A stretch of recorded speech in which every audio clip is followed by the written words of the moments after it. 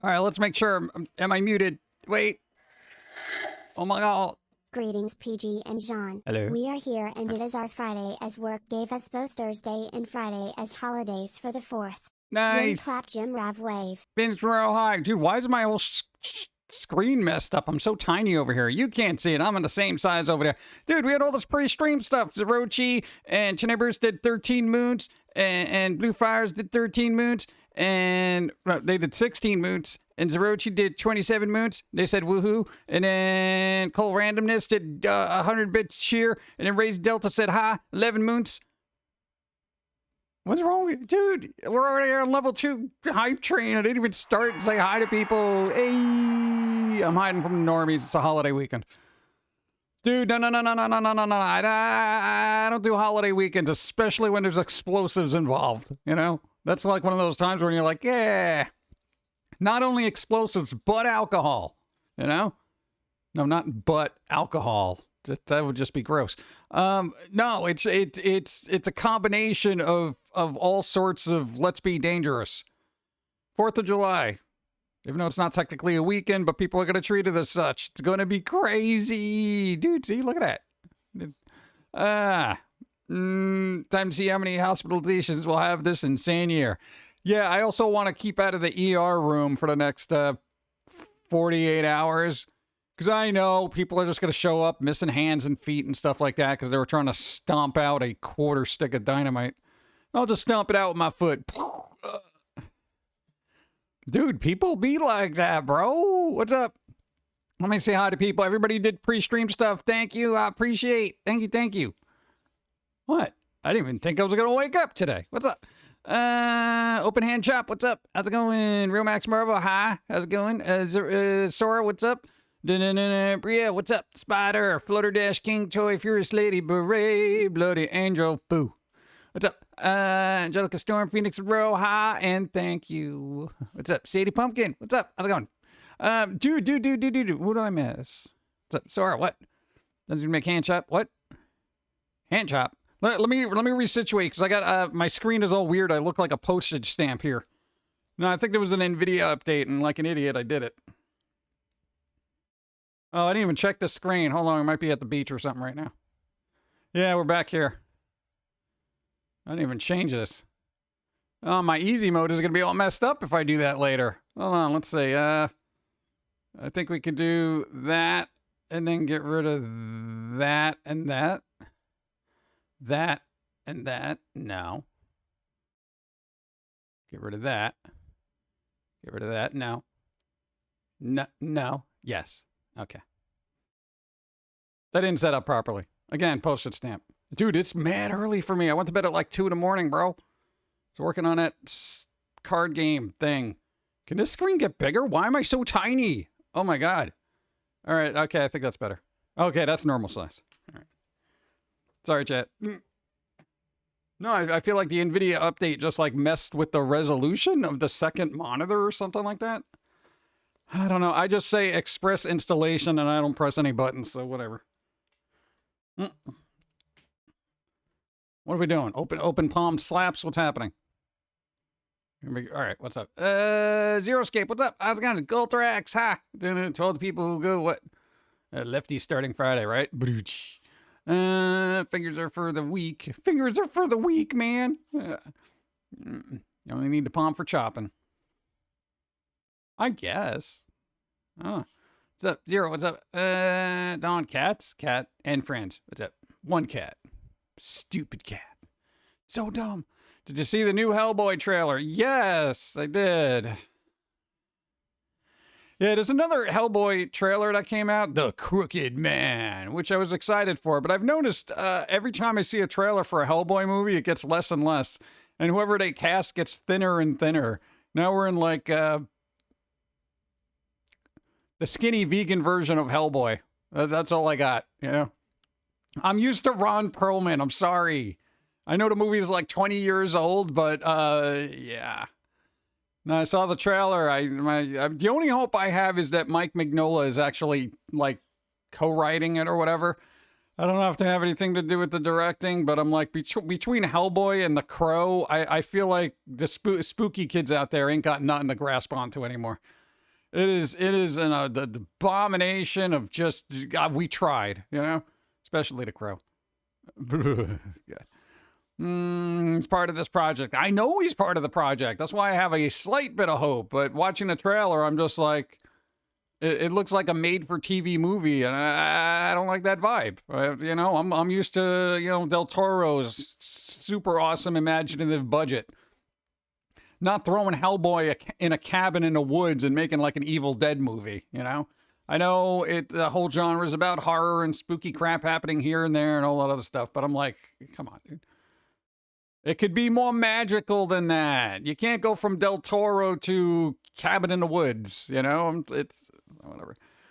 Hollywood's on its last leg. That wasn't even Hollywood. That was like some offshoot of some, what is it, like the Millennium Studios or something like that? Where is it? I actually had it here somewhere. Right, now you're going to make me go to easy mode. I'm glad I fixed it.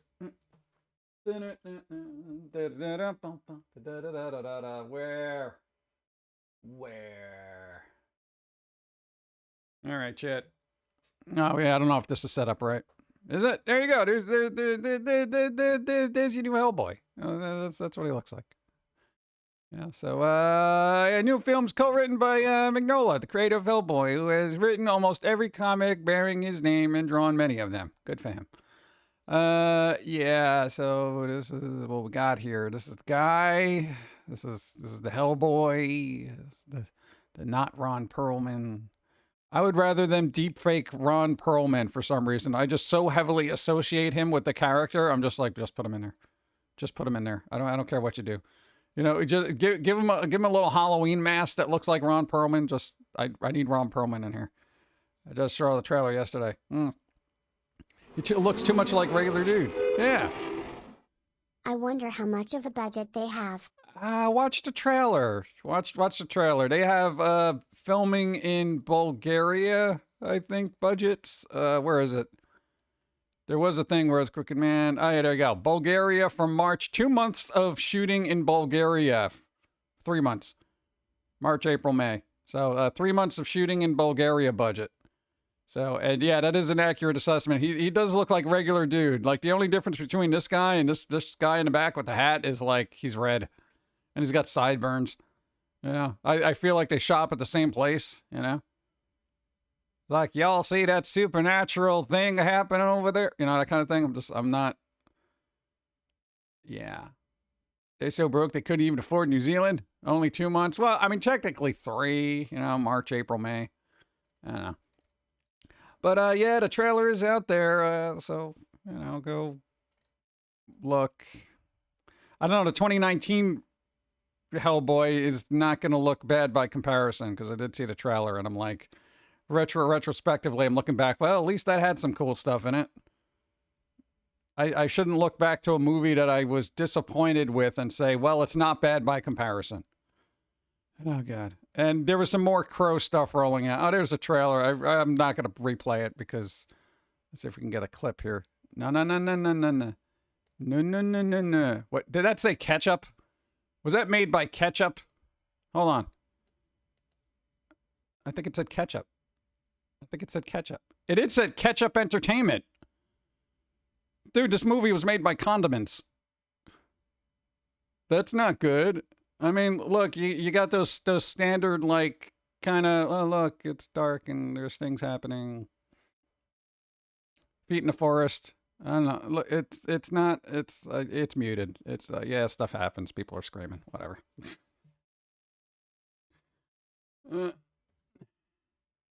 Trailer barely looked like a Hellboy movie. That's kind of the vibe I got. Not a Hellboy movie. But Mike Mignola's in it, bro. That's the thing. You got the creator on board, Mike Mignola. What's up? Feels like a modern Evil Dead, with the same budget. Yeah, but that shouldn't be the case. I mean, it's Hellboy. Dude, Embracer Group has a lot of money, and they also own Dark Horse, dude. So, oh, God. I swear, every year it gets worse and worse when I see what they put out.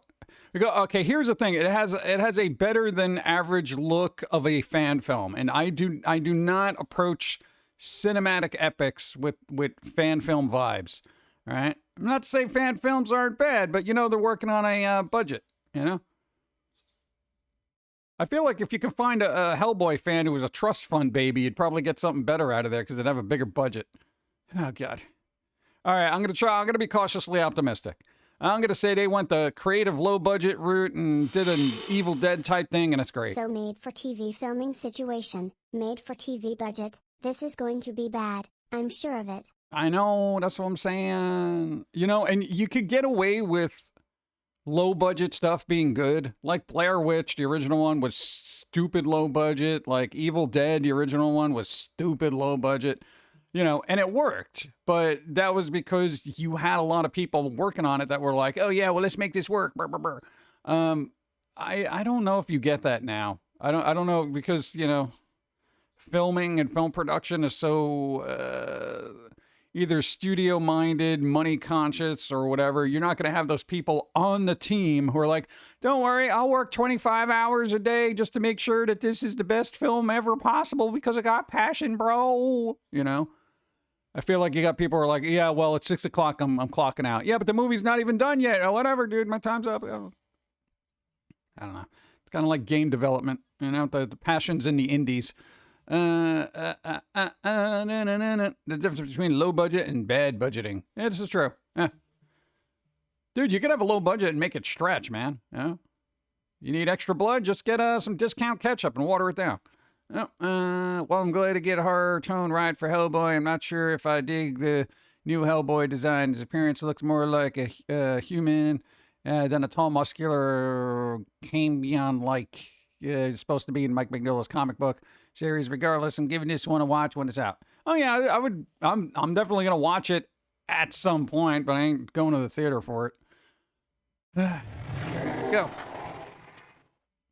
Then again, even the big budget movies have big issues. True. Not even CGI can save some of the X-Men films or even that last James Cameron Avatar movie, no matter how much they spent on it. True. But then at that point, you just, subdue the masses with a bunch of marketing, and they're like, yeah, we'll go see it, bro. Whatever. Throw more money at it. It didn't work with The Flash, Do I sneak goodies into the theater? Yeah, yes. What? Because I'm not going there and paying like, $12 for a fun-sized pack of M&Ms, bro. I'll just put those in my pocket. M&Ms are the best to travel because they don't melt. Yeah. That and anything with a candy-coated covering. Like Reese's Pieces is pretty good. M&Ms. No, man, trying to bring a chocolate bar, It's not like they frisk you. They actually used to do that in the 90s. I am not even joking. You went to a particular theater, and I knew of one. It's closed since. But they would literally pat you down looking for candy bars. Sometimes they would get a little grabby, and I'd be like, that's not a candy bar. I'm not putting a candy bar there. Oh, good. You have to know you can't afford anything in there. Not even a soda. Yeah, sodas are a little tricky to get in there. Yeah. What?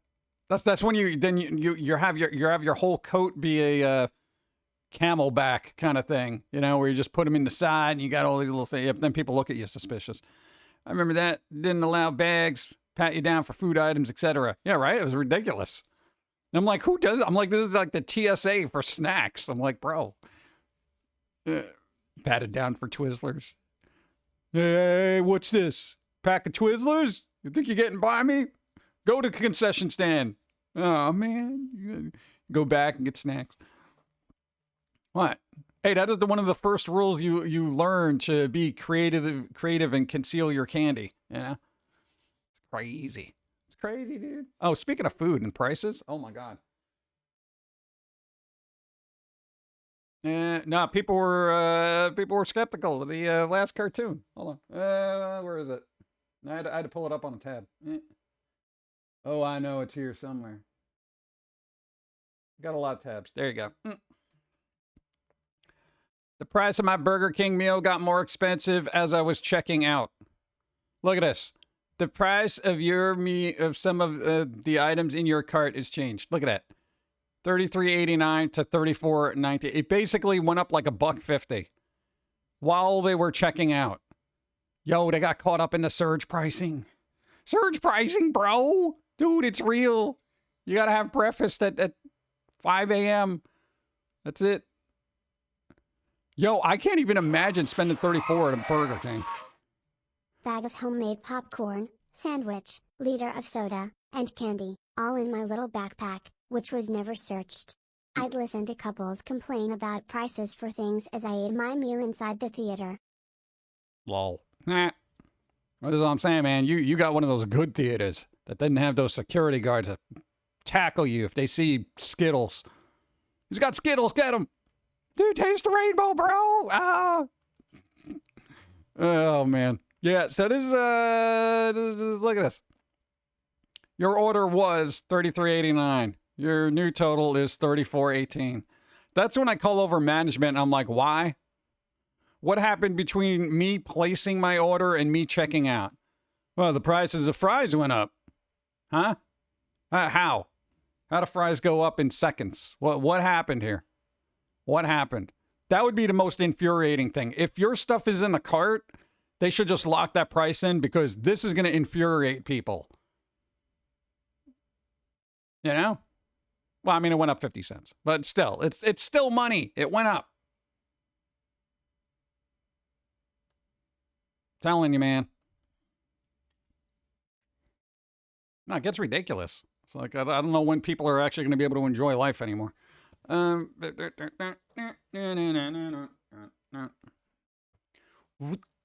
do we got? Some people I know actually try to legitimize the prices of movie theaters as the way theaters make their profits to stay open. I keep saying drop the prices, make them more affordable, and people will be more inclined to buy them. People want value for money. They actually try to argue that it's part of the experience to buy snacks at a theater. Yeah, it's part of the experience to be disappointed by not only the movie, but the cost of the snacks that you got. Look, we worked at a movie theater. That was the whole thing. That's why they wanted you to upsell everything. You know, man, try to sell them the large soda. Try to sell them the large nachos. Try to sell them this. Try that. That's how we make our money. I'm like, no. Well, you got to. No.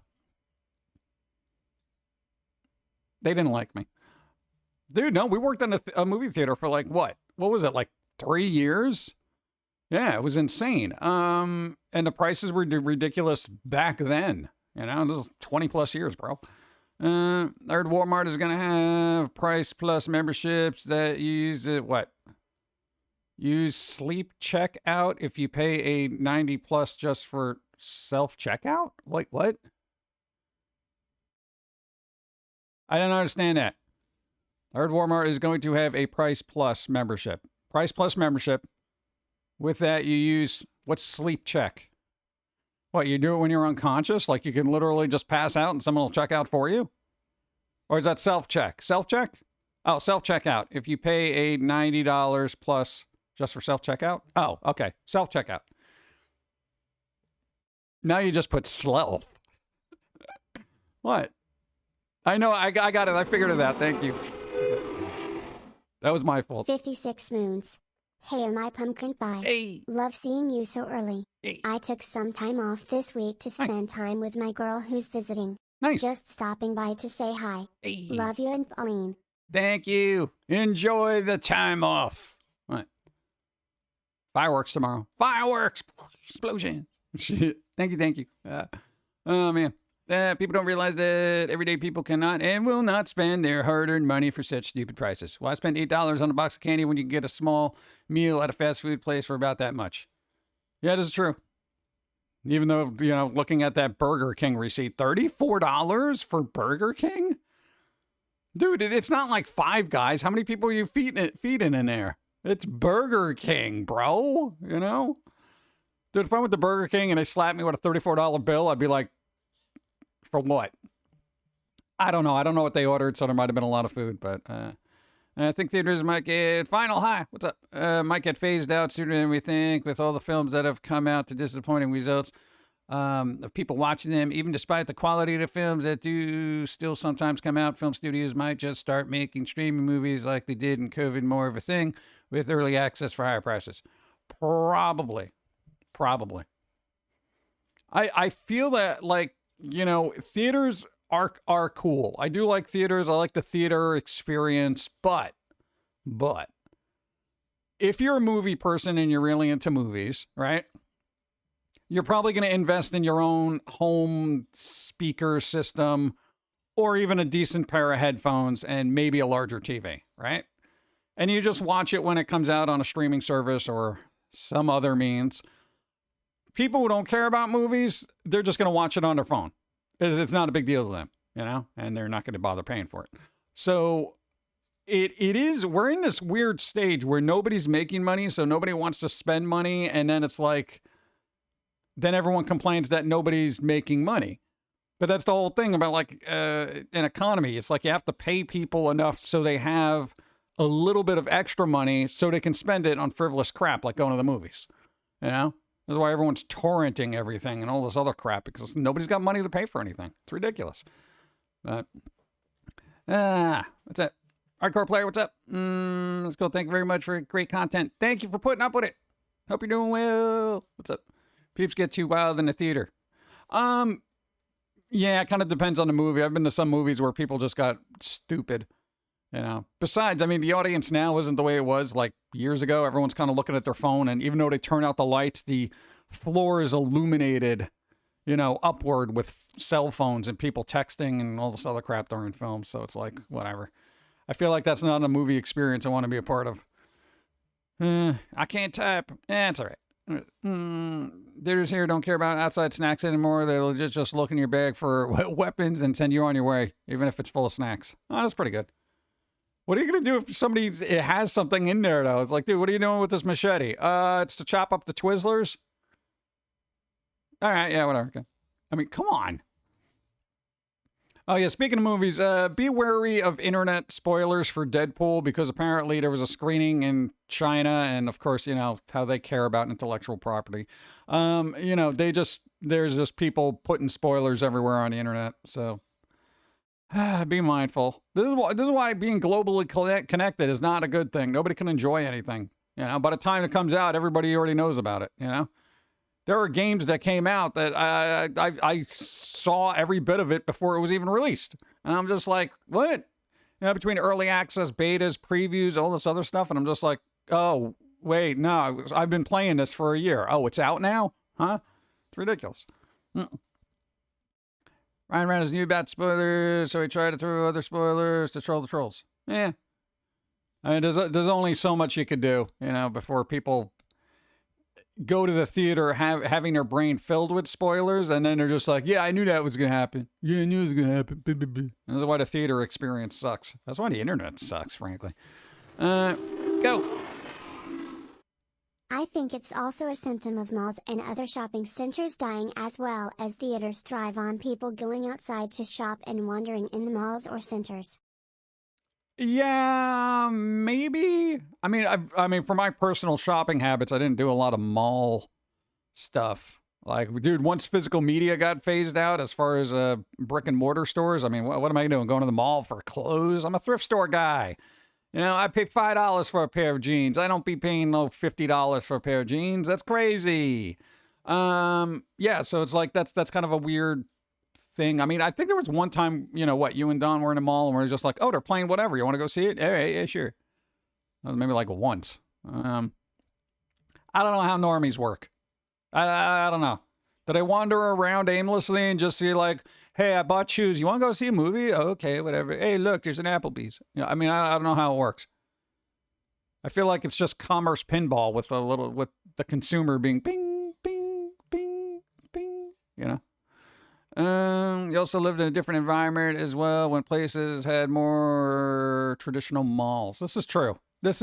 Yeah. We had just like some malls and then some movie theaters. There was a particular place that had a outside mall, and then there was a huge theater that was there. So it was kind of connected. I guess it would be like, I feel like we would go specifically for a movie and then find a place to eat in the mall afterwards. That was kind of the thing. Yeah, that was usually it. Cinema cafe over here is expensive as hell and surrounded by knockoff stores in the dying mall. Fun times. Yeah, malls are dying. I don't know if they're ever going to be able to bring that back. I really feel like, but what's going to happen is going to be this, like all malls disappeared. There's no brick or mortar stores. And then it's Walmart and Amazon are going to have a stranglehold over prices. And then those are going to slowly go up. Then there will be no discounts. Unless you get Black Friday in July or whatever they're doing. I don't know. Sbarro Pizza Review. They had a really good stuffed pizza. Is that still around? Is Sbarro still around? The quote-unquote authentic Italian pizza? I know their pizza's been hit or miss for me. And Mall of America, I think, is going to be the one mall they will never let die, though. Yeah, I feel like that's more of a tourist trap than anything else. West Farms Mall in West Hartford is doing great. One of the only few actual make money. Really? Probably only in airports. Oh, dude, airport prices are expensive, bro.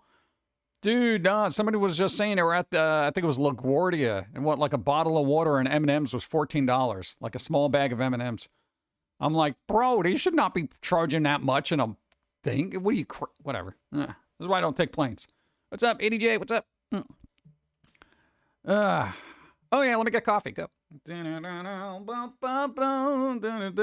that derpy blue pumpkin. There's some other derpy blue pumpkins. Never mind. No, I wanted to see the other derpy blue pumpkin, not the ones over there. That's stupid.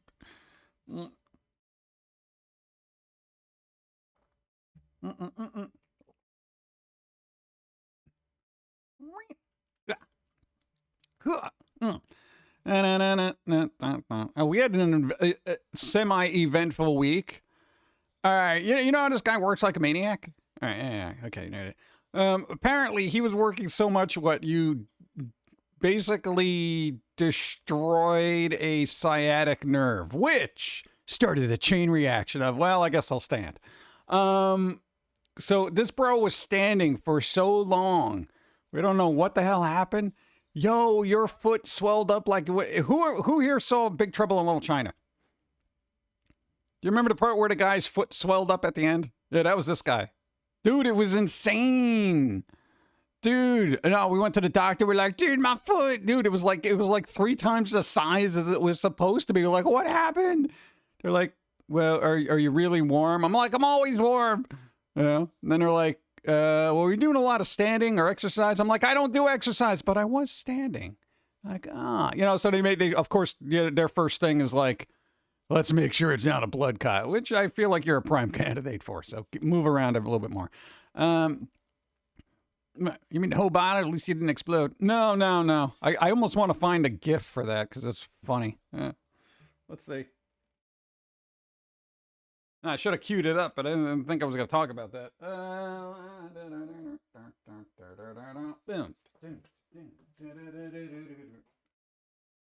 Then I got to get a whole other keyboard. It's a big, big ordeal. Yeah,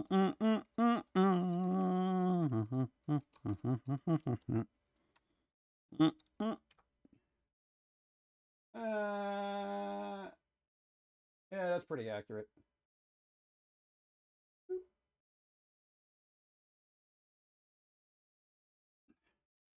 All right, this is what this guy's foot like over there. It's like the foot. It was lucky you weren't wearing sandals. You didn't ruin your shoes, but that was pretty much our Monday. Yeah, so we don't know what the hell was going on, but apparently things are normal now. But yeah, that was not fun. So there you go. That was our Monday and Tuesday.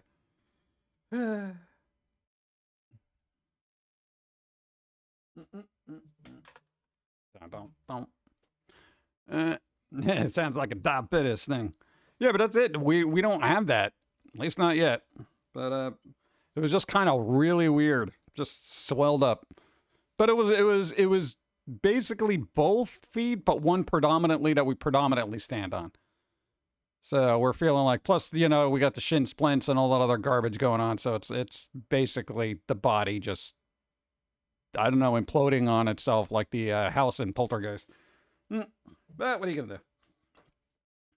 Get up and move. That's what you got to do is get up and move. At least every once in a while. My grandfather had a foot swelling issue. Yeah, there's also the Raynaud's thing. You know, people have Raynaud's where they have like hypersensitivity to cold and heat. So it kind of depends. But we basically hate heat and we also hate cold, but we just deal with it. Cold is pretty super painful for hands. And heat is just everything is just definitely swells up, but not on that level. Mm.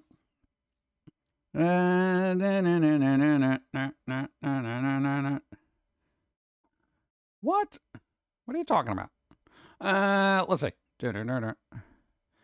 Like Kurt Russell being a doofus in that movie. That was a good movie, though. That was. Big Trouble in Little China. Yeah, there were rumors that The Rock was going to try to be in a reboot or something, and I'm like, just leave that film alone. It's a weird cult classic that probably shouldn't exist in this day and age, but it does. Let it be. Let's see. That was one of the baddie trio that swelled up. Yeah, there you go. But he's supposed to have a kid to help escape New York. Oh, God. I have random allergies that show up on my hands and arms a lot. It seems like a random issue. Even water can trigger its own thing. The other thing they were wondering is if we had a lot of salt. Now, here's what we did, unfortunately, because we're stupid. You know, we've been like super good about not eating salt. Well, this one made his own hummus, right? So you made your old hummus. It was beautiful. We were making an everything bagel hummus, right? We go to get everything bagel seasoning that has no salt in it, which is right next to all the other stuff that has no salt in it. There's a little section in the supermarket we go to, right? We pick it up. We're like, cool, we got it. It has basically the same label, right? Same label as everything else, blah, blah, blah. We go home, we make all the hummus, blah, blah, blah. Was not no salt. It was not no salt. There was salt in it. There was probably like 4,000 milligrams in salt of that. I don't know. We probably have a hypersensitivity to salt since we knocked out so much of it. You got the salt swills. You got the salt swills. That's the only thing we could think of. So, you know, they were kind of like, you know, did you eat a lot of salt? Did you do a lot of standing? And I'm like, yeah, we kind of made a mistake. So I guess we got to be really careful about, you know, having a 5 to 10,000 milligram sodium level hummus being made.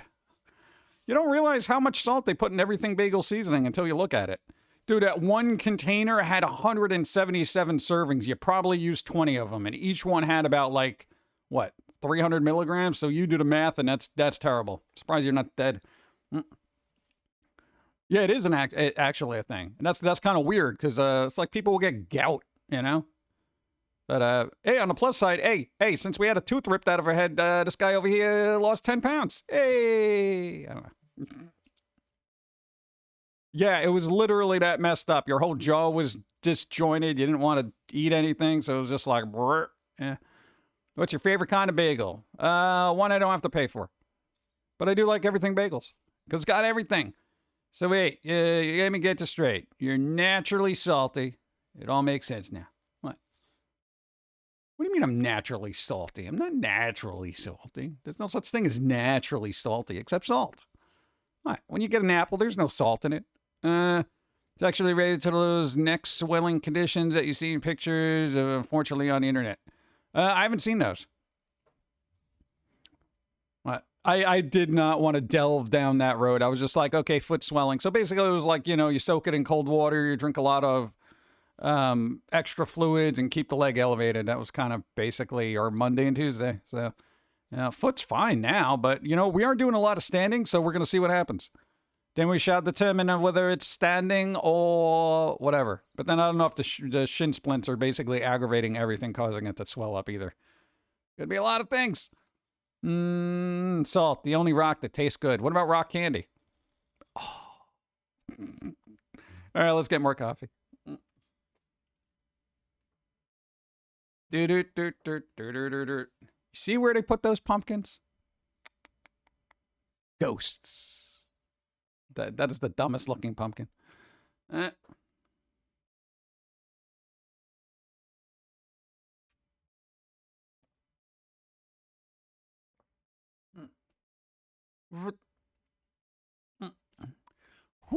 right, let's see. Basically, it's an iodine reaction from the gland that's supposed to break down salt not working correctly or being overwhelmed. I would say that would be the overwhelmed part. And it's weird because it's like here's the weird thing. We didn't look at the everything bagel topping until we looked at the hummus. Now, when you make hummus, it's usually smooth. It's got a creamy texture or whatever like that. We looked at it and we're like, yo, it looked like the desert. Like, you know, there was like cracks and fissures in it and stuff like that. And I'm like, there is no moisture in this, because we made another hummus, which was perfectly fine. And I was like, what happened to all the smoothness here? And I'm like, oh God. So then I'm like, let me check it out. I did the math, right? And I'm like, I didn't, yeah. So there must have been that much salt in that hummus to basically suck out the moisture. So that's kind of what I'm going with right now. Because let's see, how's your feet look? Yeah, it's still the same size. It's good. Like that. That's pretty much what? Lead oxide, the original artificial sweater. What? Good morning, Pump Guide, polling chat, Mizzelle. How's it going? My friends gifted me some of the highfalutin mushroom coffee. It's yummy. Oh yeah, mushroom coffee. We had that. It's pretty good. No, it's actually decent if you want to not have coffee. I don't know who does that though.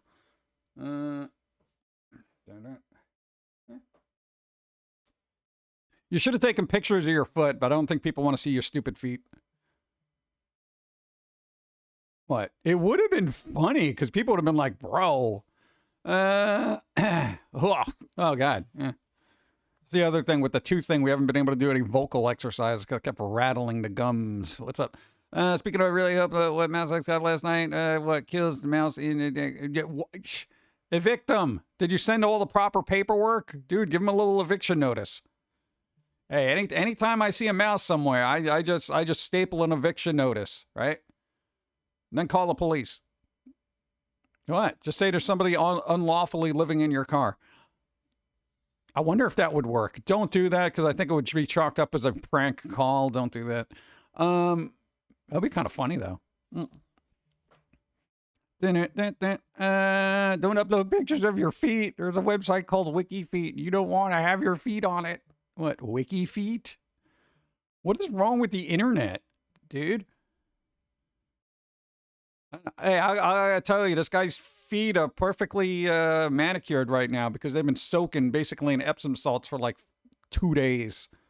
They're pristine. They look like model feet. Yeah, they're all shiny and weird and soft. I'm not used to that. No. The problem is now it's like you feel everything. I miss the calluses. It's literally a ranking site.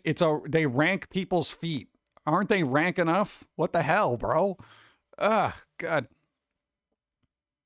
I cut off its dang food and water supply. Oh, God. Have you seen there is a game in beta called Rodent Royale? You are battling squirrel. Eh. Is it fun? Is it fun? I don't know. I'm still waiting for a squirrel with a gun to come out. And the more I see of it, the more I'm like, it's like I know where it's going. I don't know. Rodent Royale. Get this. Maybe we'll look it up. All right, let's see. There is a Steam Summer Sale going on right now, so. Oh yeah, I left the GIF on of this guy's exploding feet. Give me a second.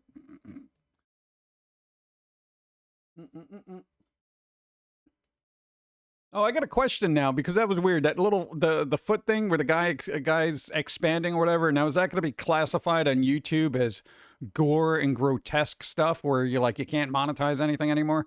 Because I've noticed a lot of like horror games are blurring out parts of their trailer just so they don't get dinged on YouTube. Where it's like, oh, dude, it's wrong. Yeah. Hold on. Let's see.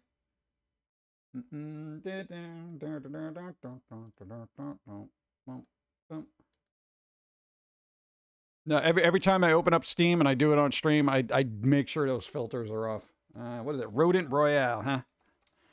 Rodent Royale. Oh, there is a squirrel on it, dude. Oh my God.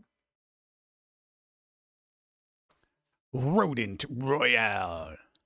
Let's see. What do you got? I got to leap into Rodent Royale and experience fast-paced and what a high skill. High skill? Is that what it said?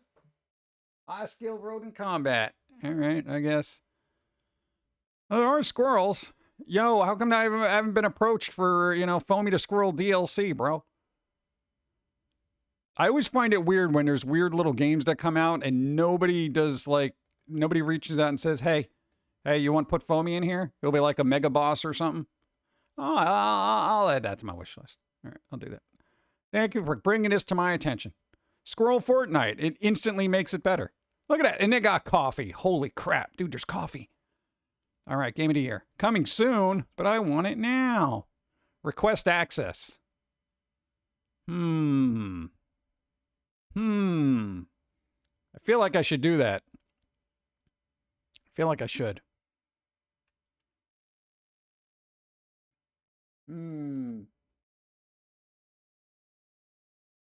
Oh, okay. All right. Well, that was easy enough. Give me a second. Look, I was like, request access? They're like, would you want to request access? I was like, yeah. You've been invited to play. Click and get started to play. I can play this now, chat. I don't know if there's like a EULA or something where I can't play it on stream, so I don't want to be that person. So I got to read up on it. But I can play it now. I can play now. Guess what I'm doing after stream, chat? Phoenix Bro, thank you for telling me about this, and I hate you because this is gonna be the rest of my afternoon. I'm gonna be the ninja of Rodent Royale. I would almost have to be because it's like, I feel like it would be expected. All right, I'm gonna download it now, and we might drop a frame or two, so bear with.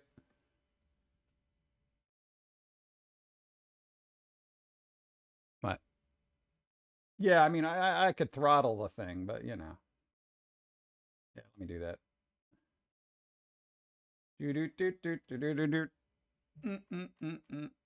Okay. I entered a number. Damn it.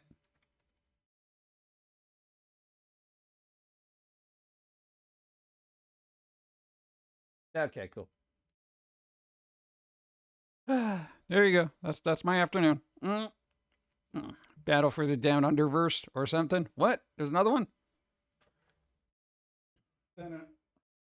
God, I need a better setup. I got keyboards everywhere. This is ridiculous. Did you know, chat, that in our day-to-day ignorance of keeping up with music and the likes of such, and the creative arts that are the world, apparently, mindless self-indulgence dropped, like, literally shadow dropped B-sides. Like a whole collection of B-sides, just out of nowhere. It's on Spotify. I'm like, wait, what? Derp. I didn't get an email. I didn't get a text. I didn't get a tweet. I didn't get, any kind of announcement in all caps from Jimmy Urine saying, bro. I got nothing. I listened to this, and I find it sad that B-sides from who knows when from a band that I don't even think does anything anymore is more interesting to me than most current music. Dude, it's all disjointed and unpredictable, and I love it. It's all over the place.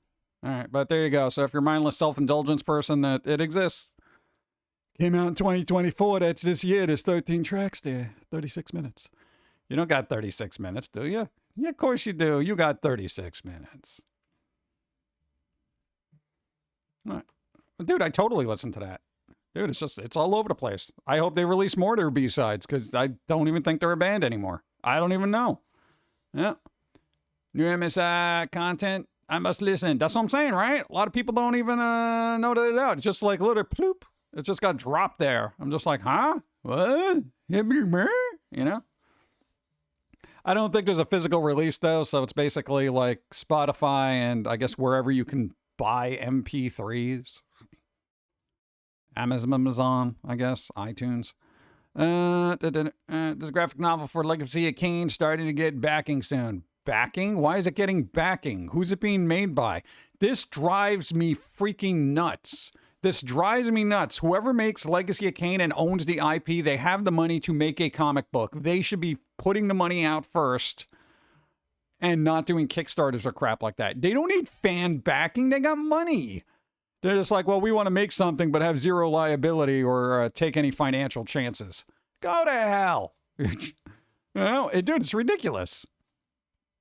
I find that so annoying. I don't know if that's true, though. So, is it? Are they doing a Kickstarter for that? Because that annoys the hell out of me. It really does. It bothers me when large companies do that. There was a collection of one of the Kickstarters that kind of aggravated me.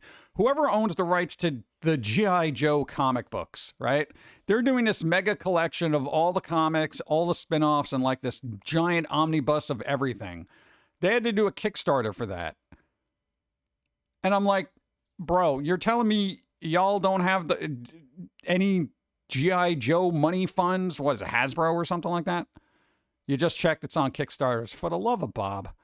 Oh, God. That annoys me, man. It really does, because Kickstarter should be like for startup companies, not well-established IPs that have money, you know? Or if they're a well-established IP and have no money, then fine. Then that's okay. But I can't imagine who owns it. Like, who owns Legacy of Kain? Isn't that like Crystal Dynamics, which is owned by... Who the hell owns Crystal Dynamics? Then it wasn't like Eidos or something like that at some point?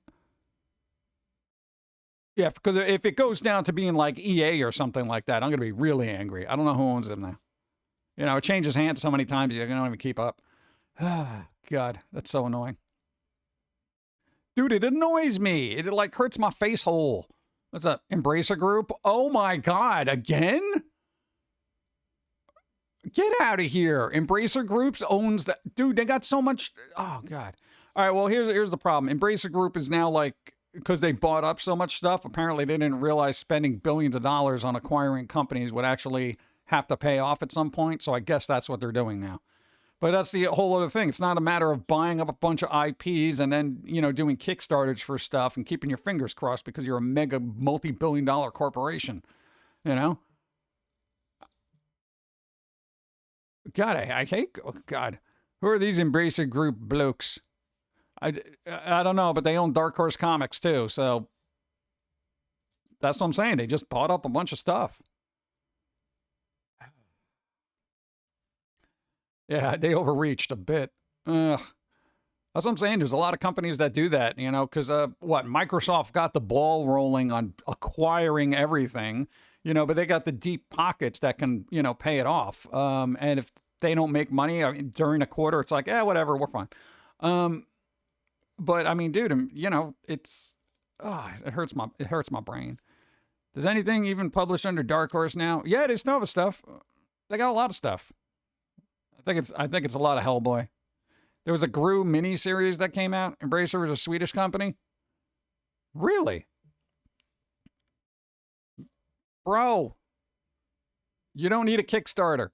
All right? You got money. Here's the thing. If you have the money to buy an IP, you have the money to put out a product then. Go. 6 moots. Hey. Sweet. Thank you, Lemon Wolf. What's up? Thank you. What? 6 moots, bro. They used to be Nordic of THQ. They used to be Nordic? Oh my God, they had money too. So you got this multi-million-dollar company, or billions, I don't even know at this point, buying up IPs and then saying, hey, you guys pay for the products we're going to make and sell to you. Huh? Like, it boggles my mind. Maybe I'm not an expert in commerce or stuff like that. Clearly I'm not. But I'm just saying, it seems... like, you know, companies like Hasbro or Sony or Ubisoft shouldn't be doing Kickstarters for games or IPs. You know what I'm saying? They got money. Leave that money on the table for indies, you know, who need it. I don't know. It's like, yeah, whatever. I know we got an ad coming up though. Ad is about to start. They do happen. It's weird. We're just complaining about commerce, right? That's all right. We get to look at coffee carts. I can forgive Cyan Mist since they had rough times, but stuck through it. Yeah, maybe. I mean, something like that would quantify as being like an indie game to me at this point. Yeah. Didn't they just, they came out with the remake of Riven, right? A lot of people seem to like that. There's literally like a remake of Riven. Riven. Yeah, no, for people who like very brainy games, it's up on Steam and probably everywhere else. Crowdfunding can be reserved for small indie teams with something promising to show and deliver. Yeah, that's what I'm thinking. I don't know, just having a large company, you know, parade out an old IP and be like, hey guys, look what we own. Why don't you pay for it and we'll make a thing? You know, it's like, remember when business relied on the wits of the people who own the IP to be able to make something? Now it's just like, hey, we'll make this thing if you pay for it. No, you got to take a chance. You make the thing and just, you know, promote it, do a thing, make sure the product is good. Because, you know, if you come up with a product and it doesn't get funded, you're like, yeah, well, it wasn't a good idea anyway, whatever. You know, and I mean, it's great from... Hasbro are the ones who own Wizards of the Coast, the ones who broke up the guys who made Baldur's Gate 3 despite its success, and in my opinion because of it, as they made a lot of other companies look bad. What the hell? Who breaks up Baldur's Gate 3? What, like, why would you do that?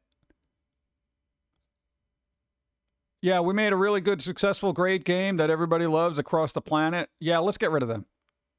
What? Why? What do you... Isn't that always the way? It's like, things just never end up staying the same, right?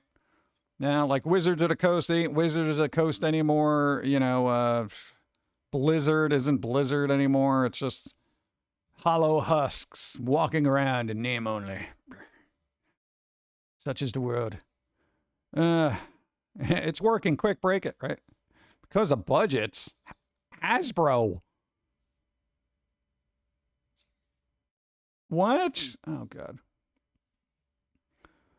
Wizard is losing money because of bad D&D decisions. Oh, you mean by basically tainting the fan base and goodwill that they've had for decades by trying to monetize the game mechanics that were open source? Yeah, that's a problem. Clowns. Yeah, well, we got ads happening. So, I don't know. Everyone grab your coffee, move around. I'm moving around because I'm going to check on this idiot's feet. Just leave up the coffee cards and drink. Drink, drink, drink, drink. Yeah, that's tasteful.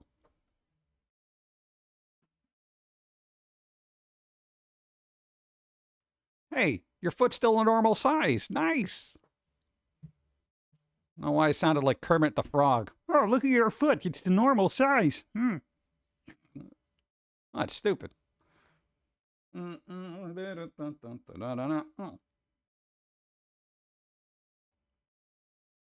There's the ad break.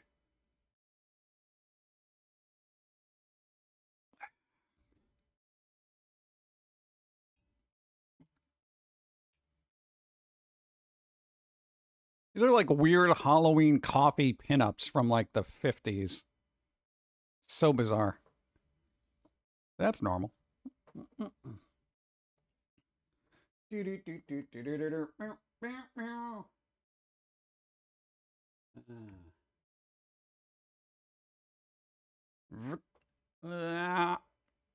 I'm drinking water now, so I don't have water cards. Besides, I feel like if I made water cards, it would just be Pauline in a swimming pool in a bikini.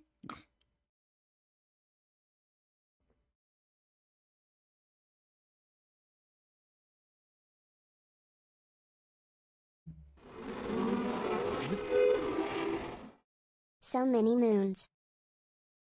Stop it! 27 moons! Thank you! Thank you, hope you're doing well. What's up? Oh, finally, a real pumpkin. Cool. I like that hat. That's a cool hat. Bro, cool hat, bro. You know what we gotta do? We gotta figure out how to make my face illuminated one day. You know, you just hollow out a pumpkin, put some lights in there, and that is not even humanly possible This is proportionally incorrect.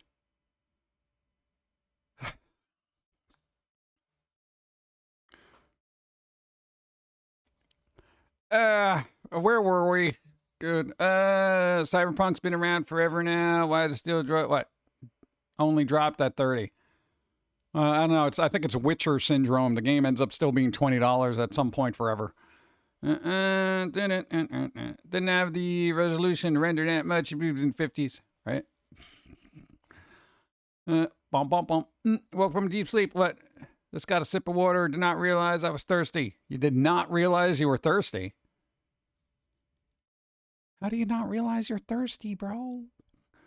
I don't think companies that owned by other companies get the budgets we think they do, nor the protections. Maybe. I don't know. You know, again, big business. I have no idea how it works. I can barely handle small business. Hey,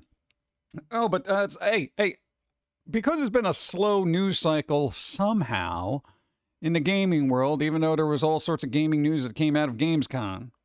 All right.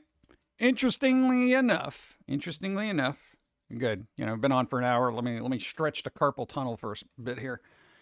Interestingly enough, and I found this an odd thing. I guess there was so little news that IGN did a whole article about Alice Madness Returns. You know, and they talk about the Alice Asylum game and all this other stuff, and I'm like, how did this article even happen? Like, I find it a really weird kind of, there's no other news. And hey, I like the American McGee's franchise, okay? I want the third game to be made, but I don't think it ever will. And here we are, 2024. IGN's writing articles about it. Says how Alice Madness Returns found new life on the internet long after the departure of its creator. Fans on TikTok and other platforms continue to be inspired by American McGee's twisted fairy tale. Are we going to cosplay route on this? Where it's just like, oh yeah, I wanted to do something dark and gothic for my OnlyFans, and this was the one franchise that resonated with the weirdos who like blood-covered knives. That's one of those things. Yeah, you can fix her. I would if I do not see this image and say I can fix her. I feel like I'm just gonna close the door and back away and recede into the hedges like a Homer Simpson meme. You know, just be like rant. All right, so they go through this whole thing about the sequel, stuff like that. They talk about things. They got a trailer. And then it was going to. Thanks for the follow. Then we're going to talk about. They talk about what's his face, American McGee, and how he's just like, I'm out. So that's kind of like the weird part. Let's see. After EA rejected Asylum, Fox said, I feel like the fans for Alice, we wanted to keep the spirit of the game alive. Well, maybe you should do that. You know what? See, this is one of those IPs where I feel like every fan of this should just be churning out weird little fan arts and fan merch and just be like, you know what? Screw you, EA, right? 43 moons. Hey. Take that sweet, sweet Bezos money. Artificial program, thank you. Thank you for the many moons. 43. Watching me. Thank you. This is like one of those things where I feel like everybody should be doing fan arts and stuff like that, selling them on Etsy or wherever they can, and then doing a cut of that and sending it to American McGee directly. Just as a FU to EA. I would be amazed and happy about that. You know? Yeah. They are. So is American McGee still. Nice. That's what I'm saying, bro. Did I give him the money, though? Because I would say at least give American McGee, 10 to 20% of final sales. You know? Because that'd be awesome. It's like, dude, fans are keeping it alive, and it's like, it's this person who's got the crap kicked out of him emotionally and, by EA. It's just kind of like, let's see, everyone's getting wistful about, they bought it, I'm on a fresh take, let's say, cosplay, okay, whatever. Popular TikTok, blah, blah, blah, 51-minute video, blah, blah, blah. Hmm. Where is he?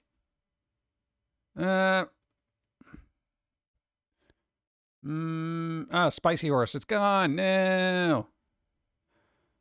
See, McGee's defunct Shanghai-based game studio Spicy Horse specialized in unique style that gave developer also somewhat unpopular with turned several Brothers Grimm stories into platformers. Several? When? Petty and intriguing cartoonish score, but American McGee's Alice. Okay, the art director. Come on. Where is it? Roadmap.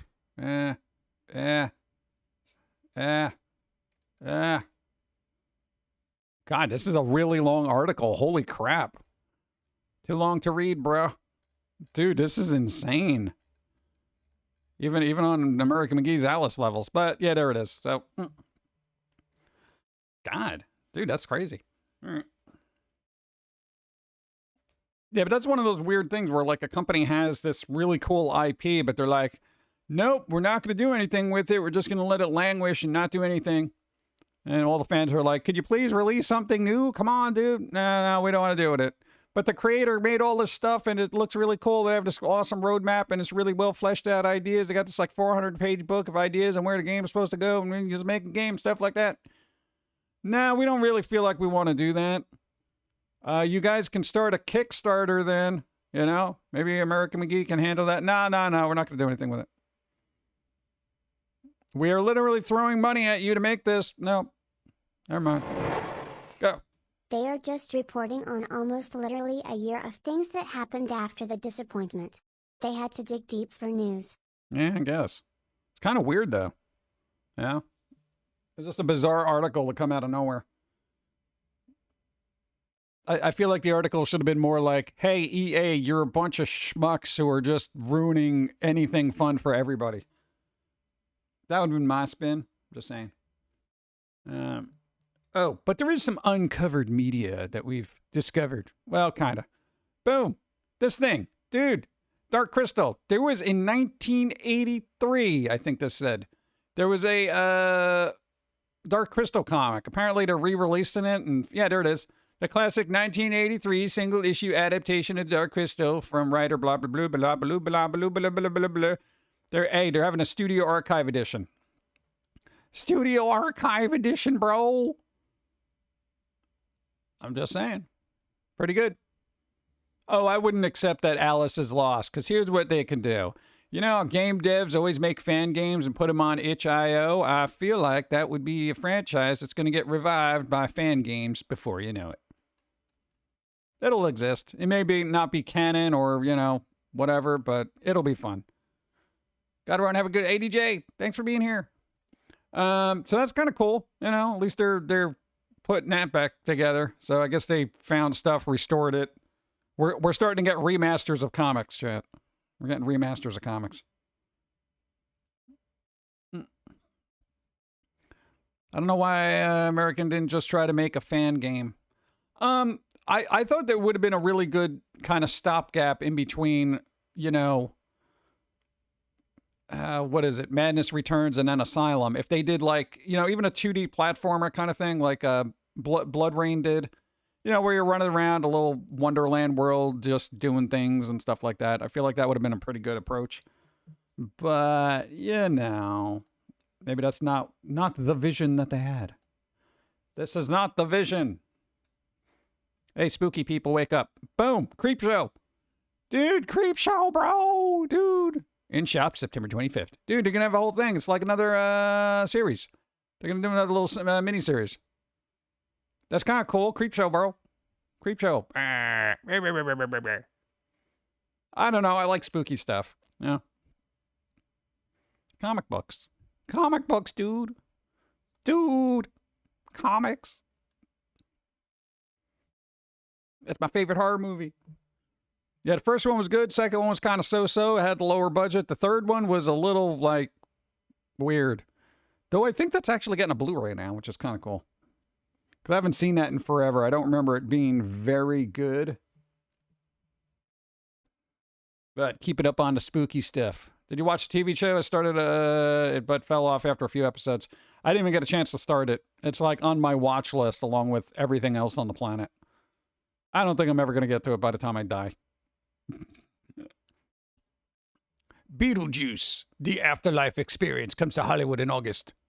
Dude, Beetlejuice. Dude, it's an whole experience. Beep, beep, beep, beep, beep, beep, beep, beep, beep, beep, beep, beep. All right, so basically, if you're gonna be in Los Angeles, Ovation, Hollywood, wherever the Boulevard thing, it's gonna be a thing. So if you're fortunate enough to live in the area where this is, I don't know if you're gonna take a special trip to it, but dude, they got a Beetlejuice thing finally. This was definitely a very underused franchise. Like it came out and it was like, oh my god, it's so cool, and then it was gone. Then nobody heard of it since until recently. Let's see what else they got in here. I don't know. Beetlejuice experience. This guy. I got some other info. I don't know. I don't know if I can handle something like that. Just because I don't want to deal with people. Yeah. But it'd probably be cool to see all the artistry and cool little props that they make for it. That'd be nice. They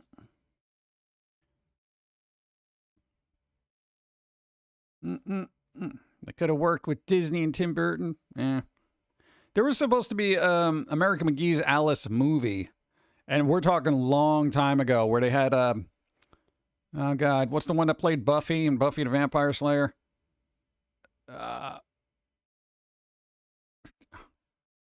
Why can't I remember their name right now? I'm drawing a blank. I wanted to say Gillian Anderson, but that's X-Files. They were in The Grudge. I'm trying to think their name. Somebody will figure it out. Well, they were like Sarah Michelle Gellar. Thank you. At Ill Will Press, how oin Sarah Michelle Gellar. Thank you. Thank you, Ash Darkthorn. 9 to 8 moons. Thank you. I'm throwing out candy for that. Yeah. Thank you. Sarah Michelle Gellar. Why did I say Gillian Anderson? I know it's X-Files, but still, it's like, I guess because there was a G in there. I'm weird. Yeah, but that was supposed to be a thing, like, God, I think I heard about that like a decade ago where they're like, yeah, we're going to make a movie adaptation. Gillian, Gellar is going to be in it. And that just kind of fell through. And then there was rumors that they're going to try to do like an animated thing, which probably would have worked really well, but that didn't happen either. So here we are, 2024. No American McGee's anything because he's fed up because the gaming industry sucks. I really feel like American McGee should just work on something new and approach indie devs. Be like, look, here's a super cool idea I have for something. Go with it. Yeah. The Grudge Ghost is unfair. When are ghosts fair? That's not their thing. Maybe Casper, but Casper sucks.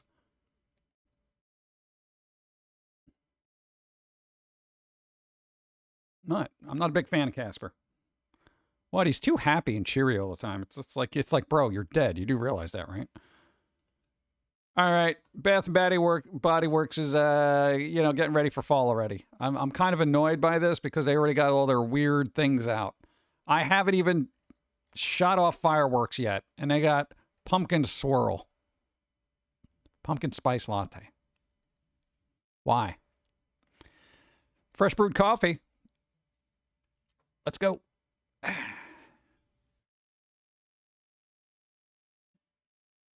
And it's kind of beachy, right?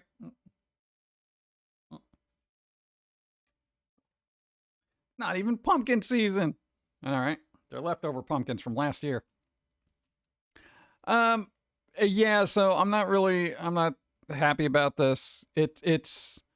We're Christmasing Halloween, which means we're starting way too soon with fall when we haven't even gotten halfway through summer.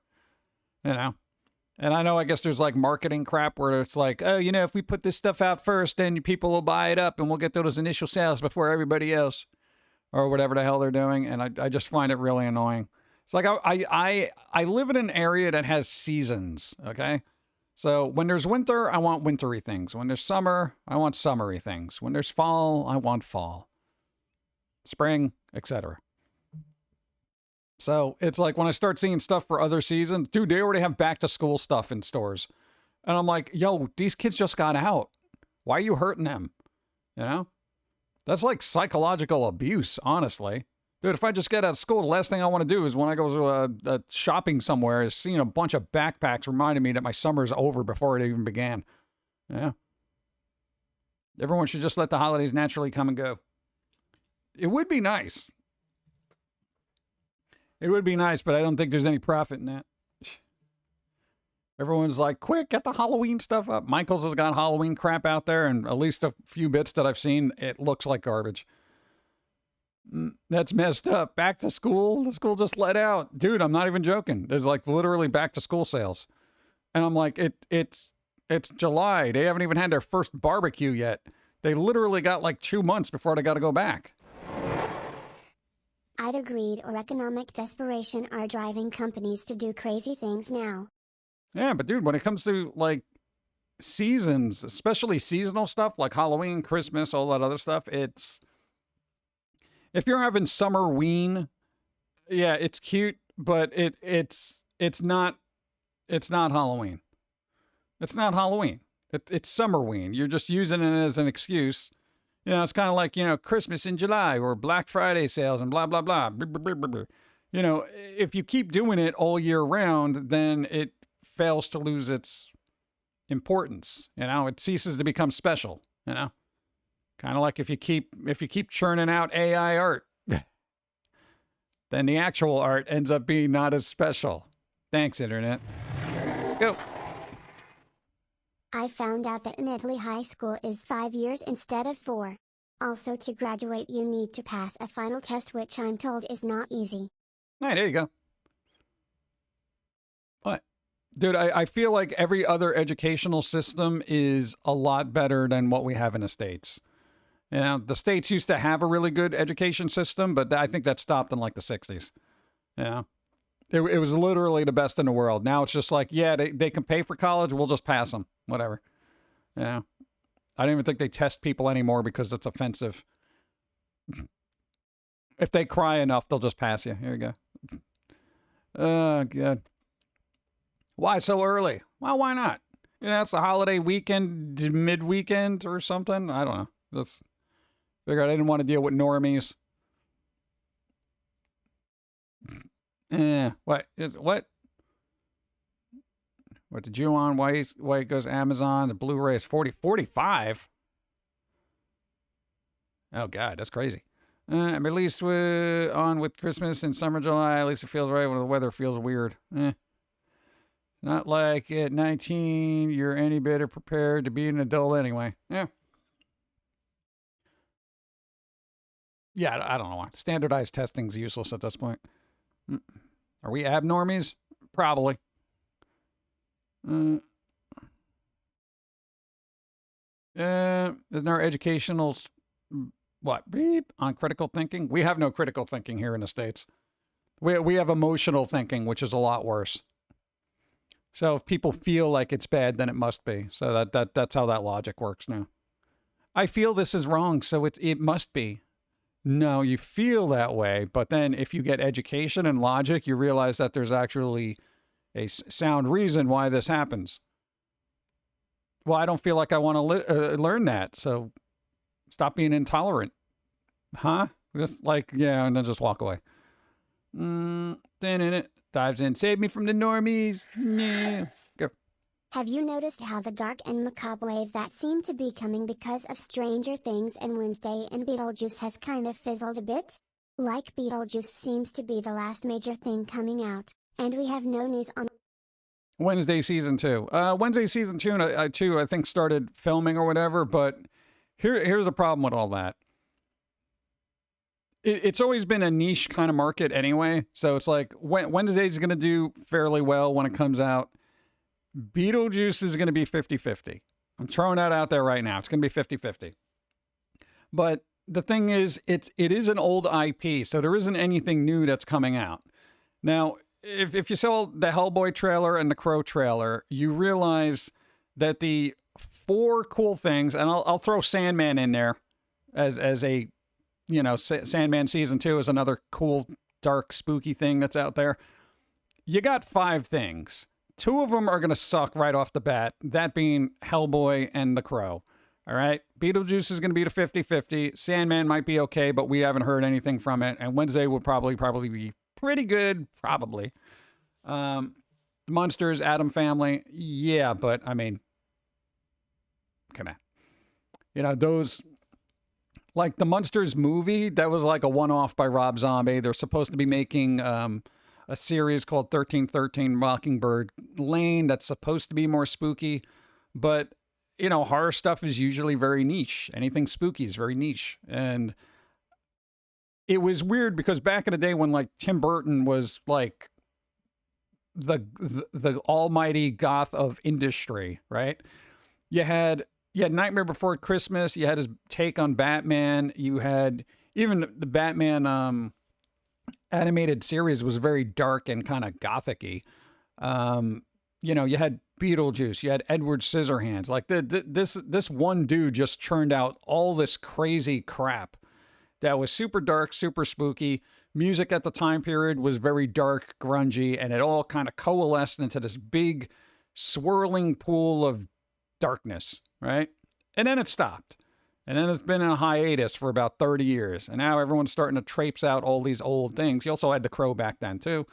So early 90s, like late 80s, early 90s was like the sweet spot.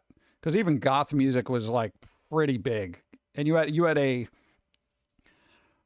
good decade and a half prior to that of just all these underground goth bands, and then everything just kind of came together and, you know, with 9 Inch Nails, stuff like that, blah, blah, blah. You know, but now that's like all this stuff has kind of moved on. It's like people are, you know, they're looking at Beetlejuice and all these other things like, all right, they're bringing all this stuff back. Yay, cool. But it's not going to have that initial impact that it did. It was like all that stuff was fresh and new when it came out. Now it's just like we're revisiting it for nostalgias, you know. So it's really hard to have an IP come out that has been out for 30 years and have a fresh take on it where it's actually going to interest people. Because the fresh take and that initial impression that was so impressive at the time has diminished over 3 or 4 decades. You know, and it's just like companies don't realize that. So they're just like, we can make more money off this, you know. So what we would need is a new wave of stuff. Like, you know, Hell of a Boss was, you know, that was a good start where it was just like, all right, dark, spooky, cartoony stuff. Cool, let's go. And then it's just like that. It takes so much time for content to be developed that I don't think you're going to have a consistent wave. Besides, you know, pop culture and people are so fractured at this point when it comes to liking stuff. There's a very slim chance people are going to get unified by a genre at this point, you know, because people are all over the place. So like goths aren't as gothy as they used to be, unless you get to those weird extreme ones that are just all over the place. And it just ends up being like niche. And before you know it, you have like 5 people in one triple subgenre of another genre, then they just call it their own thing. And people are just like, yeah, brr, brr, brr. I don't know. It's hard to get people unified behind any kind of genre, movement, or anything like that. Unless it's outrage. People like to complain about stuff. But my nostalgia, we need it. When in our right minds, do we need old IP to bring us back when we call a rewatch? Yeah. Is quiche niche? Depends on people like it. Ordering some Starbucks for the afternoon. How dare you? Make sure you share it with the mice. Let's see. You're like, I'm not sharing it with goth resurgence incoming. I kind of doubt it. I really do. It's just so right now the main pop culture-y thing is usually gamer geek stuff. It really is. I mean, like, people are just all into games and stuff, and the darkest games you're going to get a hold of are kind of like maybe Elden Ring, Bloodborne type games. You know, your Souls-likes. Those are dark and spooky, but there aren't a lot of even specifically goth games, you know, that you would look at like Alice Madness Returns and be like, yo, that just screams goth, you know? There's one visual novel that Dawn has got in her Steam library that they're probably going to play. That's literally just about a bunch of goth people, but it's kind of tricky. It's tricky, dude. You know? Maybe Metal Garage Band, maybe, but I think the goth thing already ended. Yeah, I mean, it's still alive, but in such small clicks, as it usually was. It's just the 90s, late 80s, early 90s was this anomaly in subculture becoming pop culture. It was insane. There hasn't been unified pop culture since the 90s. Yeah, pretty much. I think grunge / alternative music, at least alternative back then, was probably your last hurrah. I mean, right now there is gaming though. There are people in games that are pretty unified. Like you can tell by the speedrunning community in GDQ. There are those groups that just will get together and do stuff. But even there are so many different games that you can't you got your shooter crowd, and then you got your, RPG crowd, then you got your JRPG crowd, you got your, anime visual novel crowd, and, all that gets fractured too. It's like the way music genres were back in the day. That's just what games are now. So, and even though gaming culture's got so many toxic people in it. Oh, God. Mouse is eating the bait, though. Only a matter of time. Here we go.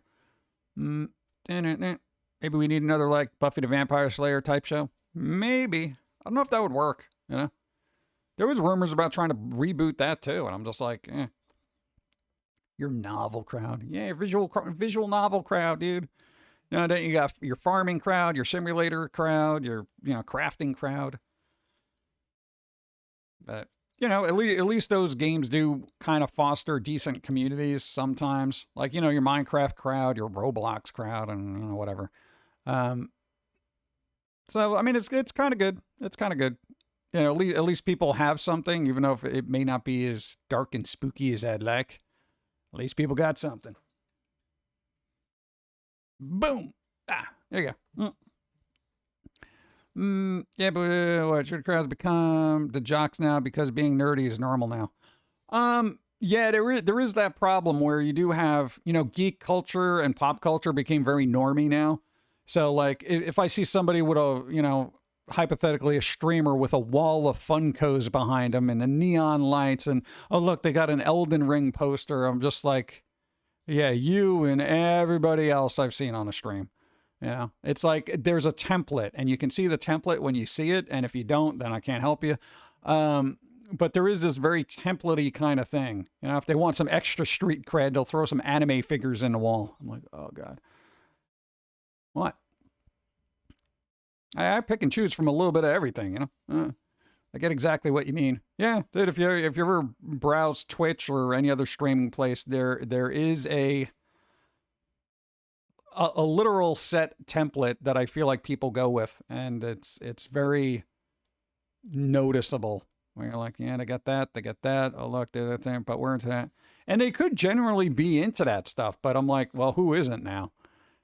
It's kind of like for everybody here who's been around for a while, and it's like, remember when you were into anime and nobody liked anime because they thought it was weird, stupid stuff from some foreign country they never heard of? Yeah, that kind of thing.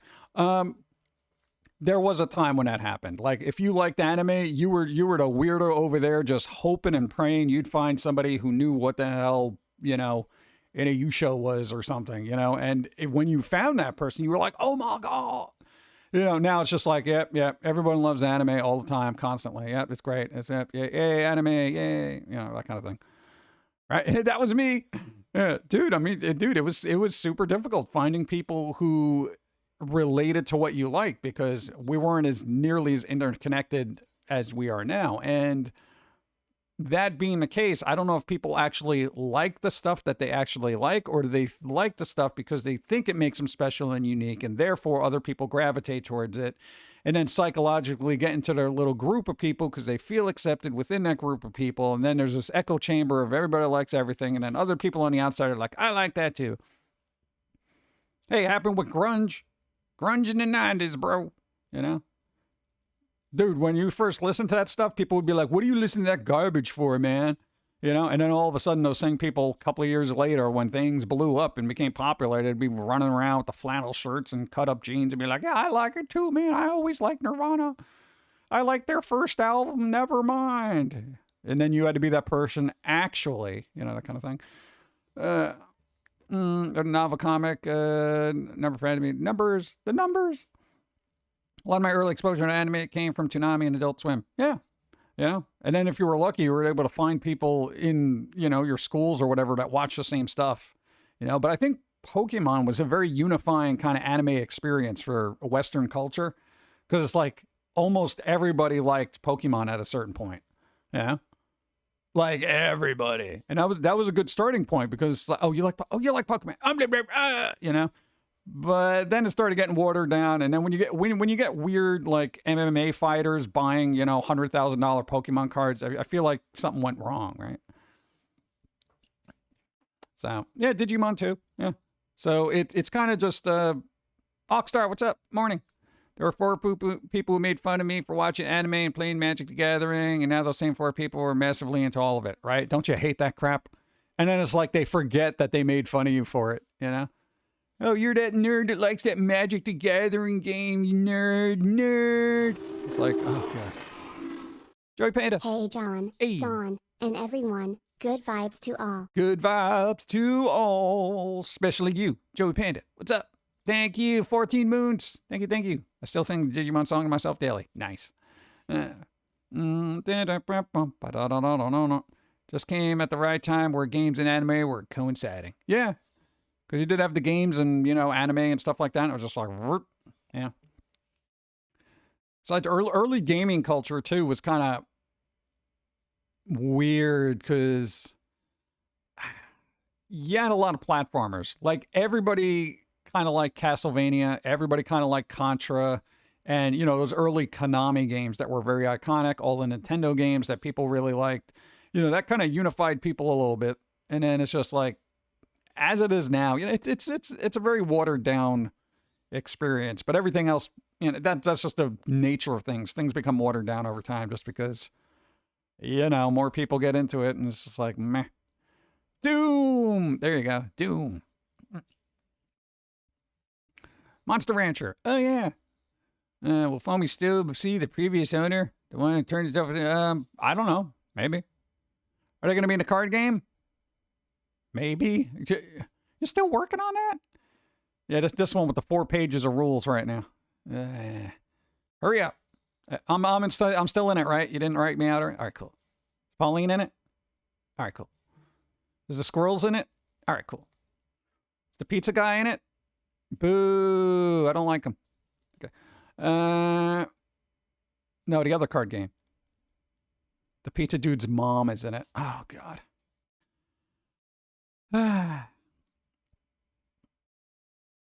You got to write some backstory for that character. Really, you got to, because it'll explain a lot. Let's see. I think some of the jank we used to have to deal with in games also gave certain personality that I don't think we could do with games today. Yeah, people are too impatient to put up with the jank, if that makes any sense.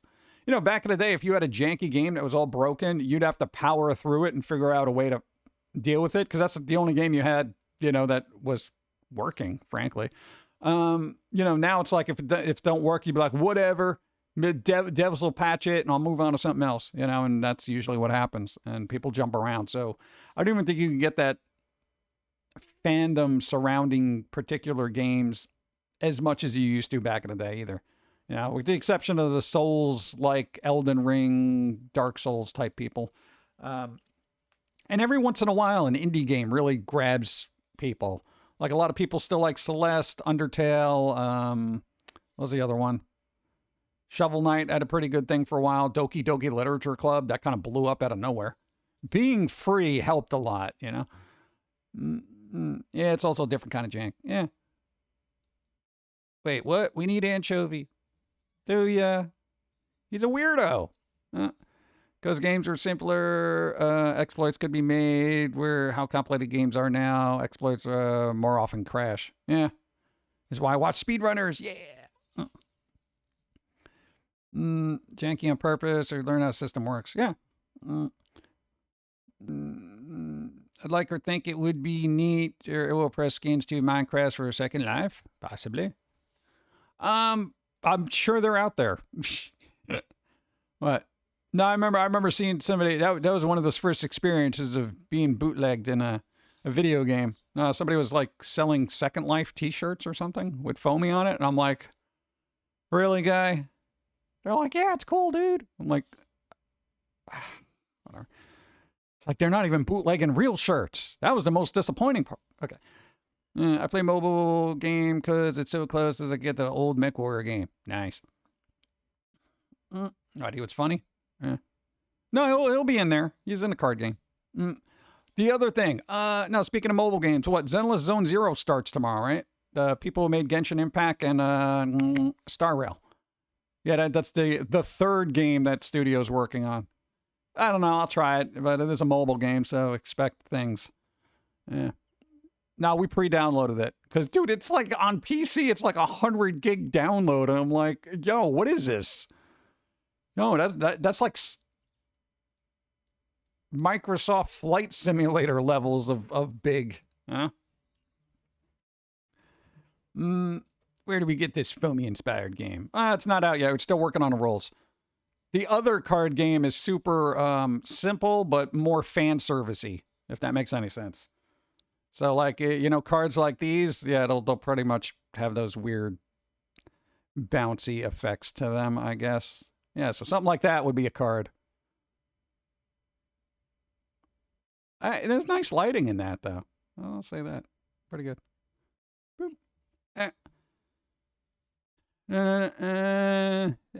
Highfalutin waifu games. Yeah, you got that genre, too. Oof. Let's see. How much was what? 100 gigabytes is graphics. Probably not a lot.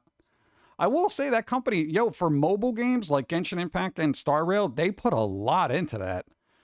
I mean, between the voice acting and storyline, which is 50-50 depending on your take on it, they put a lot in there. They really do. So for a mobile game, that's pretty good, you know? Like if somebody says, "Oh, mobile games," usually I would think, "Oh, here's your weird little beep beep beep beep beep." But those games are pretty decent. Yeah, I've never felt like I couldn't play the game, because there was a paywall or something. Still request for the Foamy card game with Mizrahi Jiggly Butt card. No, there's a Jiggly Butt card. What? It's one that you play. That you just, boom, you throw down a jiggly butt and messes up your opponent. Dun dun. Yeah, but feel more into the lore, less fan service. Oh. Yeah, lore. Go. Can't stick around for the entire stream since I'm working, but wanted to stop by and say have a happy 4th. Thank you. You too. Happy 4th, Wolf Nick. Be safe. Don't explode anything that's beyond repair. Go. My only salvation in gaming is that Persona finally has been recognized as a good game series that don't have huge budgets but can still be deep and impactful. All right. Wait till the normies get a hold of it, though. Then it's going to be all over.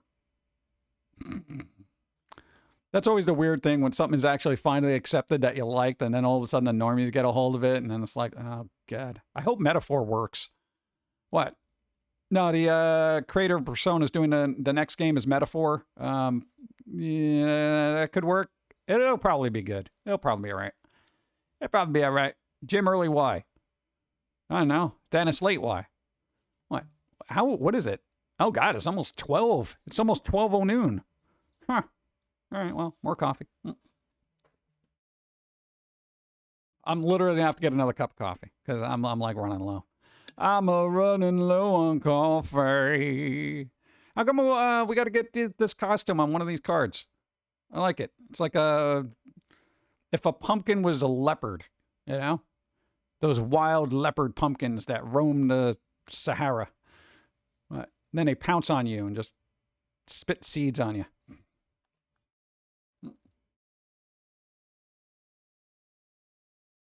Oh, God, I'm almost out. I'm almost out, chat. No. No. Here's a pumpkin I wouldn't want to meet in the alley. He'd be like, give me all your Halloween candy. I'd be like, come on, bro. Be like, all right, at least share. There's a hole in that cup.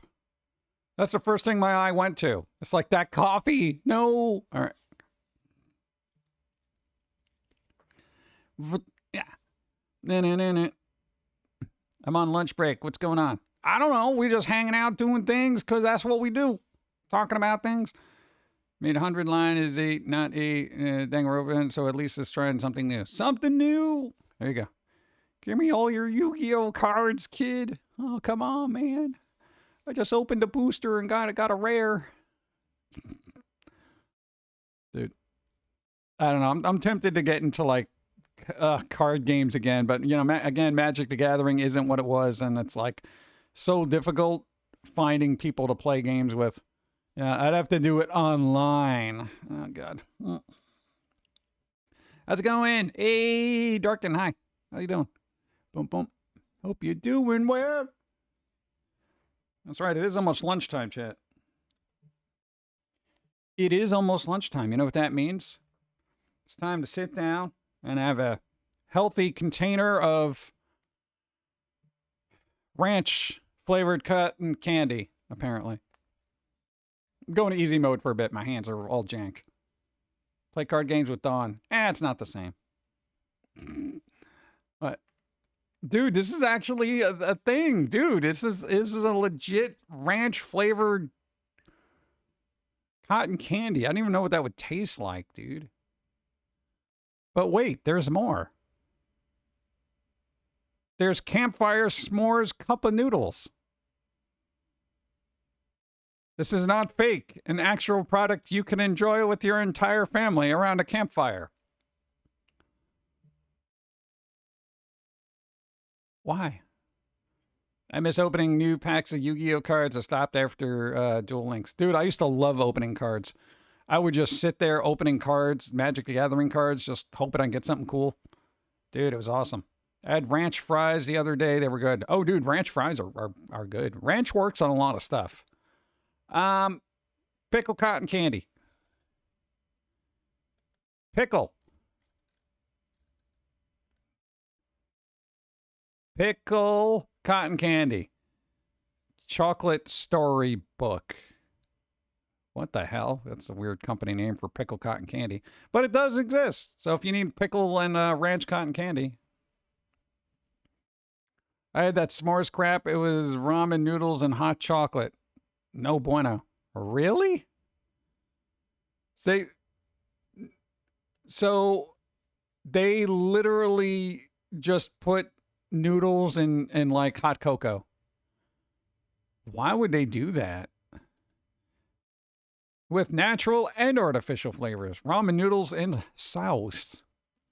Limited edition. Yeah, there's a reason.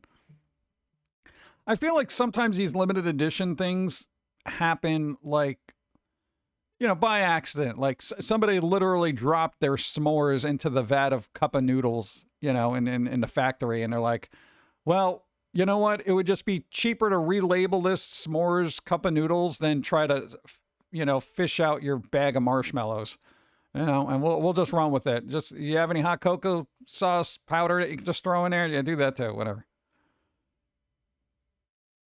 Yeah.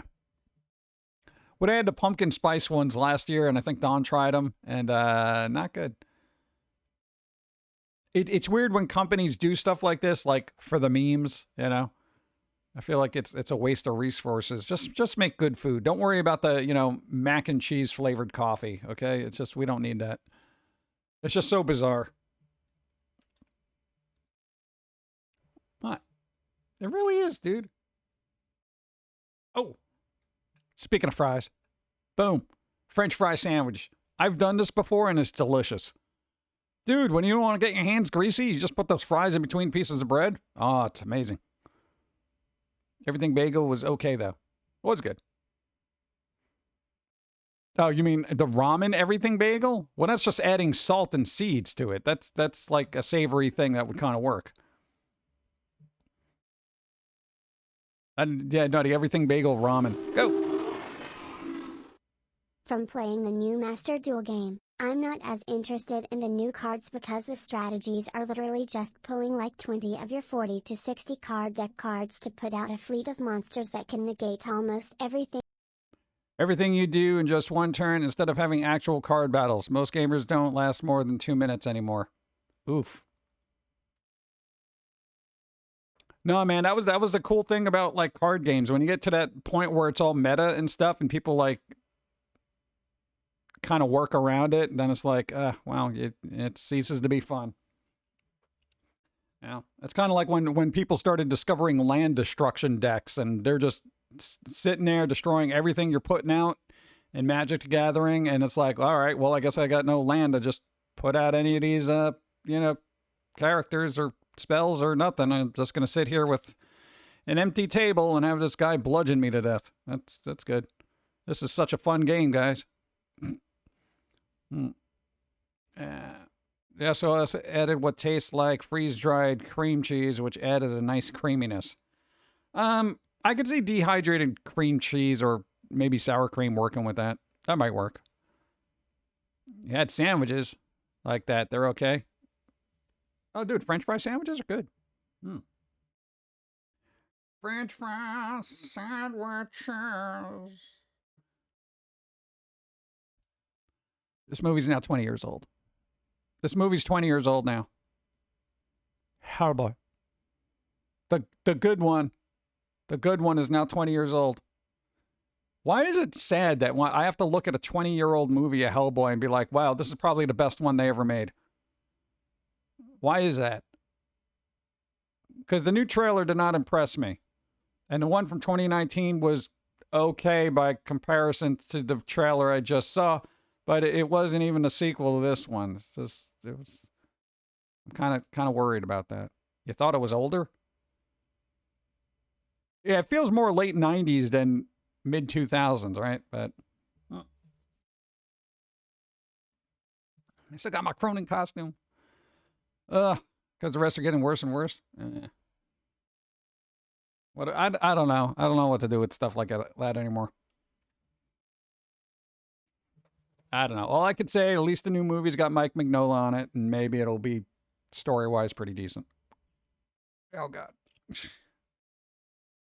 Trying to catch up on chat. Hold on. Selma Blair. God, what was the last thing I saw Selma Blair in? I think Ordinary World with the dude from Green Day in it.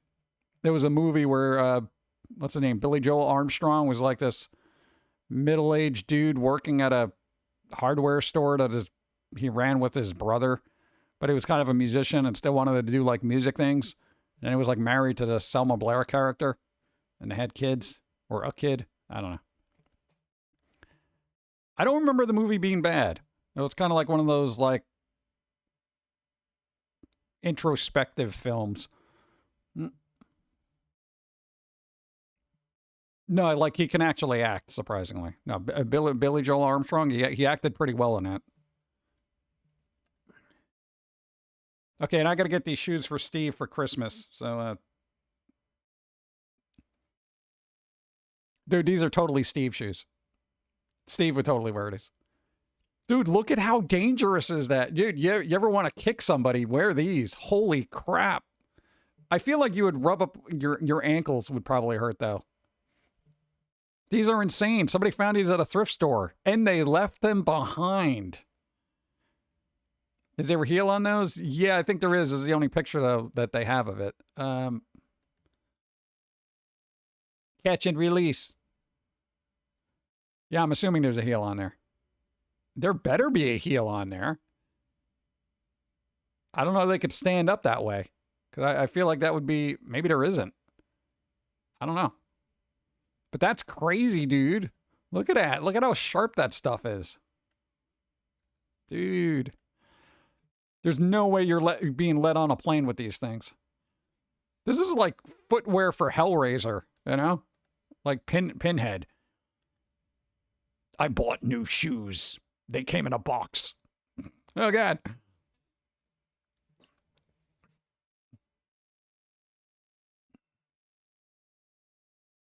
I don't see a shadow for one either. That's kind of weird. I don't know how you're going to stand in those. So do they actually, because here's the thing, I don't know anything about shoes like that.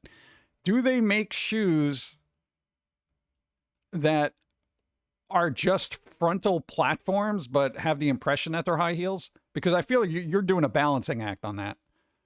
And something this dangerous, I don't feel like you would want to do that with.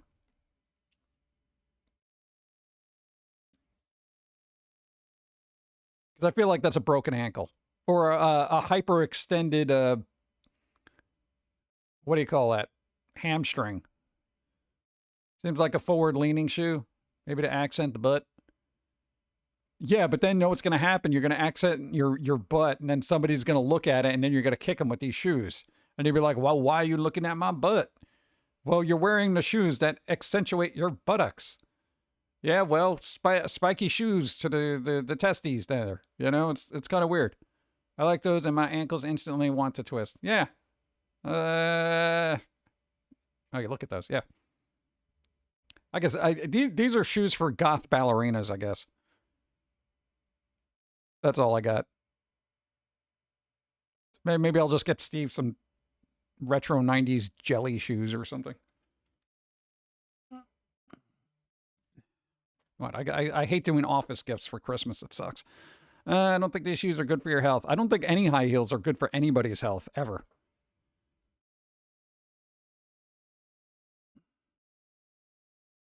What? I always found them to be impractical. You know, if you just see how your foot sits in there, it's just like, ugh. Then everyone complains, oh, my feet are so sore from these shoes. Well, why'd you buy them? Well, I look cute in them. Yeah, I know, but you're in pain. Yeah, but I look good. That's basically the crux of vanity, you know? It's like no pain, no gain kind of thing. Those are Dark Souls boss shoes. Dude, if you're doing a cosplay of like a, you know, an OC kind of thing, dude, you'd be able to some Dark Souls. Oh my God, bring those back. Where are they? Oh, good, I didn't close the tab. Yo. Here's what I'm saying. All right. Bear with me. Okay. You a gothy girl, or you a drag queen that's all up in the goth scene, and you like dark spooky stuff, bro? Find these shoes and just do your own Dark Souls kind of weird cosplay kind of thing. That would be amazing. That would work. Dude, the shoes exist. Who makes these? Havana Last, handmade. Jeffrey Campbell, California. Jeffrey. Cool. All right. Now I'm keeping this tab open. I'm looking for these now. Did I have these in men's? Well, here's the thing I got to say. For guys don't have a very varied selection of shoes. All right. Women got nicer shoes. Though they're impractical.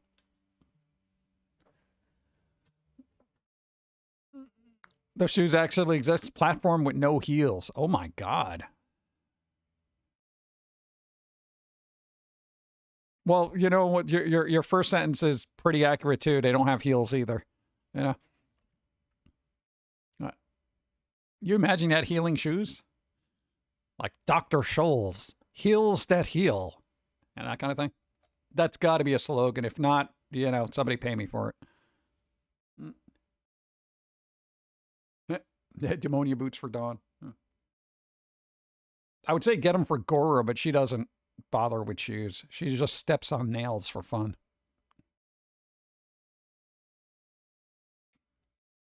Dun, dun. Oh, they're making a new Resident Evil game. Resident Evil. New game. They're working on a new game.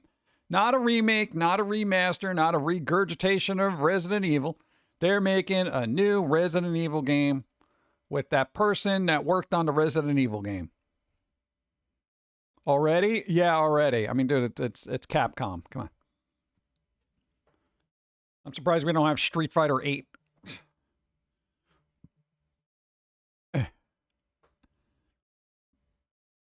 Actually, I think the character in Stellar Blade has some shoes like that. I didn't get to play that. Well, I don't have a PS5, but I haven't played it yet. Is there any news on if that's going to go to PC or no? Because I feel like there'd be some really good mods for that on PC. Just saying. Oh, we got an ad break happening soon? God. All right, well, that'll give me an opportunity to walk around and make sure my feet are the same size as they were when I woke up. then it his only made sense for people who make a living riding on horses. And they are still low enough to not be overly cumbersome. Yeah. That was a weird thing. Heard a buzz. Hate it. That's probably a gnat somewhere. Ugh. I hate the summer. All the little bugs and things. So annoying. Well, considering Sony stopped with exclusivity, it probably is going to PC. That would be pretty cool. Village was like 3 years ago, so it's not that soon. Really? God, has it been 3 years since Village? Holy crap. Yeah, I've noticed that the Dom Mom memes have kind of died down, so I guess it has been a bit, huh? God, what a weird world we're living in. Well, now Resident Evil Village came out, and all I saw was this really tall lady with things happening. Modding community is wild, bro. Not only that, they fix a lot of problems that other game developers just don't bother dealing with. They're like, yeah, it's a problem, whatever, it's just ship it. It's not a bug, it's a feature, bro. Oh god. All right, let's see what my status is on the ad front here. Bum bum bum bum bum bum. Yeah, you know, let me just run them now, get them out of the way. Ad starts in a minute. I'm going to do it now. I'm going to go get some more coffee, some more water, move my legs, and make sure that they're still working. Yeah. That's what to do. You get to watch cartoons in the meantime. Let's go. Icebuster snow cone. Bro, if you get a snow cone machine, the only one you get is the Snoopy snow cone machine. Please. Please. Everybody knows that. All right? Snoopy snow cone or nothing. Right? Knock off here. This was probably the first one, honestly, but what do I know? All right. No, you put together things, so you got like shirts now with all the different styles from ye olden times. So you got your current style, your reboot style, your original style, and that weird little island style. But you did them for like all the characters. Oh, great. You had to put me on a shirt, and it's just a part-time job. Thanks. Thanks a lot. Okay, ignore that one, chat. But there you go. These are the new ones.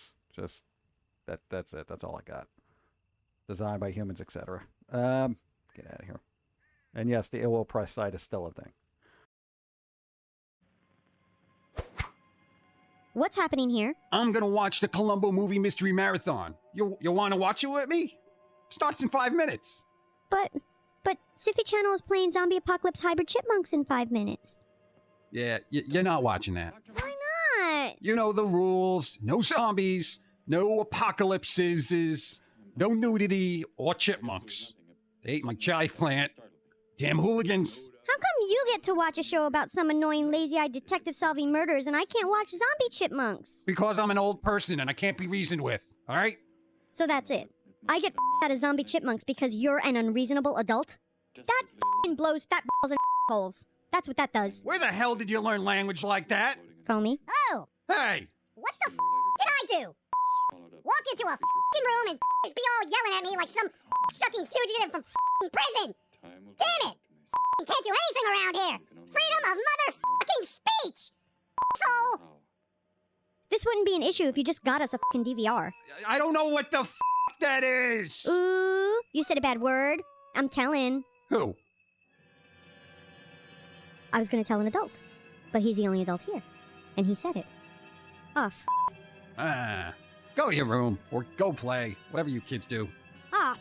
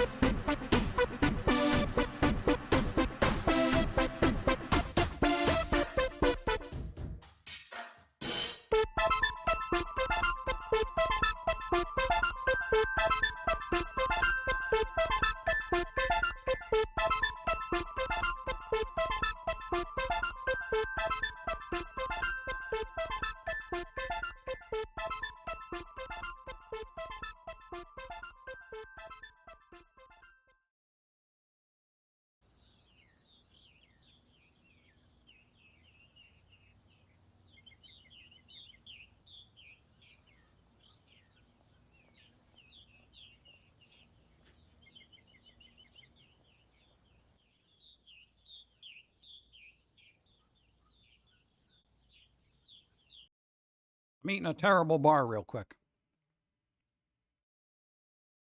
It's literally a terrible bar. But I'm hungry. Here, look at a coffee card.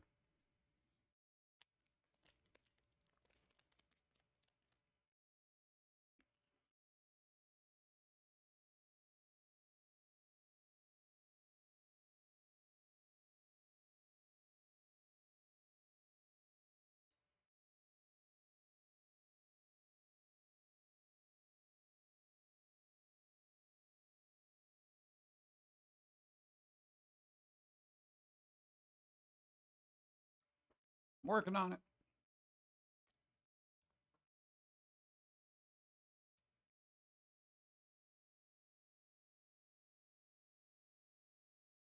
All right, I'm up time.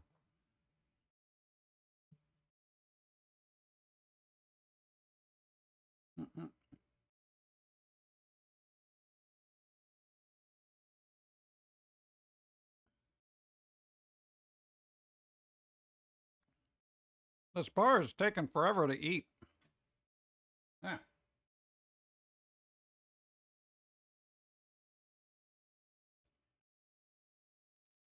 Boom.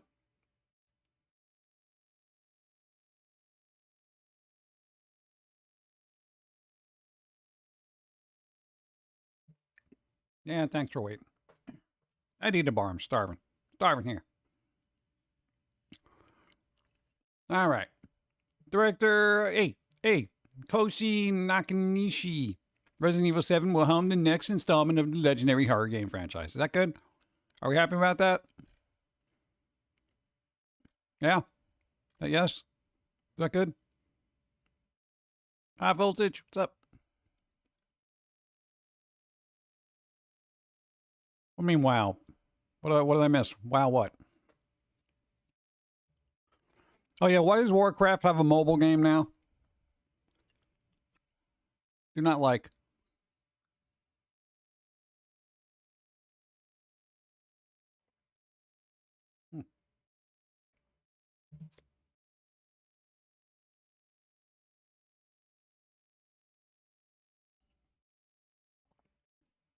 Sorry, I had to drink water. I just want them to release a new Dino Crisis. I don't think that's ever gonna happen. They like kind of have rumors about it. Like every once in a while I see that floating around like, oh, new Dino Crisis, bro. God, I feel like that would be more fun than zombies and crap like that, you know? No, but we kind of ran the gamut on zombies, haven't we? Like it's for years.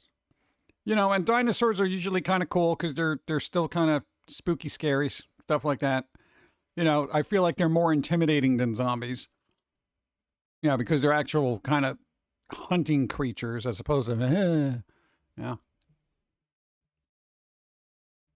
I think those rumors are just tests to see if people are interested in it. Yeah, that's usually I think what companies do now. They just throw something out there and they're like, all right, let's see if the general public is interested in it. If it doesn't trend at least at number 5 on Twitter, then who cares? Yeah.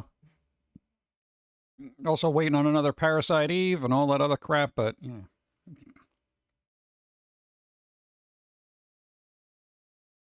Here's some other cool stuff. Hold on. What's that? Dude, Dino Crisis felt like a Jurassic Park game, but better. Well, that's the thing. You know, it's God, how have the last few Jurassic Park movies done? Because I didn't bother with the last one. I saw 2 of the Chris Pratty ones. I was kind of like, what, Lost World and then Lost Kingdom or whatever the flip. And then the other one that where they brought back, you know, all the original cast. I didn't even get to see that. And I would be the one with Sam Neill. I would be more interested in. Then you end up with Chris Pratt in a hard to watch movie. Yeah. It's well, that's the thing. I don't know what the fervor is for dinosaur stuff at this point. You know? But regardless of your age, dinosaurs are cool. It's just I don't know. We got to do something new with the horror stuff, and I do feel like all these companies do have enough IPs that they can kind of go back and revisit, so they can actually bring a fresh take on something like dinosaurs. But what, Turok? I mean, come on. They are bringing back Turok? Oh God, I just literally threw that out before I read that, and I was like, seriously? They're bringing back Turok? Is it going to be a super cool open world MMO survival RPG or what?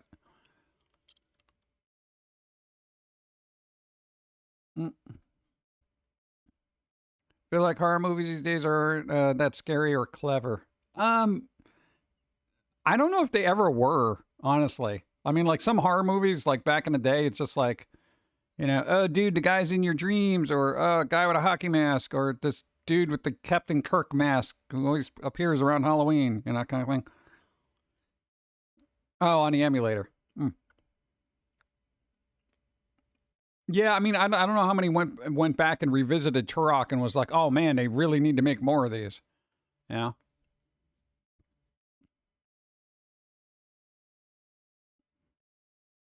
Yeah, and Chris Pratt's kind of like a weird actor at this point. I like when I see him in certain things, but he's got that overexposure that The Rock does now at this point, and I'm just like, okay, guys, take a break.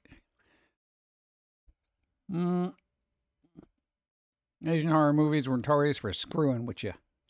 Yeah, I don't know how current ones are. Like, have there been any really good, like, Japanese horror movies or Korean horror movies that are like, oh, damn? Or are they just like, yeah, okay, creepy person with long hair crawling on the ceiling again? Yeah.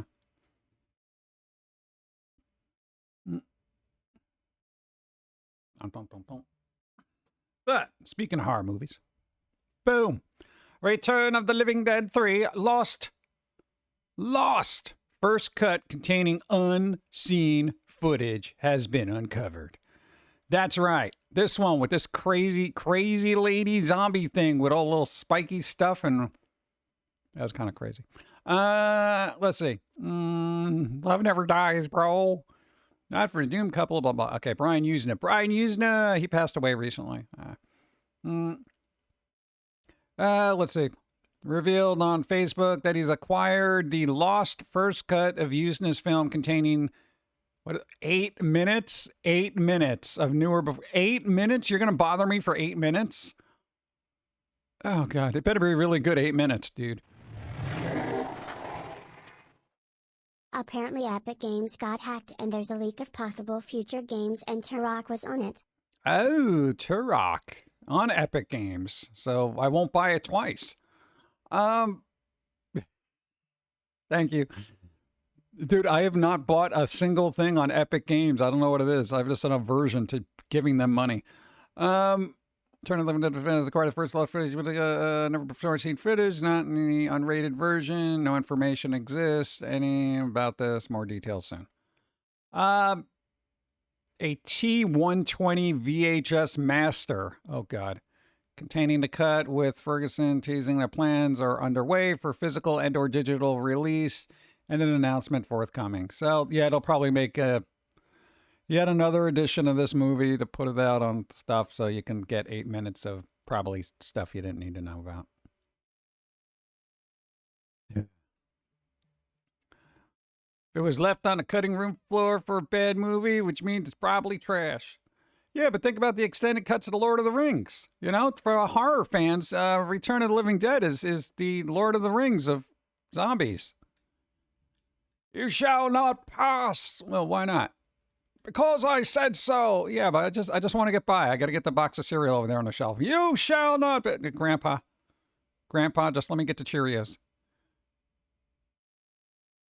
You shall not pass. Because there are 3 movies, there are 5 movies. What? Everyone seems to forget about Return of the Living Dead 4, Necropolis, and then Return of the Living Dead 5, Rave to the Grave.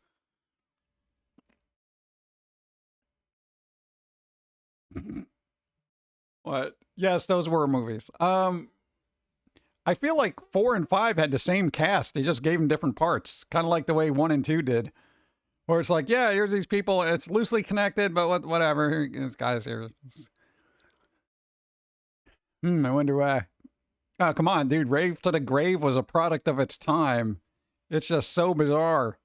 Well, that was the one where the one of the college kids' uncle who has one of those canisters with a zombie in it ends up inheriting it or something, and then some chemist in the college decides to use what's in the canister to make drugs for people. But then, of course, they all start turning into zombies. And then you have these goofballs, these special agent goofballs from like Romania or something like that, trying to track this thing down. It was just so bizarre. It's definitely a you know what? I'm just stoned and I want to watch something stupid kind of thing. That's pretty good. Yeah, pretty much zombie meth. That's what it was.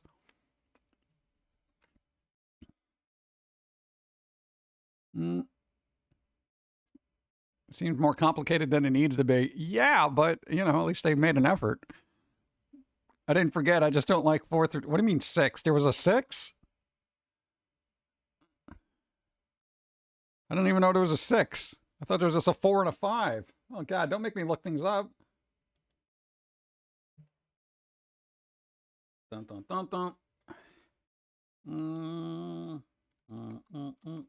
Looking it up.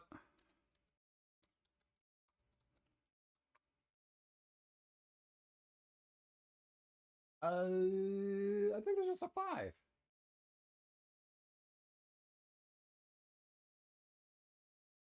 Oh my God.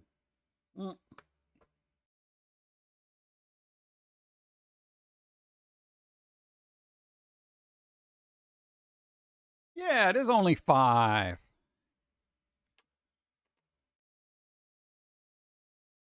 There's only 5, at least according to the wikis there. All right, you got your films here. You got your Return of the Living Dead, your Return of the Living Dead Part 2, your Return of the Living Dead 3, Return of the Living Dead Necropolis, and Return of the Living Dead 5, Rave to the Grave, 2005, product of its time. Yeah, made for television action or horror film. You like to learn more? Return of the Living God, also known as Return of the Living Dead 5, Rave from the Grave is 2005, made for television horror film, directed by Ellery, whatever. Let's see. Plot. The film opened with Charles Garrison arriving at a mortuary with a canister of trioxin. He is greeted by, okay, blah, blah, Interpol, blah, blah, blah. Let's see. It's Halloween and Jenny, blah, blah, blah. People, murder, something. Barrels, trioxin. One of them is taken to Cody, who tests the chemicals inside. Jenny's brother takes the chemicals. He then thinks that it is a drug similar to ecstasy. See? But then he goes into a spasm in which he foams at the mouth. Yeah. Oh, apparently last year there were rumors of a reboot of the series. Which series? This one? Yeah, they were supposed to do that. If we're talking about this, I heard rumors of this as well, and it's just like, I don't know if that's gonna fly. You know? Though I would watch a series. Okay, here's the thing. If they did Return of the Living Dead as a comedic series like The Walking Dead, like, because these movies were very well known for their comedic things, you know? There was comedy in these, especially the earlier ones. If they did a comedic zombie film series, I would probably watch it. You know, but right now it's like, you know, Walking Dead and everything. Oh, it's so serious. And the end of the world, we're just trying to survive. And how much of our humanity is left after dealing with the undead? You know, it's like, go to hell. You know, let's have fun with it. Yeah, so at any time people get too dark and brooding, and this is coming from me, I'm just like, shut the hell up, grow up. Grow up. Put on your big boy pants. Just deal.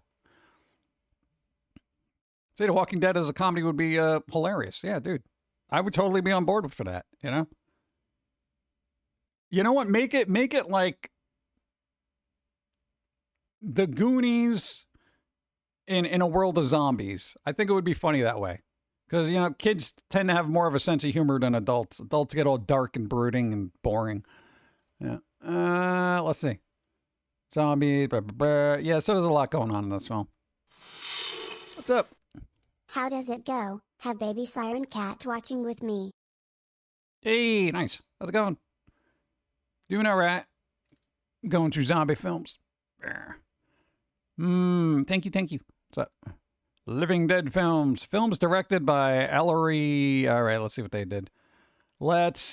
did. The Adventures of the Black Stallion, starring Mickey Rooney. Hey, that guy. Okay. What do? They did Larger Than Life. They Nest.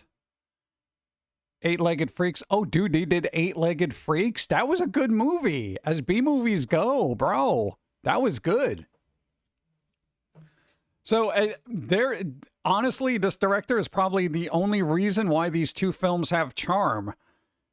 You know, there is a certain goofy quality to them that is, I could see now why. Eight-Legged Freaks was pretty good. Yeah. Without a Paddle. Nature Calling. Oh, God. So, basically, they did a couple movies, and that was about it. Yeah, but, you know, hey, dude, that's pretty good to be having on your resume there. Like, absolutely, this was a fun movie. Yeah. Never saw that movie? I would, you know, I mean, it did come out in 2002. Take it for what it is, but it is a good, goofy horror movie about spiders. Like, it doesn't take itself seriously, and that's kind of cool. That's what I need more of. Just stuff that doesn't take itself seriously. That's like my state of mind right now. Because believe us, we've been in the taking things too seriously mode for the last 2 decades, and now we're just like, you know what? None of this means anything because nobody seems to care, so why should I? Everything's too dark and brooding. Oh, God, what is this? Forgot about this. All right, Dead Rising Deluxe Remaster has classic Frank and even Chuck skins. But only if you pre-order. Oh, God. What do you mean I got a pre-order? What do you mean?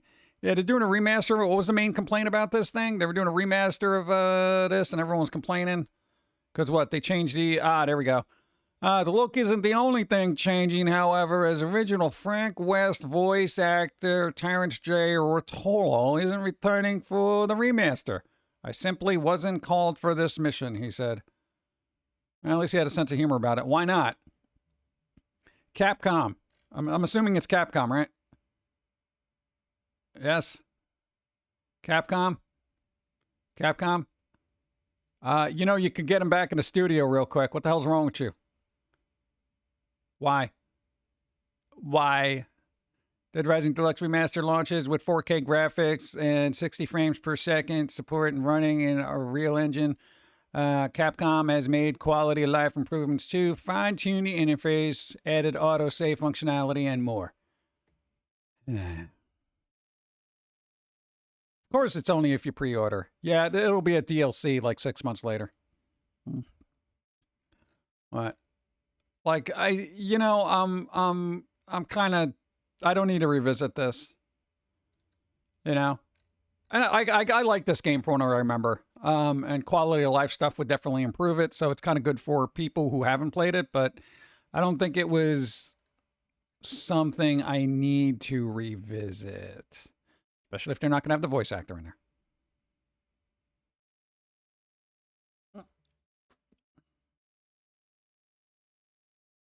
What? I don't like when they change voice actors for no apparent reason. Yeah. Where they're just like, yeah, whatever, dude. We. And like, they didn't even bother calling him. They weren't just like, bro, you doing anything? And they'd be like, no, I'm not doing anything. You want to do some voice work? Yeah, I'll do voice work. Are you doing it right now? I kind of am. Because I knew you were calling. All right, yeah, we could use you. All right. Tell me when and where. That's where I'll be. All right. How about the studio at like 5 o'clock on Thursday? Thursday's not good for me. How about Friday? Oh, I guess we could do Friday. All right. Could you stop doing that? You're creeping me out. See you Friday. Click. Like, director, I don't think we should have called him back. He's taking his part way too seriously. He hasn't broken character since the game ended in 2005. You imagine getting that immersed? Oh god. I just lose myself in a character, and then you know, even though the film stops rolling, I just keep going. I played Dead Rising 4, and it was stupid that they didn't have the voice actor for Frank West. I don't know. I don't know. Weird things change. Maybe he's got an agent that wanted too much money. I don't know. Speaking of too much money, did anybody win the lotto here? I have not. I just want to know somebody who has too much money. Boop. Coffee time. Let's go.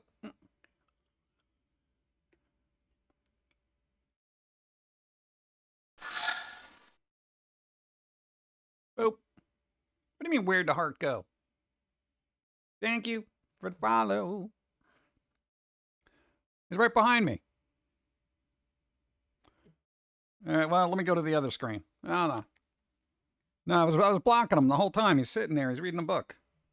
Hey, look at there. He's reading Black Cat number 13. The cover glows in the dark. He's just chilling today. Remember, we're hiding from normies. I'm blocking him now.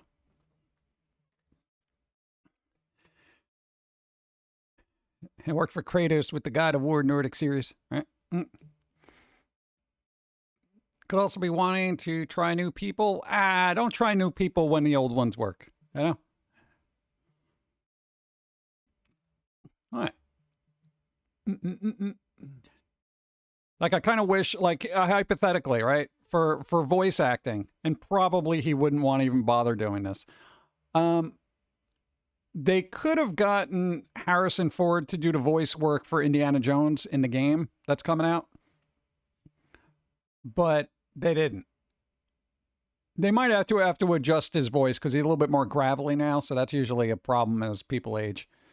But you know, they could have adjusted, made it all right. You know, they did it in a movie, which happened.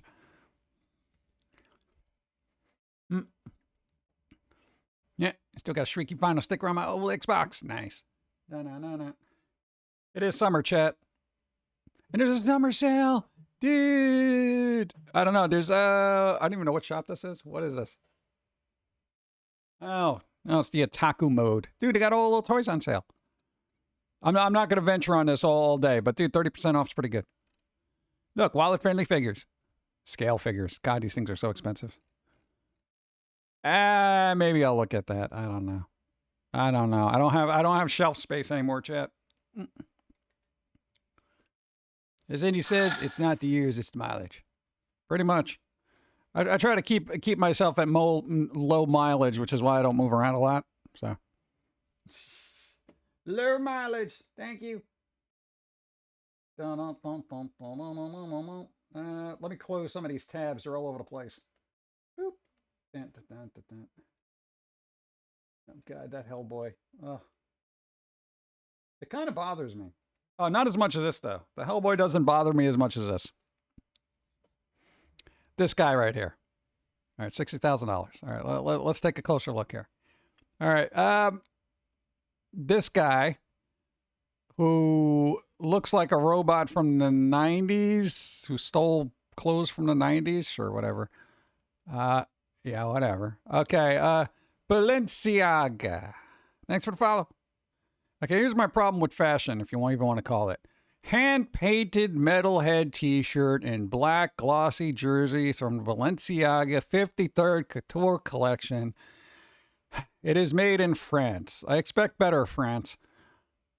Here, the large volume t-shirt is made in organic cotton with hand-painted artwork. Okay, so a shirt you can never wash. Okay, keep that in mind. Really big shirt on a person that clearly does not need one. Yeah, all right,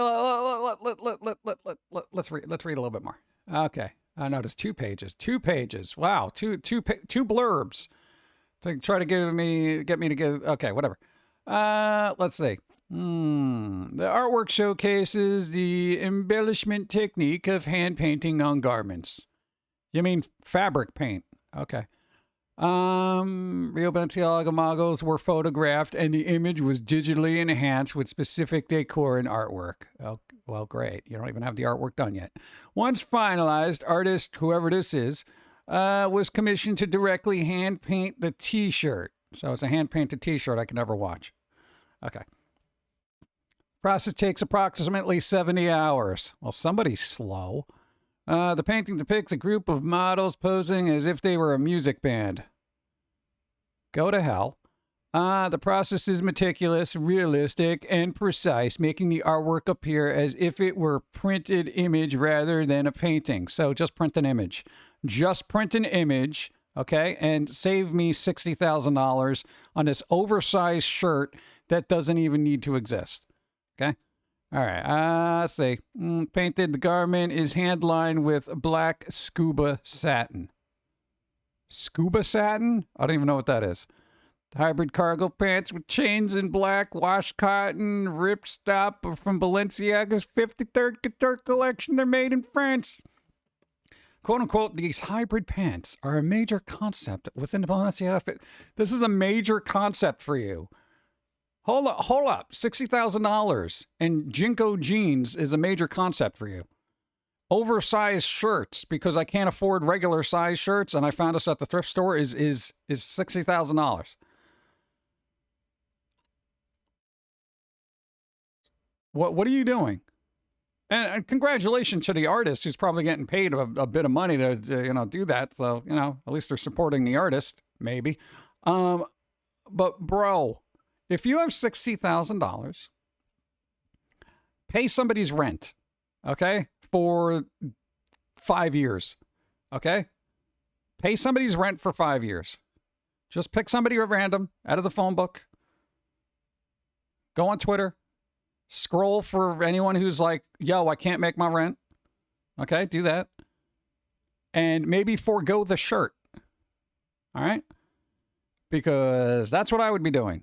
If I had an extra $60,000 that I didn't care about so much that I would buy these jeans, if you can call them that, and this oversized shirt,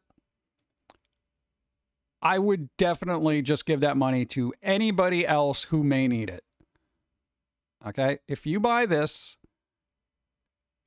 you really need to check your priorities in every sense of the word.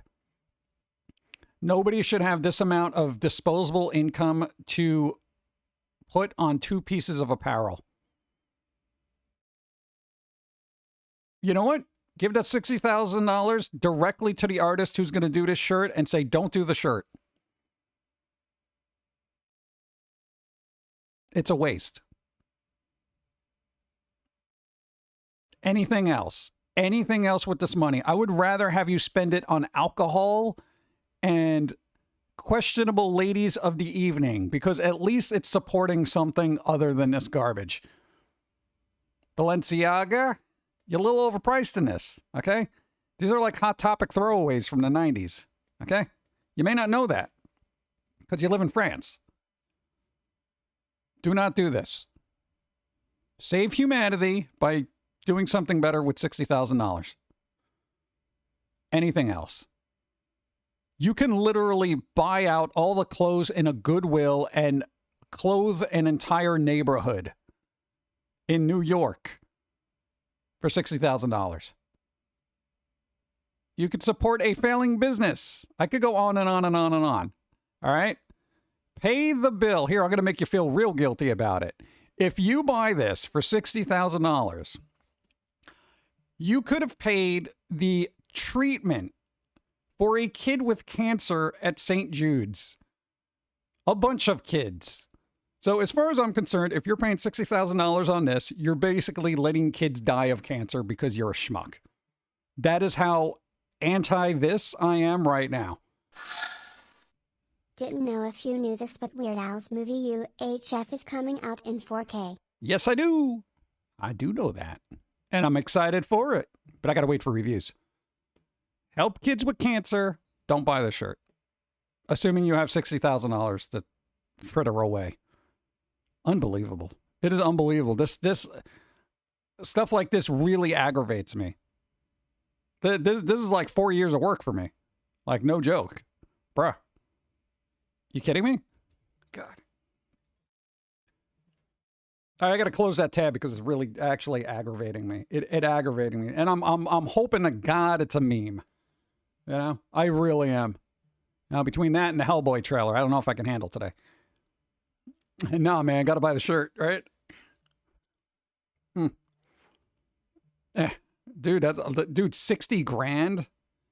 You know, and I know high fashion is it's its own little world, but you know, at a certain point, you have to just step down from that high horse or that ivory tower you've been living in, and just look around you and be like, "Yo, this money could change lives for decades." You know what I'm saying? Like, and you're just like, "No, I'm gonna buy a shirt." Like, basically, that's the way I feel about high-end fashion stuff at this point. It is useless, overpriced garments. It's fabric that somebody threw a label on and said, "Buy this because I'm me." And I don't get it. I don't get it. Shirts do not cost that much. Pants don't cost that much. Original artwork doesn't cost that much. Okay? If you're in that world, you're most likely a sociopath. Yeah, there is that kind of weird mentality that certain people of that nature are very sociopath-like. I don't know, man. And here's the thing: I'm not a big lover of humanity. I'm not like, man, I like humans. They're so great. But I do not donate it to a cat sanctuary. You know? Give it to a shelter that houses puppies that were abused, you know? My God, you could do anything with $60,000. You imagine having a local shelter who's just been like really scraping by trying to take care and medicate dogs and cats and all these discarded animals that every moron during COVID picked up and then got tired of once COVID was over with, because they're like, yeah, well, I don't got time for a dog now because, you know, blah, blah, blah. Oh, I'm sorry. Yeah, let's just get rid of this best friend that basically kept you company during one of the darkest times of humanity's recent history. Yeah, let's just donate him to a pound and just hope for the best.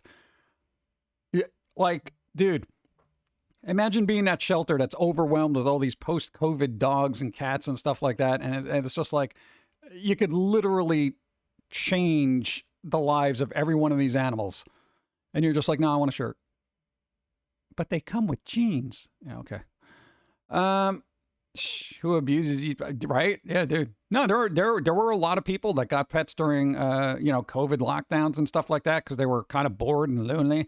And then it's like, once most of the stuff was kind of lifted and whatnot, they were just like, well, I don't know what to do here. Let's just drop them off at a shelter.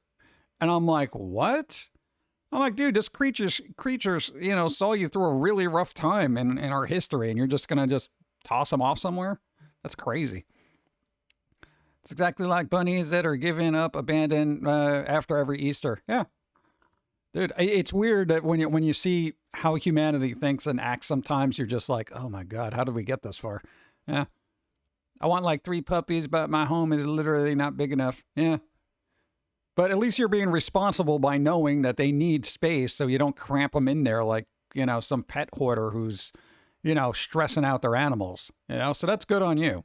Thank you for being responsible with that. Yeah.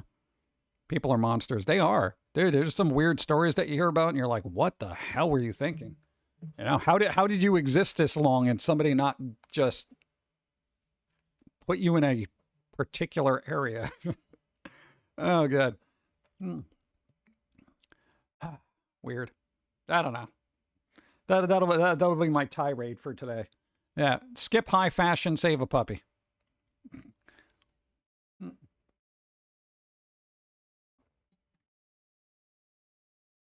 So weird.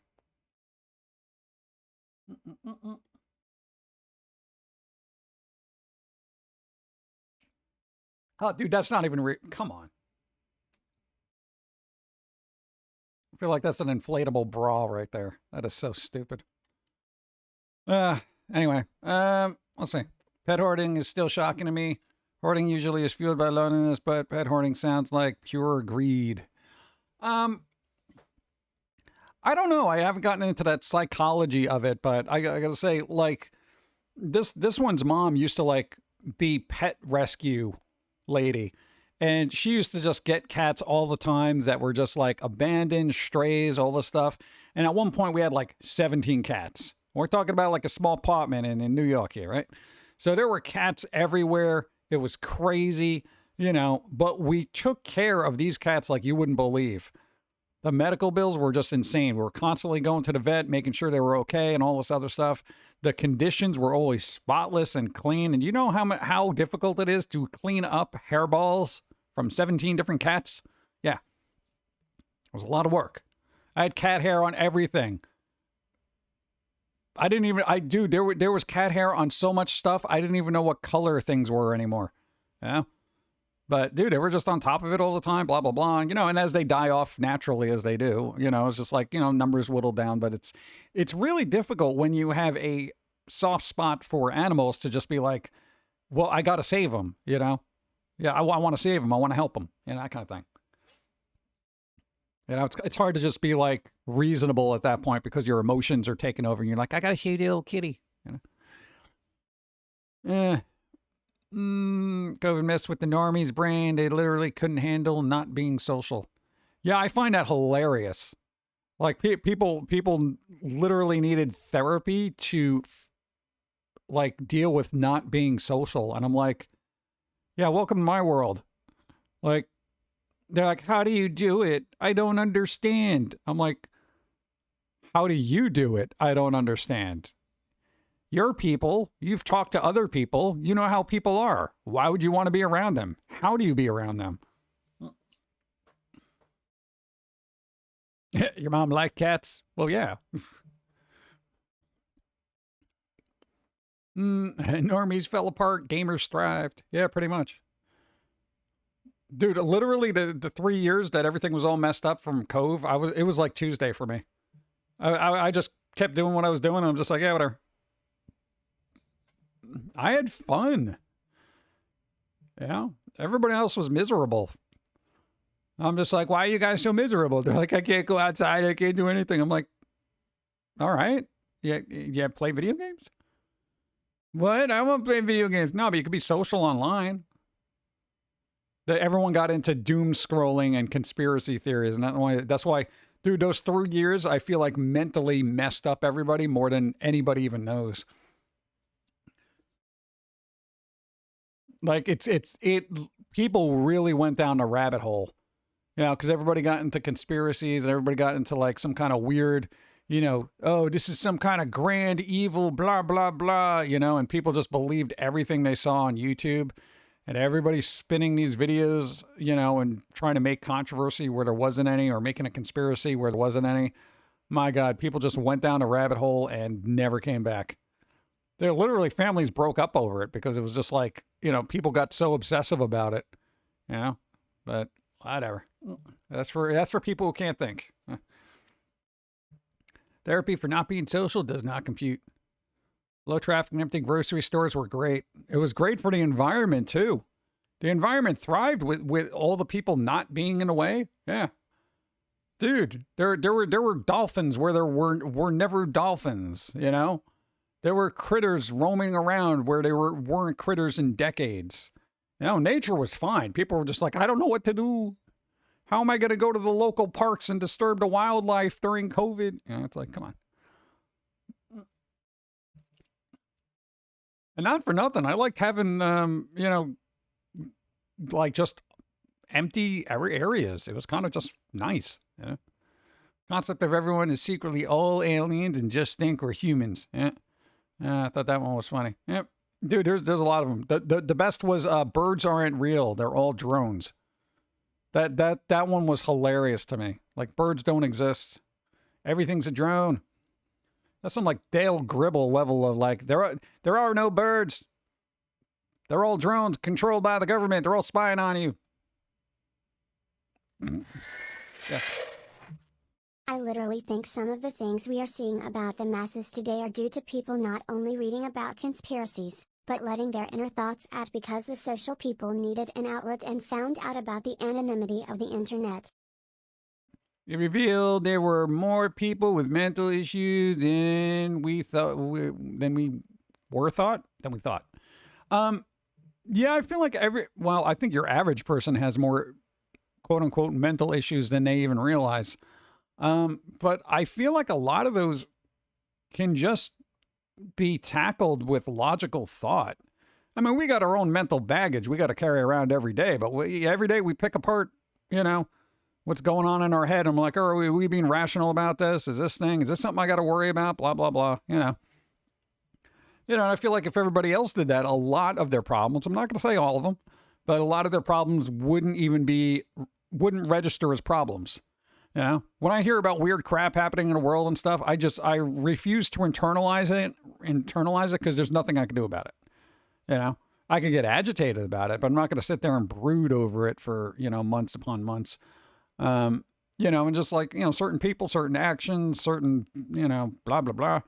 It's all just, everything can be approachable if you're allowing yourself to approach it. You can tackle everything. But yeah, there are some people that just aren't thinking out there and they just, oh God. Yeah, you know how much weird crap got churned out during those 3 years? But the problem is, it's like people are still in that mindset and they haven't moved on. So they're all just thinking everything's still a grand conspiracy of some sort. And I'm just like, if I've learned anything from those 3 years, is that people are not smart enough to have a grand conspiracy. Because all these ideas that people come up with that think are happening, there is no way any of us are organized enough to even make that happen. And you can kind of see that based on how we responded to those 3 years. We're not organized. We think we are. We have the impression that our governments are organized and know what they're doing. No, they don't. Absolutely not. It's kind of like when we think our parents know what they're doing. They have a better understanding of the world than we do, but they don't know what they're doing 100% of the time. Sometimes they're just winging it, Not everybody knows everything all the time. And that was a good eye-opener those couple of years where it's just like, yeah, some people just don't think. Nobody knows what's going on. We're just all winging it. All right, what do we do here? I don't know. What about you? What do you want to do? I don't know. Maybe if we do this will work. What about that? Yeah. There is no grand conspiracy because we're not smart enough for one. They're too complicated to be possible. Have you ever met people? People can't keep secrets. Yeah, right? That's why I laugh at most conspiracy theorists. Yeah.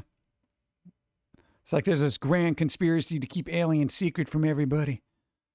Dude, I can't even, get a movie to come out without seeing a spoiler in 5 minutes. Nobody can keep their mouth shut. You think somebody in the government isn't just, posting pictures of aliens on the internet? No, it's real, dude. Look, they're right here. Look, this one's name's Bob. And we call this one Phil. Phil's kind of cool, though. He's a little grabby, but, he does like Doritos. It's just bizarre to me. There's whatever. People don't think.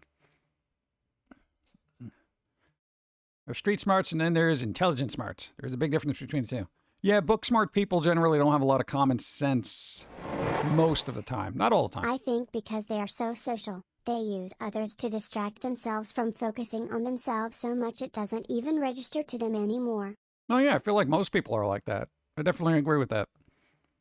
Because, people, the more social you are, the less time you have to be introspective. And the less time you have introspection or introspectiveness or whatever it's called, the less you know yourself.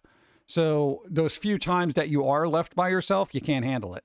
And this is why people end up having to go to therapy because, when they were social, it's like they were so distracted from the internal problems that they just never addressed because they were constantly doing A, B, or C, that when they actually have to sit by themselves, they just think everything's horrible and everything's wrong and everything. Blah, blah, blah, blah. No, that's just how it is when you self-analyze. How many people here just self-analyze themselves to the point of thinking they're a miserable person?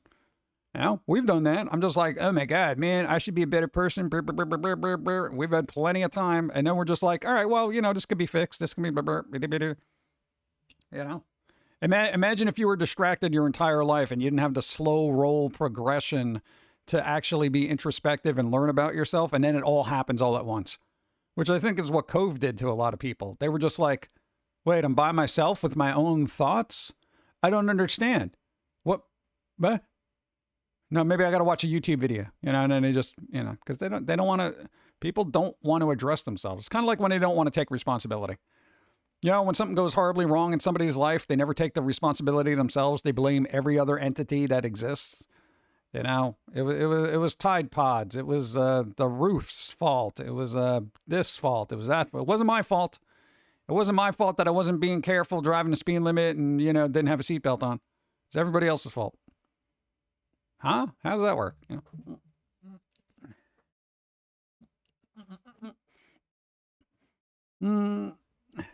Why would I be miserable? I understand this is the life I chose, so I'm happy. Well, a lot of people don't get a chance to choose that.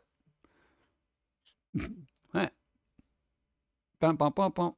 Classic video games, big kid violence. Yeah. Yeah, that's it. It's always the video games. Anytime one of those things goes to court where everyone says, oh, my child is violent because of video games, how come nobody just says, Your Honor, violence has existed well before video games? I rest my case. That kind of thing. It's just human nature to be aggressive. I've got work that doesn't believe in therapy and they constantly complain about work. They constantly go into theories about work and is sarcastic all the time. If I have a serious conversation with them, they find a way to make fun of me behind my back. Well, why? I get having a cynical approach to life because life will generally make you cynical. But I don't know. I'll always put that on hold to have a serious conversation about something. Unless it's silly. Then I'll be sarcastic. I guess it depends on the topic, or you're like, saying that they're really like tiny little aliens living in your toenails or something like that. Then I could see them being a little sarcastic. Yeah. But if you're doing like legit conversations, then it's like, yeah, some people are just that way. Maybe they don't even want to think about it. So they just kind of be sarcastically dismissive and go about their day because it's like, well, I don't want to think about it. People are weird. Nobody ever blames the movie industry for violence, right? They do. I'll say, they're afraid of their problems. Yeah, a lot of people are. It's better to just distract yourself with stuff than try to address the real issue. People are like that. Magazines. Do they still make magazines? I haven't seen one in forever. Like, I'm not even joking about that. Like, I have not seen... I saw a newspaper relatively recently, so I know they still make those. Yeah, the movie industry was blamed at one time. Music was blamed at one time. Everything gets blamed at some point. All the arts go through the meat grinder of blame for all the ills of society. Somebody saw this piece of artwork and it corrupted their mind. Somebody played this video game and it corrupted their mind. Somebody listened to this music and it corrupted their mind. As a parent, where were you? I don't know. Did you buy them this album or game that clearly had a rating on it? Well, yeah. But it warped their mind. Aren't you the stopgap? Aren't you the door jam of corruption that keeps it away from your kids? The rating wasn't big enough. It was half the graphic on the video game. It was literally in the corner. Big, huge, giant. Look, big. Parental advisory. You're the parent. You were advised. Explicit content. Where were you? I was in the car drinking my latte. All kids deserve parents, but not all parents deserve kids. Pretty much. That should be a bumper sticker. Coffee time. Go. Literally, Reefer Madness was about the anger of Mexican and Latino immigrants and workers being violent because of Marijuana being the red scare of drugs. Yeah. Yeah, I always found that weird. The Reefer Madness movie. It's like, oh man, it's gonna make you go crazy. No, it's gonna make you lazy and couch lock. That's what it's gonna do. You're not gonna, burst into violent behavior because you had a joint. It doesn't work that way. You may eat your friend's Doritos, but that's about it. Idle wheel press reminds me of the toddler I saw wandering Walmart alone last night, looking for his mom. By the time I went to customer service, the mom finally showed up and didn't even look concerned that he had been gone. The dead look in her eyes ticked me off like nobody's business. Well, maybe they were a free-range child? Have you ever thought about that? I let them do what they want. They're free-range. That's going to be the next movement. You know? All the helicopter parents are going to be like, you know what? I'm gonna let my kid make mistakes. You know? I'm gonna be a free-range mom. Oh, you mean less responsibility mom? Yep. Weed isn't violent, alcohol is. Yeah, it's weird. We got more regulations on weed than we do alcohol. You know, it's kind of weird. Poor baby was screaming and crying for his mom while I was holding him and trying to calm him down. Yeah, that's kind of like none of the employees took notice of that. What is Walmart? I think everything's automated. I don't think the robots care. I can imagine a Walmart robot just scurrying around going, unattended child, exterminate. That's what I picture those things, honestly. Like little Daleks. What's up? Alcohol is a giant industry that fuels a lot of our economy in the food industry. Yeah. But it is regulated to a certain extent. I don't know. I feel like marijuana should just be treated the same. You know? It's like, it's the same crap. Everyone's just trying to take a breakthrough from their stressful week. Whether it's that or beer, it's like, whatever.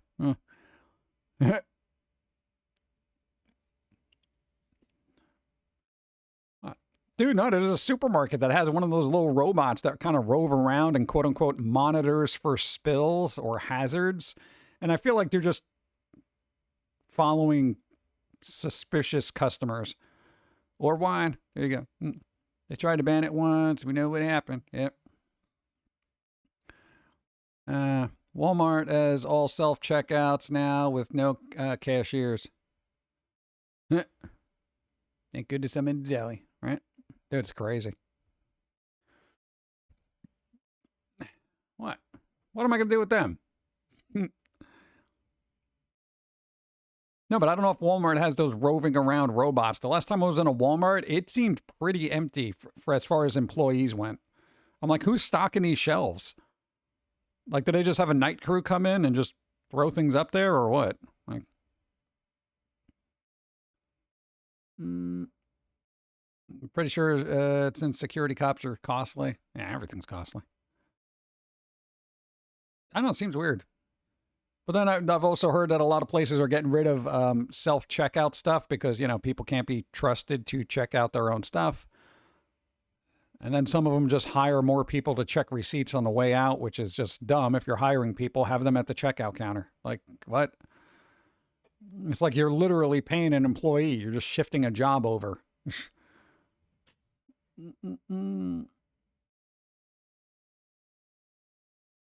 Ad break. Didn't we just do this?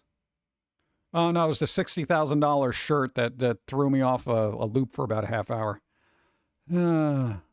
Man. All right. Well, we got 2 minutes till that happens.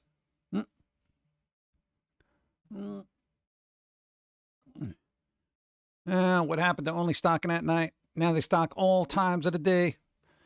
I used to love stocking shelves. Dude, night crew. Dude, I was night crew at Toys R Us, stocking the shelves, looking at all the new toys that were coming out the next day before they even came out. It was awesome. I got a hold of all the video games before they hit the floor. It was amazing. It was an amazing time. You know? Of course, I couldn't afford any of them. Toys R Us did not pay well.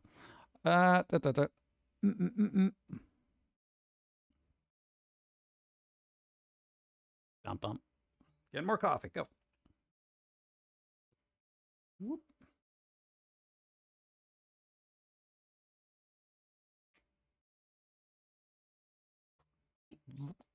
Yeah. And here I am thinking $40 is too much for a shirt. Right?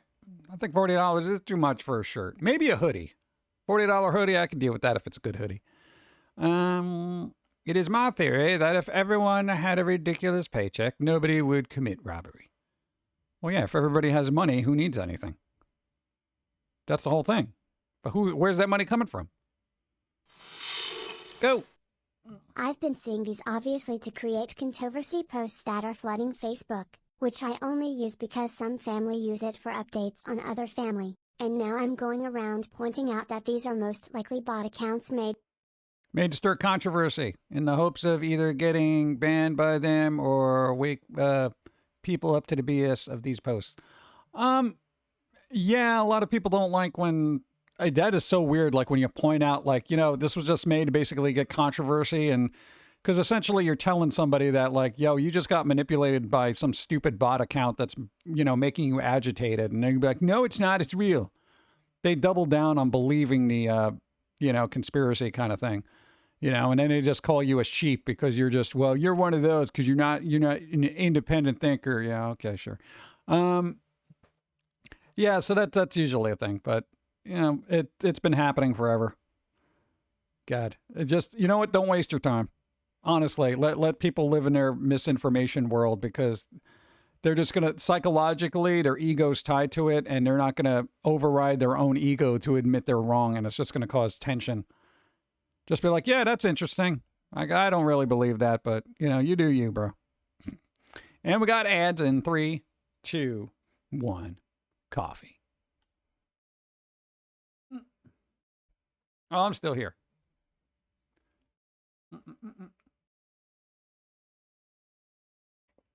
Bum, bum.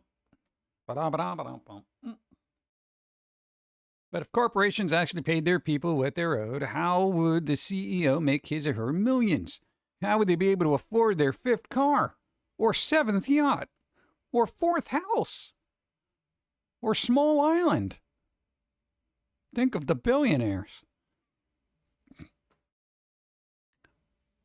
Yeah. I don't know. Yeah, think of the poor rich CEO. Yeah. Their golden parachute is just platinum.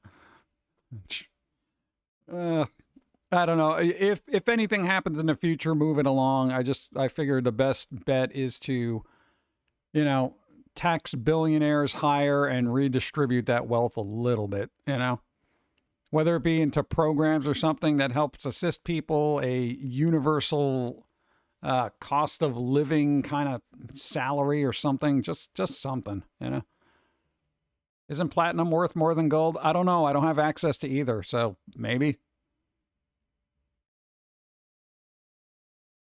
Lead? Then I don't know. I don't know the cost of precious metals because they're precious. Like, why would I know the cost of platinum? Titanium, then? Zinc? Other elemental chart things? Dun dun dun dun dun dun dun dun dun bum bum bum. I ain't rich, but I have what? 5 cards. Oh God, it's a lot of bills. That's a lot of bills. It's a lot of bills, dude. Where's that? Platinum. Never. Junkyards are fun. Gold has overtaken platinum on worth a long time ago. Oh, did it? All right. Hey, my statement still stands. Insurance on the 4 that run is only $162. Wow. That's really good. No cookie. What do you mean no cookie? Oh, God, I should have a cookie. Oh, God, I have no cookies. I got no cookies, chat. Oh.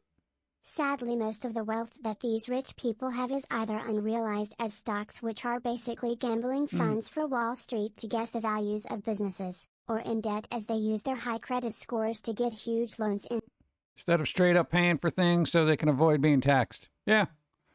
Yeah, I looked into that once about the how do rich people pay for things when, that kind of stuff. And I'm just like, well, this is a convoluted shell game of, look, you can't tax me. Like, and I'm just like, wow, that's insane to me.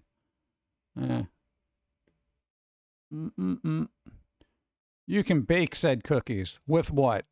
You know what I got? I got a pile of sugar and something else. Hold on. I think a frozen banana and hummus. I do have hummus. So unless you can make banana hummus cookies. Banana hummus cookies.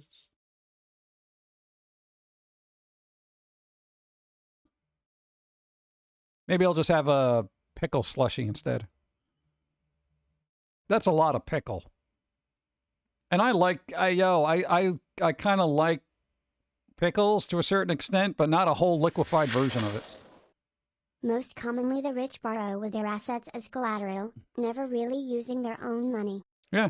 So, you know, they don't get taxed on their stocks or their paper wealth because it's never sold, so it's an unrealized gain.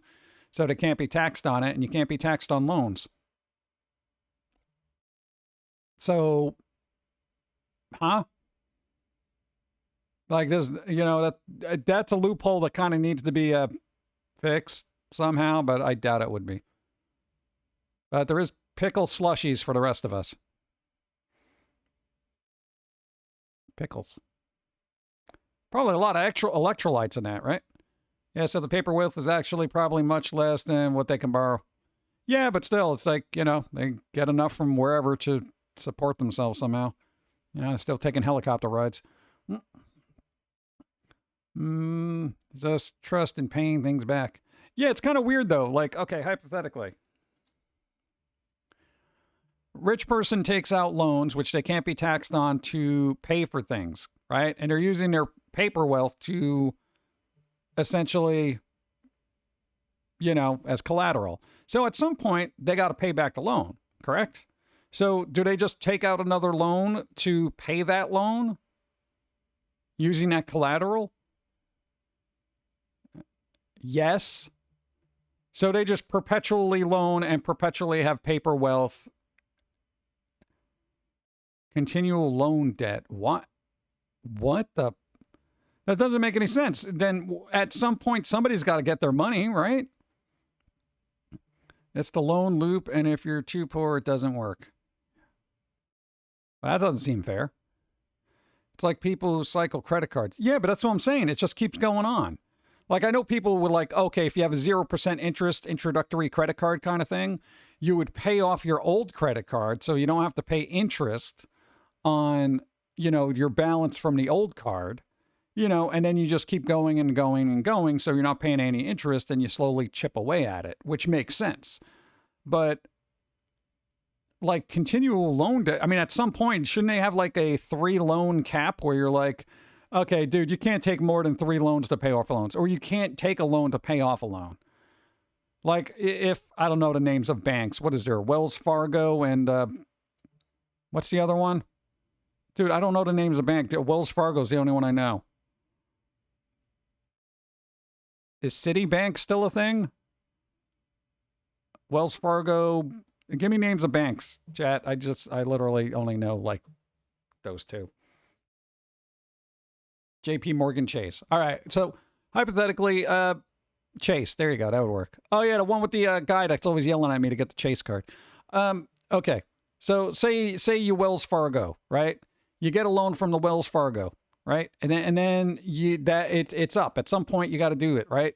You got to pay it back. So you take out a loan from Chase to pay off the Wells Fargo. And then at some point your Chase loan is due. And then you use what? Citizens? Is that a thing? That's a bank, right? Citizens Bank, Key Bank. Is HSBC still a thing? I don't even know. Oh God. So like you just perpetually go back and forth? US Bank? Like that's weird. Because then it's just like, okay, the initial bank gets their money and whatever interest that was on the loan from another bank.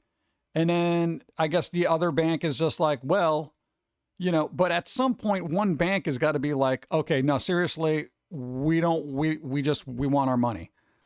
Wouldn't you run out of banks after a while? When you have credit scores that are considered perfect, you are considered a safe enough bet to allow you unlimited access to loans, especially when you have a company to back up your income, so they are free to basically have free fake money to spend that Doesn't go anywhere. There's like, I'm no accountant, but I feel like there's something not legal there. Because essentially every bank is getting paid back, but they're being paid back through loans from other banks. So hypothetically, you cycle through all the banks, and then you're back to, what was the starting one we mentioned? Wells Fargo. They're going to give you another loan because you used all these other banks to pay the initial loan. Then it's just a circular chain of loaning, and the banks just kind of getting money from other banks, but you never really paying anything back, actually.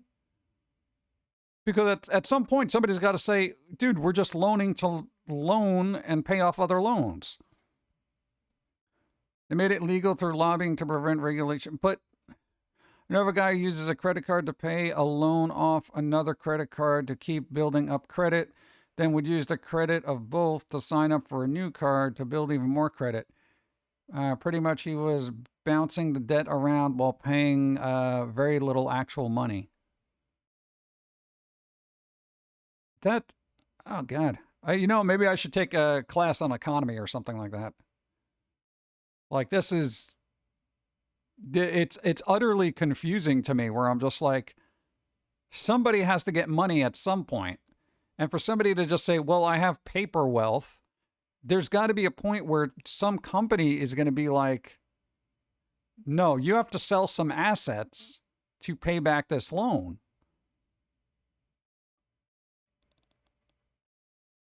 Like, huh?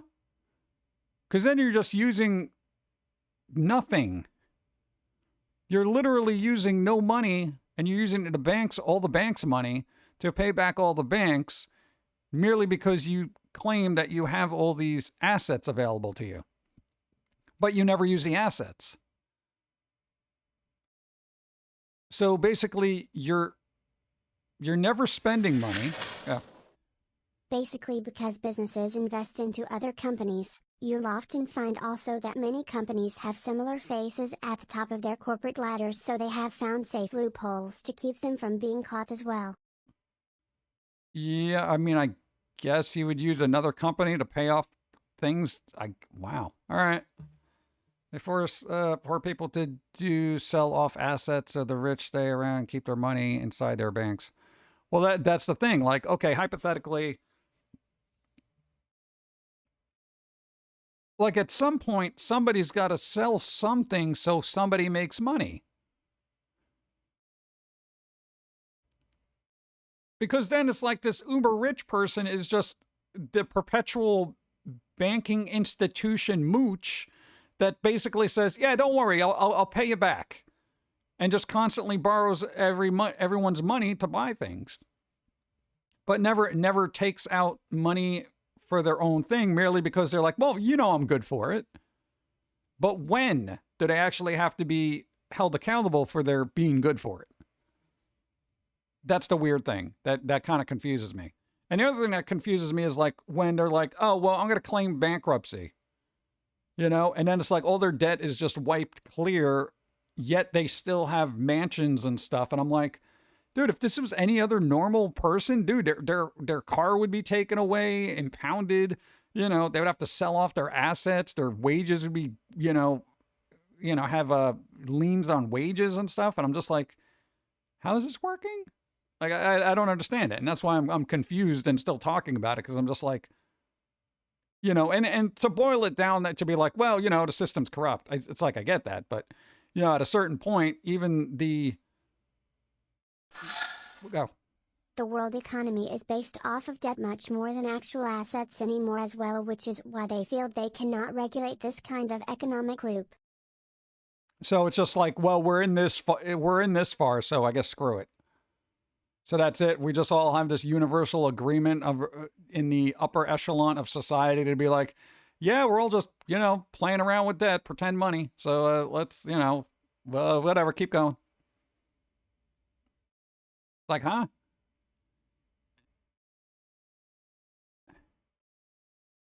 Everyone owes someone money. Yeah, it's true.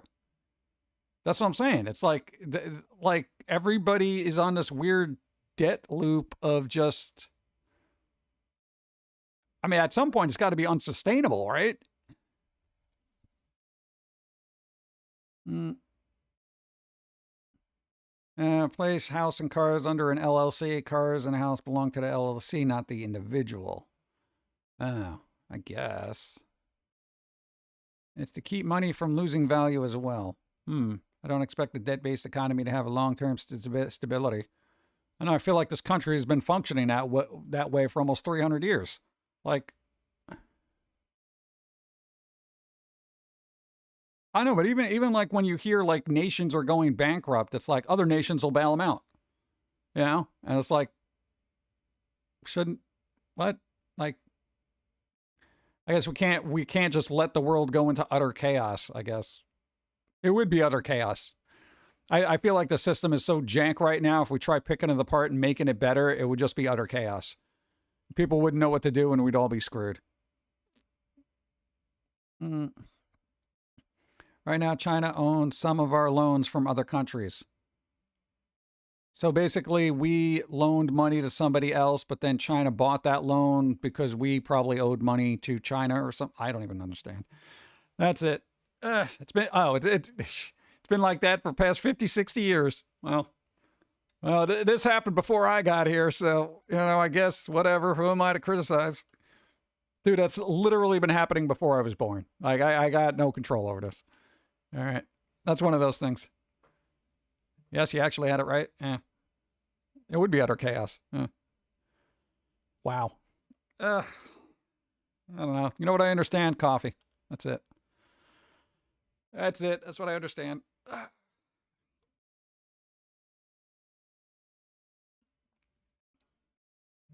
And this guy, he's cool. That is easy to understand and yet still complicated. Yeah, I mean that's easy to understand because I just see red, in the books, as it were. It's like, yeah, if I see a minus symbol, I know it's bad. Technically, most of the world currency is now fiat currency and no longer held or tied anything like gold. If you don't know what fiat currency, boil it down to means, don't worry. If my money isn't backed by gold anymore, trust me, it is worth. Oh yeah, that's it. Yeah. I promise you it's valuable. Yeah, well, usually they used to have an assessment of, every nation had like an assessment of what gold that they had available as resources to back their currency. And it's like, that stopped after a while. People are just like, yeah, whatever. No, I trust you. What? It's literally based on trust in each other, and because each country has a specific resource to offer, they have to trust each other. Yeah, it's kind of weird because, at a certain point, like, God, we technically, like, between us and China, hypothetically, we buy so much stuff from China. Thank you. That, if China turned around and is just like, oh, okay, we're going to, do some weird economic thing to destroy the value of the dollar kind of thing. It's like, we're probably one of their biggest customers, as it were. So it would be like hurting themselves. So we're so economically globally intertwined that everybody just has to kind of keep up the charade. Charade? Charade. I don't know. It wasn't illegal to own gold back when the U.S. had the gold standard. Yeah, at a certain point you had to turn in gold. Yeah. It was weird. Think about it. The Roman Empire never bailed anyone out, and where are they today? I don't know. They're making really good pizza. Plus, they got that Souls-like game coming out. It's all Italy. It's fine. Both pronunciations are correct. All right. Charade. This charade is quite the charade. Weird. I don't know. I can't get into the economy because I don't understand a lot about it. I have monthly bills that I pay to the best of my ability. That's my understanding of economy. Electric bill. Paid. All right. I'm winning. Let's see. Where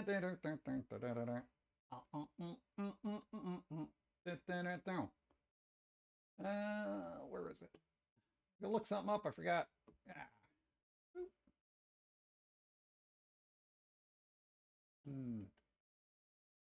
Oh, that's right. That's right. Hold on. Now we got the Steam Summer Sale. I got to get my sticker. There's a sticker you get. I don't know why I keep getting these things. I never use them. You got to pick a category. See, look. Yeah, you got to go to a category, and then there's a sticker somewhere. There it is. Claim your free sticker. Claim it. Oh, that's what I need. Thanks, Steam. Yeah, I want to be throwing that around, chat. A big, juicy peach.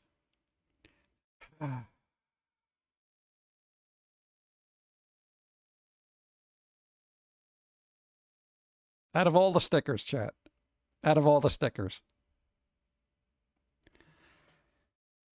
Can't get away from it. I just wanted the cute sticker.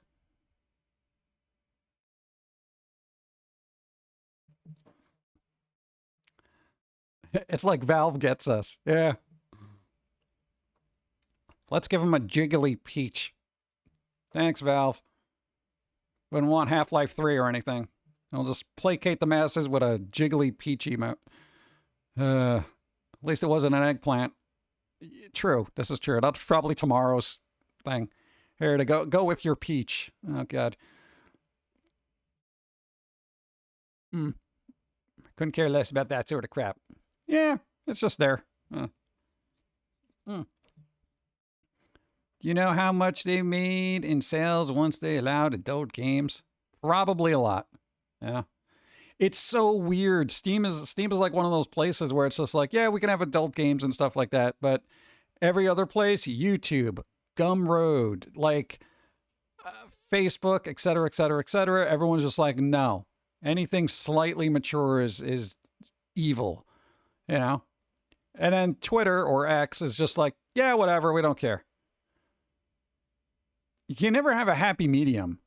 You know, it's just like, at least Steam's got some pretty decent filters, you know, so I can weed out some of that crap that if I don't want to see it. I don't know. I feel like society should just admit that they like jiggly things or just not. But I feel like YouTube and basically every other platform is just like, gets tiresome. As much as it seems like it's annoying, at least Steam is going to be a haven for those people as more of the internet tries to ban them. Yeah, this is true. You know, what Steam will have to worry about is payment processors. Because that's what Gumroad's issue was. You know, for all the, you know, I guess not safe for work artists who were selling their wares on Gumroad, all of a sudden, you know, payment processors are like, no, this is bad. Well, we don't want to support this type of whatever content. And I'm like, it's all money. You're a payment processor. There shouldn't be a morality about what you deem to be fit or not. As long as it's not illegal, I feel like it should just be fine. But then a lot of places have had this issue where there is this, I don't know which payment processor it is, but it's like there are only a handful of payment processors. And if they get, you know, some kind of perspective up in their brain that they want to enforce, then that's kind of what they do. It's weird. Being a private company means that Valve doesn't have to appease self-appointed and moral guardians that threaten their profits. Yeah, but they still got to use payment processors, right?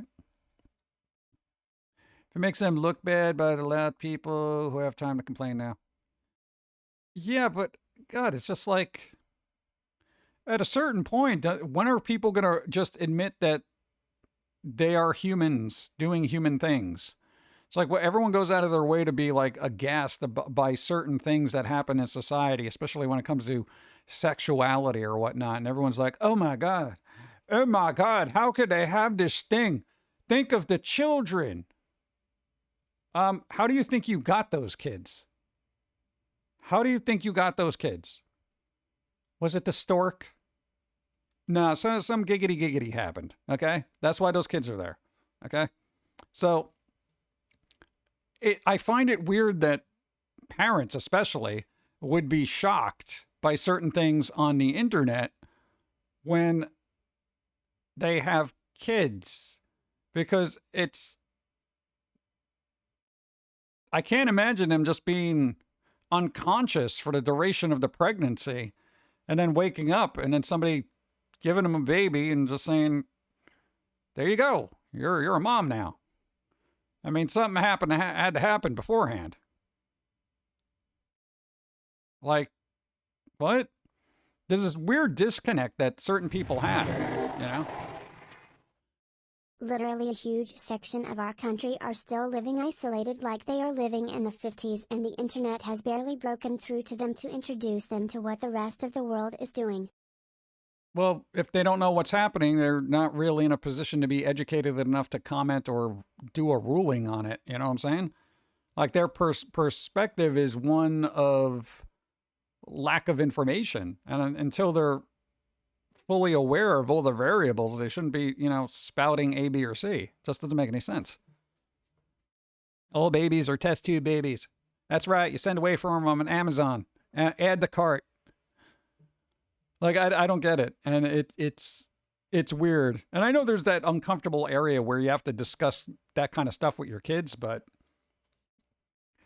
nobody wants to do that. But dude, if you handle it normally and calmly and just be like, bro, this is the way of the world. It gets weird sometimes. People get weird. Be careful out there, that kind of thing. And you don't fumble around. Just, you got to parent up, as it were, And then all this other stuff, if every parent was on board with that and all this other weird stuff, people wouldn't be shocked by it. People wouldn't care. But like, yeah, some people are into this type of thing. Some people are into that type of stuff. It may not be your thing, but whatever. You'll figure that out at some point. Be wary of A, B, or C. That kind of thing. My parents never explained it to me. I had to learn using the internet. Don't. That's the worst place to learn things. The extra kinky stuff, it makes sense to be shocked, but being shocked by regular sexual education makes no sense. Even the weird off the wall stuff, it's kind of like, all right, that's a little bit too extreme for me, but I don't know. Good for you who can handle that, I suppose. It's not for everybody, but it doesn't mean, people who aren't consensually enjoying whatever, and people who are into that, whatever. It is what it is. I don't understand the weird banning of everything now. But then, of course, you don't want everything to just devolve into that where it's like, oh, butts. It's like, that gets tiresome. Imagine if Foamy had your normal voice instead of the chipmunk voice. Oh, it'd probably pretty much sound like this. It'd be crazy, right? Dun, dun, dun, dun. They live. I wouldn't be surprised that weird stuff is weird. If it's weird to you, then it's weird to you. Yeah. But then some people are like, well, this is normal. Well, it's normal for you, but not for me. But whatever, you do you, bro. That's what we need. We need our new slogan for the entirety of humanity to be like, you do you. That's it. Just let people live and let live. Do I prefer Tubi over other streaming services? I generally watch Twitch more than anything else, surprisingly. I have no idea why. I just put it on in the background. I don't got to pay attention to it, and basically I sit around and do work. But Tubi's all right. Pluto's all right. Basically anything that's free is pretty all right. There are still areas of our country that have towns that barely have television, much less the internet, because they live in the middle of nowhere, and no one wants to fund infrastructure there. That's why outrage seems so crazy to us. I'd be outraged at not having TV. That would really tick me off. Imagine the only signals you get is like AM radio talk shows. I don't know what. God, I can't even think of a talk show host now. Does like Hannity have their own talk show? I don't know. Just imagine sitting around in the middle of nowhere in some mountaintop listening to just political pundits complain on AM radio. My God. Get a video game, bro. Have I tried Retro Crush? I do not know what that is. Is it as a game? Is it a movie? Is it a channel? Sean Hannity has his own podcast show, I think. Yeah. I'm sure all those people do at this point. Everybody's got their own podcast. Everyone's got their own thing.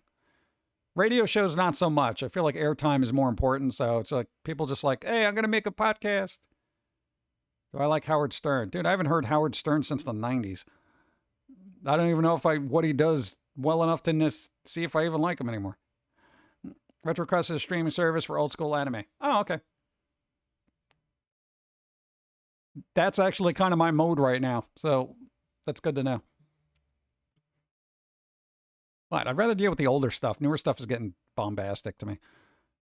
Do I like Scooby-Doo? Are we going to go through a list of pop culture things? I like certain things and I don't like certain things.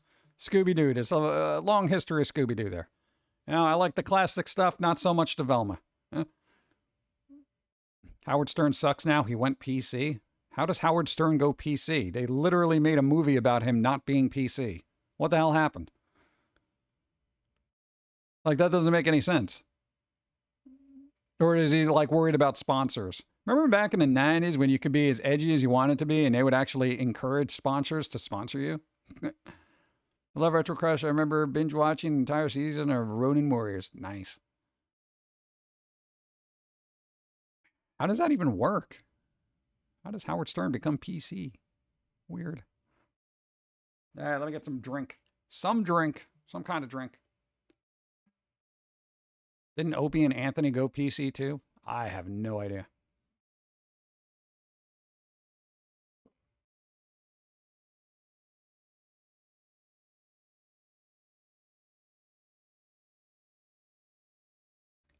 At a certain point, like if you're Howard Stern, wouldn't you just say, well, I don't care?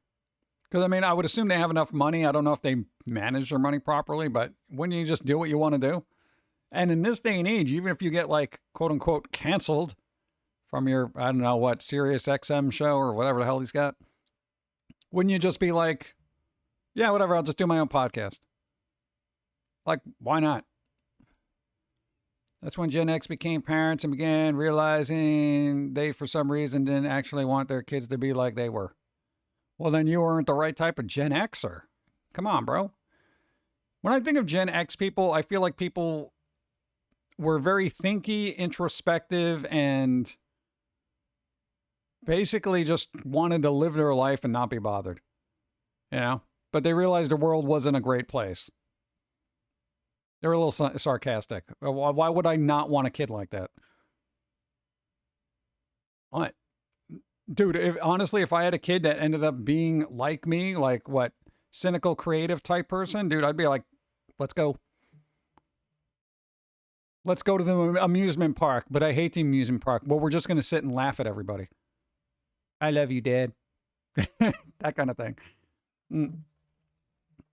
Howard just gets an obscene amount of money from SiriusXM. Well, that's always the other thing. At a certain point in people's career, I think they just get showered with money and they're just like, yeah, this is fine. Whatever, I'll just show up to work and just talk about stuff and then don't care. And they were, but a lot are falling back on their parents' ways of thinking. Huh. Well, then they had terrible parents. Like, I don't get it because, like, it's weird because there are Gen X people that I know that you would think they would be anything but, I guess, conservative leaning growing up. But then they got to a certain age and they got very on that side for some reason. And me, I've always been middle of the road, and generally I don't get into politics. I feel like every side has a valid perspective, but nobody wants to agree on anything moving forward because the world is so polarized, blah, blah, blah. But I have noticed people lean more towards one side than the other as they get older for some reason. And I generally don't understand why, because people end up just, picking teams like usual. So it's like side A, side B, et cetera, et cetera. But I don't know. It's kind of weird.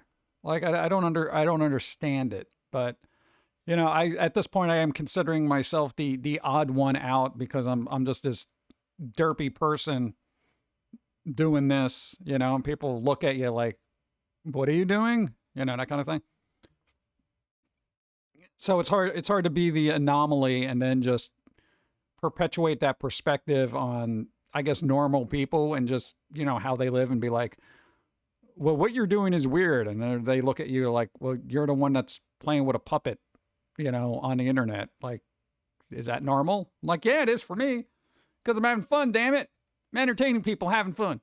People are like, oh, well, okay, I guess, But meanwhile, if they were kids, they would think it would be freaking hilarious and be like, oh, dude, this is awesome. So there is a certain point where people's mentalities change and, what they think was interesting and fun ends up becoming weird and strange to them. And it's like, I don't know where that disconnect happens.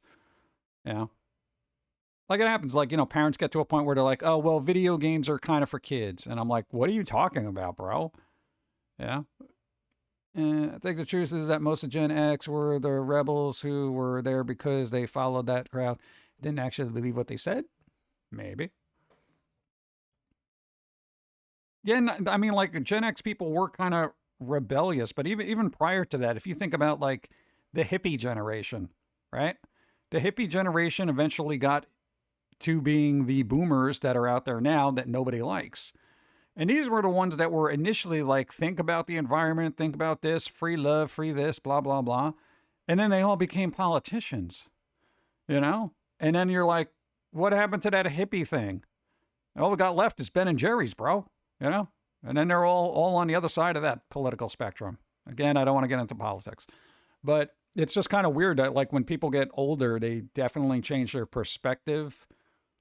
And I figure they would, as people get older, they should be more open-minded to both aspects of a conversation as opposed to just being like, it's all or nothing, Because, with age should come a certain amount of wisdom that would compensate for numerous variables involved merely because you have a more refined way of thinking and processing. But that generally doesn't seem to be the case. I feel like when people get older, they just get so busy that they don't even want to think about it. And they're just like, I think this way, so I guess I'm this person now, And that's kind of it. Pumpkin guy, not a boomer? No, boomer is from like hippie generation. I'm Gen X. Gen X, bro. Wisdom is a very rare thing nowadays. Yeah. Wisdom is just, to me, critical thinking. It's not even like book smarts. But I'm a boomer, bro. There you go. Video games weren't just for kids. Old Atari Edge showed the entire family playing games. Yeah. But even if they were, hold on. That's because corporations got powerful and began to take revenge in small ways that lead to them becoming more conservative because they couldn't afford not to be. Maybe. I don't know. I feel like each person's particular, I guess, ideology growth happens for certain reasons. And unless I'm sitting there picking apart somebody's brain saying, well, what made you this way, considering you were this way when you were, 20, that kind of thing. It's like, well, I've seen this, that thing, blah, blah, blah. It's there's so many variables, Real boomers born between 1946 and 1965. Yeah. Not a boomer. I'm a first year millennial, which I think could be called Gen X adjacent. Yeah, I could see that. Because there are a lot of millennials that have a Gen X mentality, but then there's a lot of millennials that you're like, oh God, they're a millennial. So it's a dicey generation to be lumped into, Because everyone, when you think Gen X, they're like, oh, well, they didn't care. They were just a bunch of sarcastic, blah, blah, blah, Somewhat true, but not all the time. But millennials, it's just like, it's got such a negative connotation. It's like right up there with boomers. But on the other side, when you think boomers, you think like, old conservative people. You think millennials, you think over the top, super liberal people who are just yelling at you about everything. And I don't believe in categories like that because it's bad to just lump people into a generalized term. And I feel like we should be in that point in history where we realize that we're not like, hey, you know what? This group of people is this. It's like, aren't we supposed to be fighting against that? So I don't look at all boomers as being like, oh, well, they're old and they're that way. Or all millennials is like, oh, they're those, you know, or all Gen X, blah, blah, blah, you know, et cetera, et cetera. There will be a certain amount of shared life experience that those groups will have, and they will only understand amongst themselves. But, you know, if you're not going to, you know, reach from generation to generation, we're just going to keep making the same mistakes over and over again because nobody wants to learn from the previous generation because they're automatically dismissive because they end up just putting them in another category they don't associate with. So, you know, for a Gen X to not to listen to a boomer because they're a boomer is stupid. You know, for a millennial to not listen to a Gen X because they're Gen X is stupid. You know, it's all based on the individual, you know, so every individual from every genre of every age has something valid to offer, you know, and God forbid, don't be an old person and look at a younger person. Well, they're young and don't understand. You know what they do understand? The ideas and hopes of being youthful, which a lot of people forget about when they get older. And that I really think a lot of people forget when they get older is they forget that there is a perspective of possibilities, because a lot of people, when they're like, bro, I'm like 60, there's no possibilities, I'm just going to wait for Social Security and die eventually. I'm like, no, dude, you can invent stuff in your 60s, you know, you can do stuff in your 40s and your 30s and whatever. And you could always look to a younger person who's like, just like, dude, no, it would be really cool if we did this with a video game, you know, and they have all those idealistic views. And the cool thing about that is they haven't been mired down by the improbable possibilities that real world places upon them and just sucks the life out of them. That happens when you get older because, you know, you got to worry about real life circumstances and consequences. But, you know, younger people still have that enthusiastic possibility vibe to them that it's difficult to hold on to as you get older. But dude, a lot of people just immediately just throw it out the window. They're like, yeah, well, whatever, you know? And dude, if I didn't have like a enthusiastic, you know, perspective on stuff, I wouldn't be like, hey, let me stream as a little pumpkin. You know, it's kind of weird, you know? Yeah. I think there's also a disconnect between them not realizing that life expectancy has increased since their time. Yeah, there is that possibility. I don't know. I don't think, with the way I eat and take care of myself, I don't think my life expectancy has increased much. But, you know, it kind of really depends on how you take care of yourself. But, you know, I think a lot of people just are, meh, you know. And I get being world weary because I'm already world weary, you know, but it's not so world weary that I still don't have enthusiasm for certain things, you know. Gen X likes to sit back and watch boomers and millennials complain at each other. This is true. You know, because they're in the middle just being like, yo, you're both all idiots, you know. And to a certain extent, that's true, but, you know, it's weird. Admittedly, that's what... yeah, they do end up teaching that in the media. It's just like, you know, ignore your elders because you're cooler and you're younger. And then, you know, older people ignoring youth just because they're young and stupid. They don't know any better. Yeah, but come on. You know, bridge that gap. But you know how many people, there have been people who have said this numerous times over multiple generations of everybody should bridge the gap between generations so we have a better understanding of us collectively. And we're all sitting here saying, stupid boomers, dumb millennials, brr to brr. You know, nobody wants to actually extend that olive branch and be like, all right, tell me about yourself. Because that takes effort.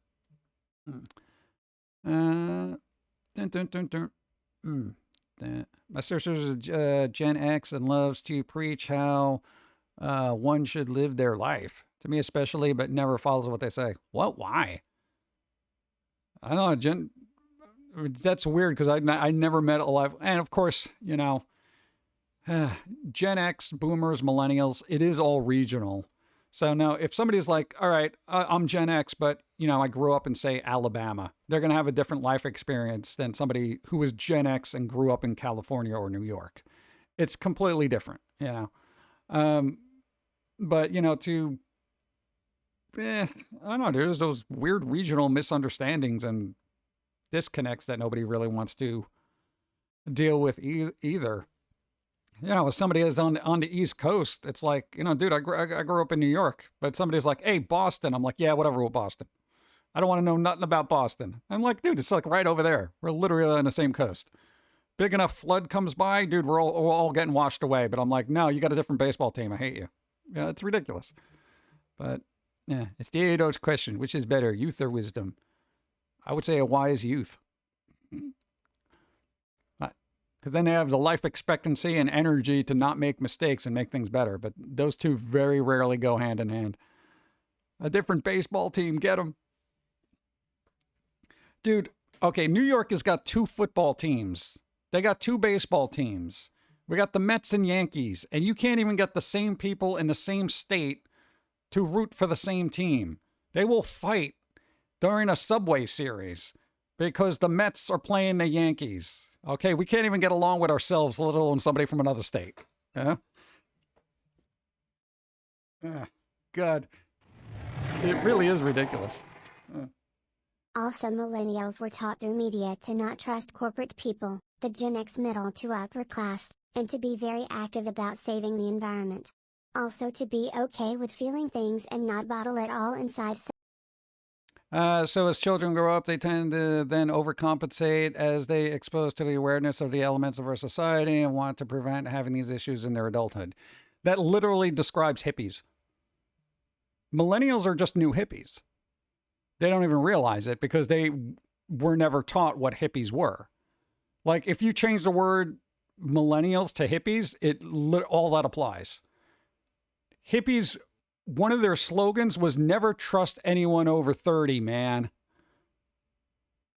Like, dude, that was a thing, you know? And they were all about the feelings and saving the environment. No nukes, bro.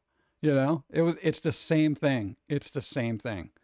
You know, for a generation that finds themselves to be so unique and the troubadours of the new environmental movement, we already did that. And they became corporate America. So this isn't going to be any different. It won't be, because people do what people do, which is what they always do. So we're just going to hit reruns. So we're in a hippie rerun. A part of me is just Leo from That 70s Show. Gen X grew up not wanting to be hippies, so he became yuppies. No, yuppies was pre Gen X. If anything, Gen X became, like, if you look into what Gen X did, they did a lot of computer gaming stuff, a lot of music and all that other crap. Yeah, if anything, it was probably a very creative generation. But then again, so were hippies. So, dude, it's like all that kind of weird crap. That's why I don't know why they refer to Doom as a boomer shooter. Okay, like that needs to just stop, because it's not just because it's an older game, you can't just lump it into boomers. And that's one of those youthful ignorance things that you kind of want to correct. Because boomer shooter to me is just like Pong, maybe? I mean, like, that doesn't make any sense. It's a whole completely different world. A boomer shooter is aggressive chess, okay? That's what that is, on an actual board. A boomer shooter is shoots and ladders. It's a boomer shooter. That's what that is. It's Mousetrap. It's Connect 4, okay? It's pre-electricity.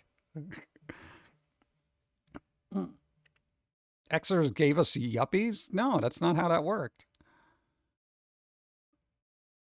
Gen X looked at rich people as yuppies. Yuppies were 80s. Those were like 20-somethings in the 80s that were probably born... Yeah, all right, no, technically they would fall in that category. They would, yeah, you're right. Because I'm thinking like I got a total disconnect from like 90s and 80s, but technically on paper, Gen X yuppies would be yuppies. Because they would be born in that Gen X era. But then, okay, like Gen X, you had the two sides of a coin. You had your Gen X people, which were like your weird anti-establishment type of people, and then you had your yuppies. So that is correct. So yeah, Gen X had yuppies, you know, and the other thing, millennials are going to have the same thing. Hippies had their same thing, you know. Real boomer shooters exist. They were, what? Now, boomer shooters was World War II. Okay, that was the super realistic shooter. That's what a boomer shooter was. Actually, no, Vietnam. Let's see. I believe Gen X didn't want to be part of the actual establishment, so they just ignored it mostly. Yeah. Boomer shooters were clay discs. That's pretty good. I like that. Korea, Vietnam. Yeah, I was going way back. That was the greatest generation. That was their first video game. Let's see. Boomer shooter was Korea. Yeah, Vietnam and all that other stuff. It's kind of crazy. Yeah, Boomer shooter. Dennis the Menace. That's all they had back then. Rubber bands and stones. I don't know, but it's weird. You know, it's never going to get fixed. It's interesting to talk about every once in a while, but there's no way it's ever going to get fixed. Because, you know, younger people feel like older people don't know what they're talking about and vice versa. So nobody ever wants to reach and kind of connect those generations and kind of meld those ideologies and perspectives and, you know, experiences. So, you know, older people forget what it's like to be young and younger people can't understand what it's like to be old. So here we are. It's the perpetual cycle of humanity. All right, let's see what I got for coffee. Let's see what we got left for coffee. All right.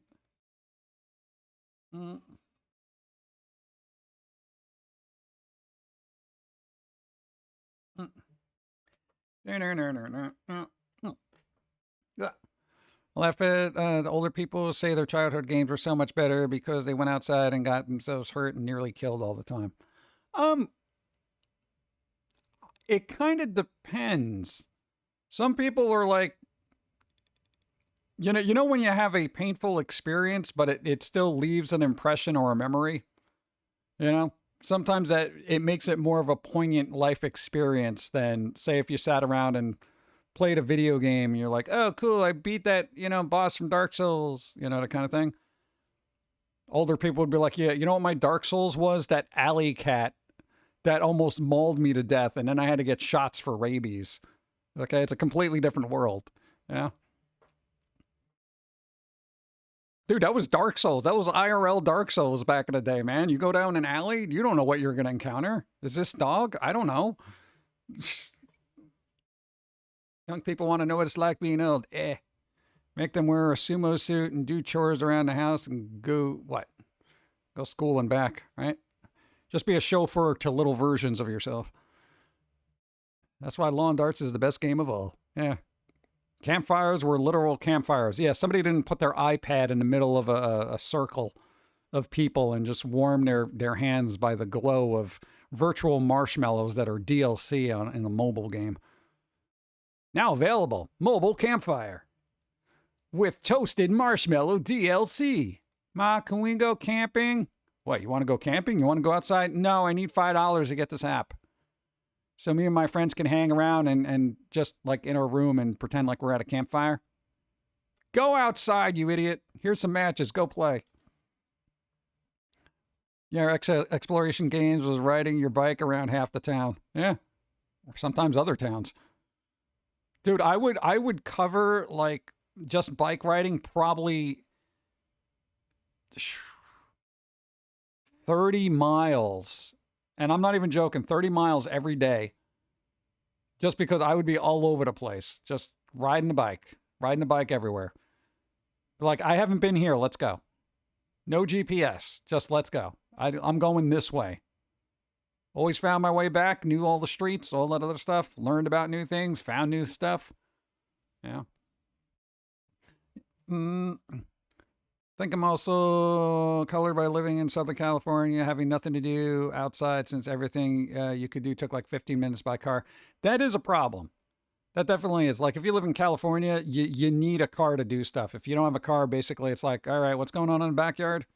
Yeah, well, screw this. I'm going to go play Persona. Like, you know, if you grow up in New York, it's a completely different thing because, like, literally you can walk 5 miles and encounter 500 different things. You know? Like, literally, it's insane. So it is, again, it is that regional thing where it's just like, you know, everybody's experiences, whether they're, you know, young or old, are going to be different based on region and location. It's kind of crazy. You think they called them a hippie because they like hippos? No. Hippos are violent, dude.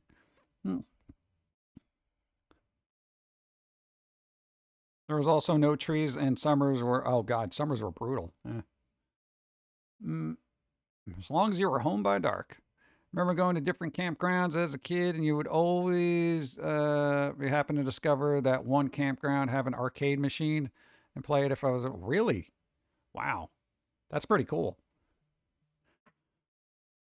The only time I actually found a weird place is like there was a school trip to a dude ranch. Yes, a literal dude ranch where, I don't know, they decided to bring all these kids to a farm somewhere in upstate New York or some crap. And there was this one place that had an old like Pac-Man cabinet. And they're like, all right, everyone, we're going to go horseback riding. And I'm like, I'm going to go play Pac-Man. And that's how unorganized that school trip was. They literally left me to my own devices playing Pac-Man on what was essentially an abandoned dude ranch with just weird animals and critters roaming around. That was it. That was my school trip. Played video games. Why didn't you go horseback riding? Christopher Reeve. Okay, that's why. Let's see. Also, we're really strict about skateboarding and skate parks being fenced in and having to pay to go inside. Yeah, that's ridiculous. Every town should have like a skate park. At this point, you know, it's fine. Bum, bum, bum, bum. Pac-Man's better than horses, dude. Horses. All right, here's the thing. Here's the thing about horses. They're nice from a distance. Okay, I know if they are bored, they can bump into me and destroy my life. Okay, literally, I can get thrown from a horse. It could mess up my life. It is a creature much bigger than I am. Therefore, they are the bigger fish. And I want to avoid them at all cost. Okay? Dun, dun. Bum, bum, bum, bum. Yeah, their back kicks can kill you too. Yeah. No, dude, there was this one kid that got on a horse and the horse just like freaked out. You know, he almost got thrown from it. You know, if the stable person wasn't there to like kind of calm the horse down. And dude, that could have been a freaking disaster. Everyone, you know, just going along the merry way. I'm like, yeah, you do that. You guys hang around, you know, walk down a trail of pooping animals. You know, I'll go play video games. Thanks. Give you dexterity training? Oh, video games? Yeah.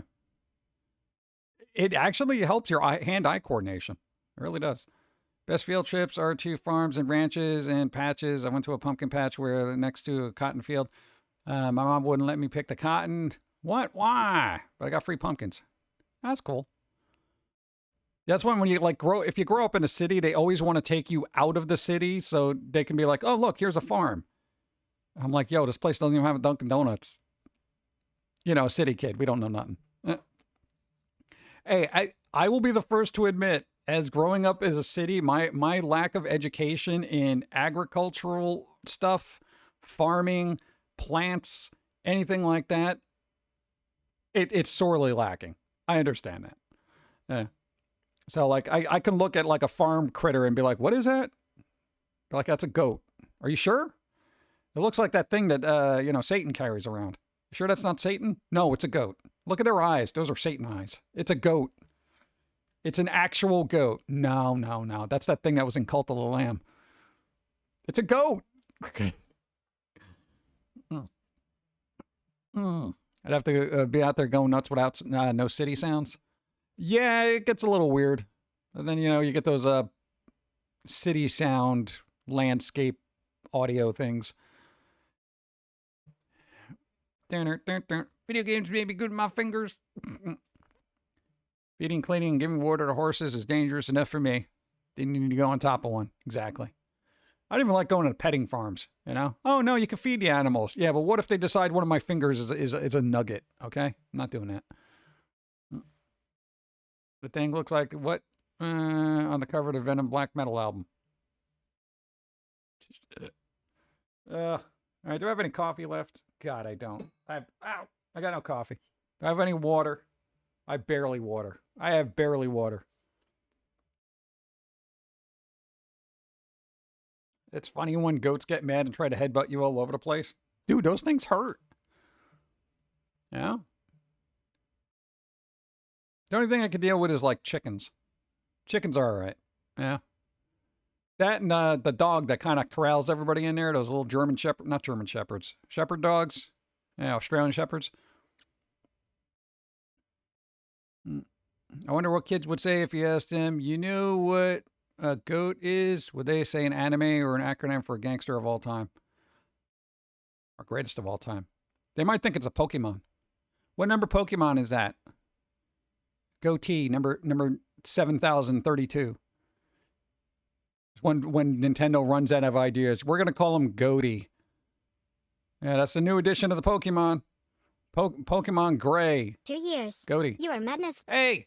Helping to keep the pumpkin Thank cool you. in the summer. Jim happy. Thank you, Irish. I appreciate. That is 2 years of goodness. Throwing in a hype train just for fun. Thank you, thank you. Thank you. I appreciate. Horses will also scrape their sides against the corral to try to scrape you off and or break your leg. Oh God, that's a nuisance. See, I don't ever want to be in a position where my mere existence seemed to be like a nuisance, like I'm crap on the heel of something and it just wants to scrape me off. That should really be a very humbling experience as your place on a food chain. Yeah. If you're riding a horse and it's just like, you know what, get this off me. And it just starts rubbing up against the side of a building like you're a nuisance. Yeah, I shouldn't be here then. You know? That's when I'm like, okay, I get it. I get it. All right, just let me down. Somebody get me off this thing. It literally thinks I'm crap stuck to its back. Pokemon already did it. A Go-Goat? The Go-Goat. They ran out of ideas quicker than I thought they would. Go-Goat. Oh, God. Did I have like hammy for hamster? Like, what are they doing? God. Dun, dun, dun, dun. It's basically a living goat motorcycle. What the hell happened to Pokemon? Shit. Now I gotta look this up. Are you kidding me?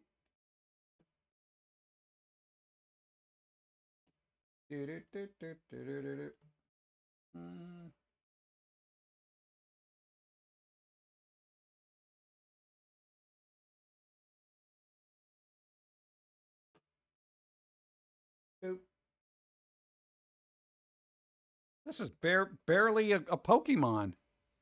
Look at this. Go-Goat.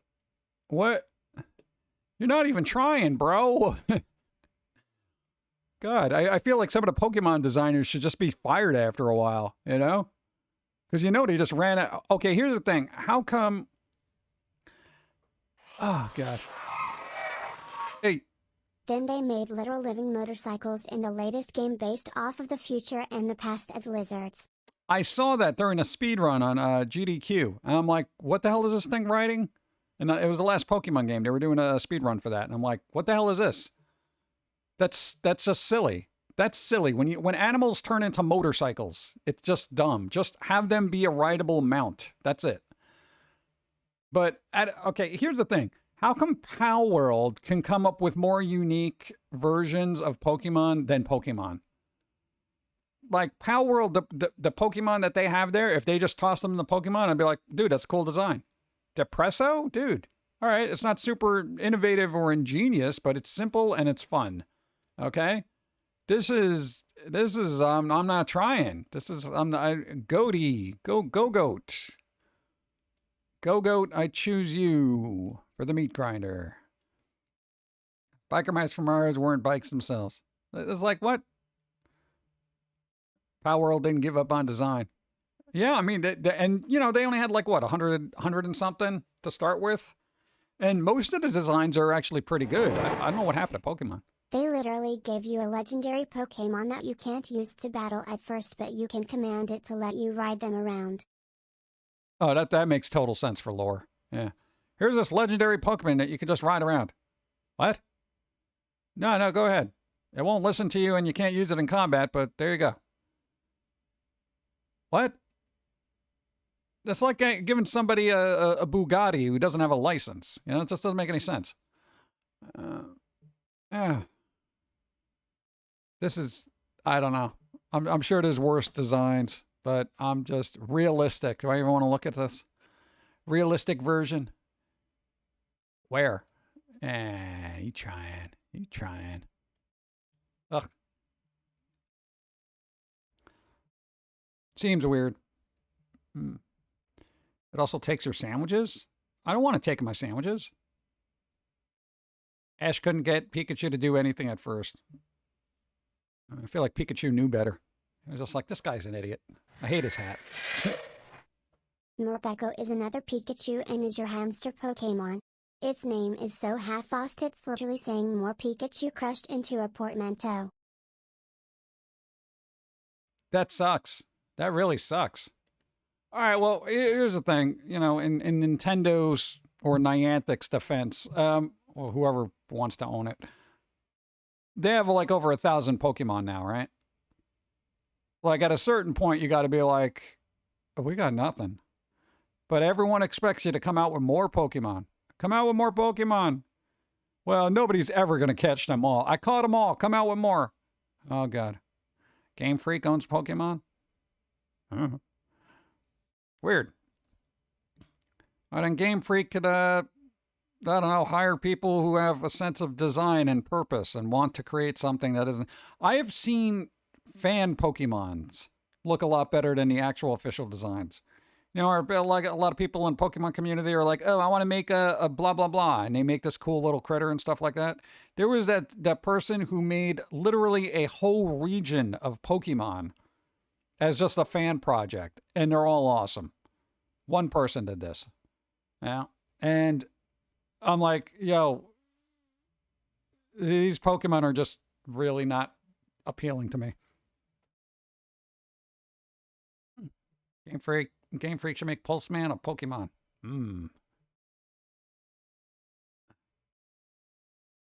That's how you bond with them? By giving them sandwiches? Ah. Seems like work. Seems like a lot of work.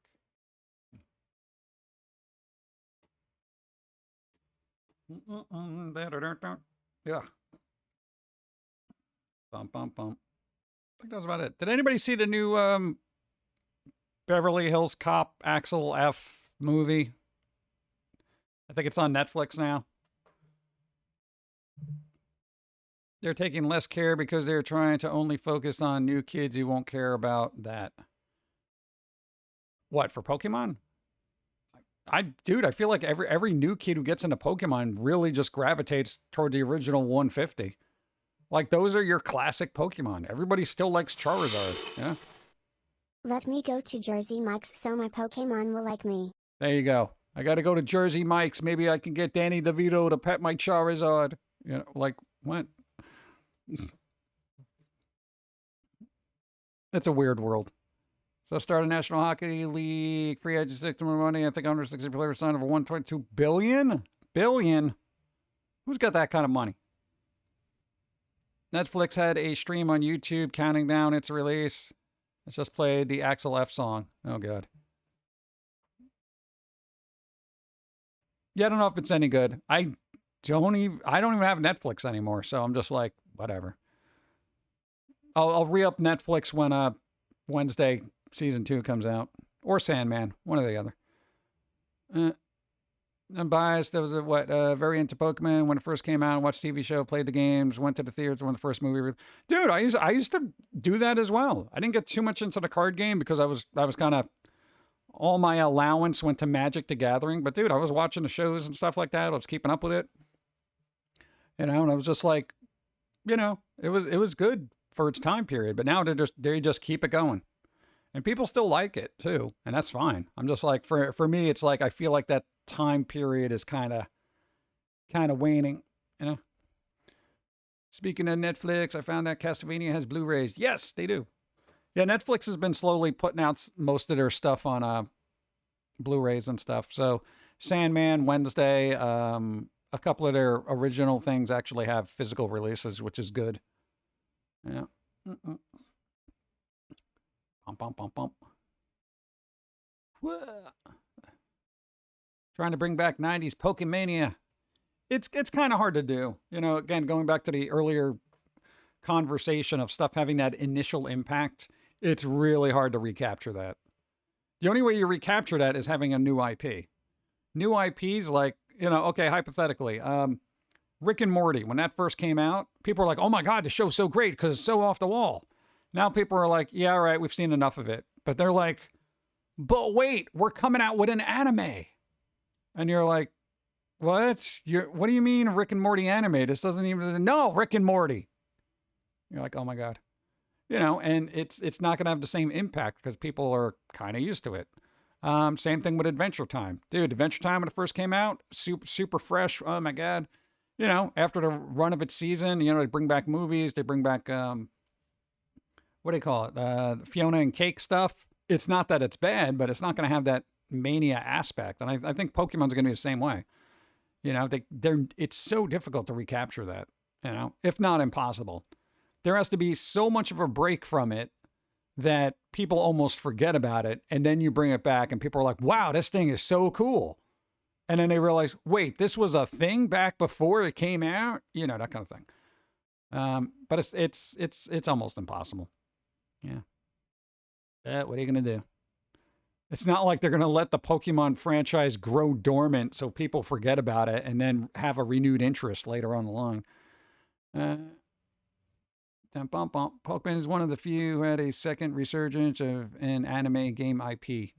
I think that was mainly because internet, honestly, because then it's like all the geeks got together who finally liked Pokemon and they had a place to share and talk about it. Aside from just sitting around in card shops being like, dude, I like Pokemon too. Yeah. But I think at a certain point, even that's going to be like, all right, you know, it happens. Waiting for Nocturne to get a Blu-ray. I'd rather pay $30 for a Blu-ray than $25 for a month for Netflix. Yep. I wish would have aged up Pokemon and made it more gritty and adult themed, but I understand why they didn't. You can have what's it, Ash be this like super gritty, you know, oh, I used to be a Pokemon champion. Like the old man Logan aspect of it, you know. To try to get him out of retirement. No, we need you. We need you to win this championship. Super important. I don't know if I got it in me. You know, that kind of thing. Then he ends up dying at the end in some dark, gritty thing, and then Pikachu tries to shock him back to life, but it just doesn't work. And I just made everyone's childhood a little bit darker. That's what I'm here for. Pokemon was interesting because it wasn't super complex. You got Pokemon, then they fight over other Pokemon, but it's okay. They liked it. Yeah. That when Pokemon Go became a thing. Oh, that's right, Pokemon Go. I haven't even opened that up. I think I offloaded that in my phone. I just don't even look at it anymore. Like, I could free up a gig. Yeah. Now it's waning again. Yeah. Pokemon Go did help. That was like, I literally forgot about it for a second. That is a very good example. It was sort of age of, I read that. Remember it being so popular, my school bought VHS tapes for after-school kids to really watch as a reward if they behaved well and completed their homework. That's amazing. See, that's a cool school. Now, school we went to, if you had like Magic the Gathering cards or Pokemon cards, they basically confiscate them and just say, you're getting these back at the end of the year. And you're like, what? Especially the Magic the Gathering cards. Pokemon Go was huge for like 2 weeks. Yeah, I remember all the streamers finally leaving their house to try to go catch stuff at Pokestops. It's pretty funny. Technically, Detective Pikachu was the dark and gritty attempt, but it came out to lukewarm results because they went too far in the wrong aspects and not far enough in the right ones. Yeah. Should have just been a whole movie about Psyduck, frankly. Just saying. He was the best part about that movie. Come on. Yeah. Thank you. I remember my little brother taking a flight to just get an exclusive Pokemon one time. Really? They took a flight. I'm like, Ma, I need a ticket to JetBlue. What, where? I got to go to the Congo. What? There's a special Pokemon there I can only get in a Congo. What? Pokemon Go? Dude, it only spawns in the Congo. Let's go. I'm not sending you to the Congo so you can get a Pokemon for your Pokedex. Get out of here. I'll do it. I'll go fund me so I can go to the Congo and get Pokemon. Oh, God. My school confiscated my Pokemon stuff back in 2000. I got a question. For people who ever got their stuff confiscated in school, did they ever give it back to you at the end of the year? Oh, because I was that OCD kid that I was like, I know what you have, and I know it's mine. Where is it? And one year, it was like a little toy or an action figure, right? G.I. Joe figure, I think. And I'm like, yeah, you had one of my toys. You confiscated it. It was like the third week of school. You know, I got back from summer and I had this cool toy and I was playing with everybody and then you confiscated it. You said you give it back to me at the end of the year. It's the end of the year. Where is it? These bleepers couldn't find it. I'm like, what do you mean you can't find it? No, not the end of the day. The end of the year. Okay? Yeah. I refused to hand over my stuff once I had to leave class. I didn't for some things, but sometimes I just threw them out. Oof. Yes, I know my dad was a janitor, so I always got it back a week later. Nice. I got my items back because I had my name written on everything and brought to school. Teacher gave it back at the end of the day, elementary or class. Oh, nice. Hand it over or leave. Yeah, you don't give me that option because I'm like, oh, all right. I can walk home. Some things I did, but just getting it back to my parents. My parents had to come in and get my stuff back. Really? Yeah, no, it was just that thing. They just held on to it. And I, dude, I was infuriated. Like, that was one of those things I was like, that was the first lesson I learned that parents and adults are not responsible. They're literally not responsible. Because if they were responsible, they would have put it in a nice little bag with my name on it and said, they get it back this time. When it became a problem, the teacher would hold it till PTA meetings. Yeah, no, we didn't even have that. Again, this one went to a Catholic school there, you know. I'm surprised they didn't burn it in effigy, you know. Yeah, I didn't have my stuff taken after I once said, if you'll regret it. Fast forward to my mom making the teacher cry in front of the class. Yeah, it's always good when the angry mom comes in and stirs crap up. But then the problem is once they leave, all our eyes are on you for the rest of the year. That's the thing. That's the problem. My father got thrown out of school for standing up for my brother when his beaver got confiscated. Oof. I never agree with the idea that teachers can take your stuff. No. It's like personal property, you know. But again, this is a different time period. But, you know, that was like definitely a life lessons where I was like, wow, you know, older people were just as irresponsible. You know, fast forward to now, and I'm like, wow, people are irresponsible of any age. It doesn't matter. So, you know, even back then, it was a good life lesson to be like, well, you know, I literally don't trust adults now because they're idiots. You'll get it back at the end of the year. No, I don't think I will. I don't think I will because I know how this goes. This is why I'm not giving it to you. I'll call your parents. I'm like, you don't want to do that. No, you don't want to do that. No, you don't want to do that. There'll be a back and forth. And then, you know, this one's mom would come in and just yell at everybody. Like, you know what? His mom would yell at him for messing up and then yell at the teacher for just being them. You know, that kind of thing. So I was fine being collateral damage because I wanted to see the problems. I wanted to see it unfold. I don't care if I got grounded or something like that. I was like, let's go. I'm like, no, man, I cannot watch TV for a week. That's fine. All right. No, because then after instances like that, teachers always have a bit of reluctance and reticence in bringing in the parents again. Yeah. But then they don't like you for in perpetuity. Like there will be stories told about you in the, you know, teacher's lounge. Oh yeah, that one. Yeah, man. No, when he gets to your class, you know, I mean, keep an eye on them, but just don't get their parents involved. My grandma was well known by the faculty, so they chose not to argue with her about dealing with me and my autism, which public schools at the time barely understood what to do with. Oh yeah, back then, dude, bro, none of them. None of them knew how to do anything with any kind of autism, ADHD, nothing.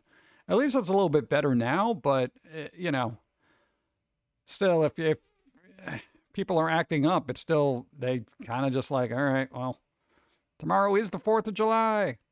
Dawn will be streaming tomorrow, which is kind of cool. Because there's going to be games. Game giveaways, 4th of July. I don't know what time, though. So if you can hold on, I could check that out. Give me a second. Look at some coffee cards.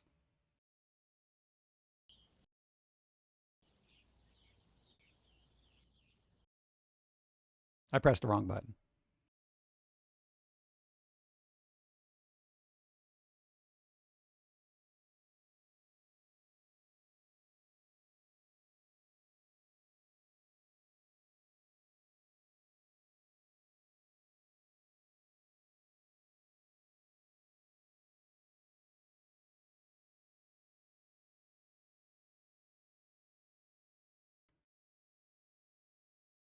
All right, hope the leader wasn't anything too spicy while I was gone. 12 noon.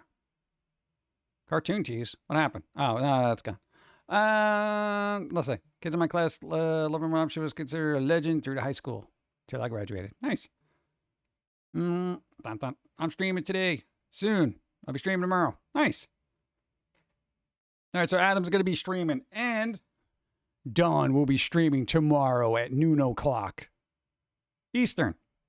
Which means if you're not doing anything on the 4th of July and you got extra burgers and don't want to be outside, you just stay inside with your phone and you look at Dawn's stream where they're going to be doing the thing that they do with giving away games on Marbles on Stream. And it'll be great. And I'm putting their link in the chat. All right, everybody likes free games. Everybody likes free games. Nobody has ever said, I don't like free games unless they use Epic. Making something to decorate my laptop. Hey, decorate. Nice. There you go. Go. Tacos are delicious. What's going on? I've been working overnights. Also, my car insurance has paid out. Hey. I'm paying off debt. Good times. Good times. There you go. Thank you. But I am wrapping up. I have been on for 4 hours and 22 minutes talking for no reason on a day when I should not be standing because my foot exploded. So, what I'm going to do is I'm going to be wrapping up. I'm going to see who's on right now. All right, you got lots of people to choose from. You got Adam's going to be streaming sometime soon, if not now. But oh, they're doing that, right? Let me sec. All right, there might be some sounds here. Give me a second. Could you click on this? Come on. Mute. All right, good. What do we got? You got speedrunners doing the speed things for Doctors Without Borders, so that's kind of cool. I feel like we should do that. I feel like I'm obligated to send people there. Dude, they're trying to help doctors, you know? I'm sure there's several people here that decided to not get the $60,000 T-shirt from Balenciaga and now want to help Doctors Without Borders. You know, I feel like that's the right thing to do. You imagine? Oh my God! All right, definitely got to wrap up. Let's see. Since I've split up audio. All right, Adam is streaming. They doing. You click on their name. You want to see what they're doing? You click on a name. It takes you to the channel. You do that. Where is it? Go. I think Darwinism should be reinstated tomorrow and no emergency medical facilities should be opened. Yeah, but you know, society and that doctor thing with the Hippocratical oath. Hypocritical oath? What is it? Whatever it's called. All right, let's see if I can do this and not get in trouble. God, it's been a while. I got to find this playlist. All right, chat, you ready? Are you ready? We are wrapping up, but we're going to do it old school.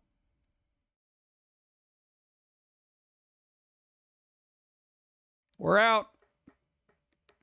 Tomorrow, Dawn is streaming at 12 o'clock. All right? Here we go, bro. All right, 12 o'clock tomorrow. We're going to be doing things. Dawn's going to be streaming games. We're going to go do... I just want to listen to the music, honestly. I'm just saying. There we go. All right, everybody. I don't know, do a thing. We're gonna raid Games Done Quick. Adam is streaming now. So you go see what they're doing, or watch speed runs and help Doctors Without Borders. Yeah. Nice. Later, everybody. Thanks for being here and helping out. Try to enjoy your holiday if you can. Go.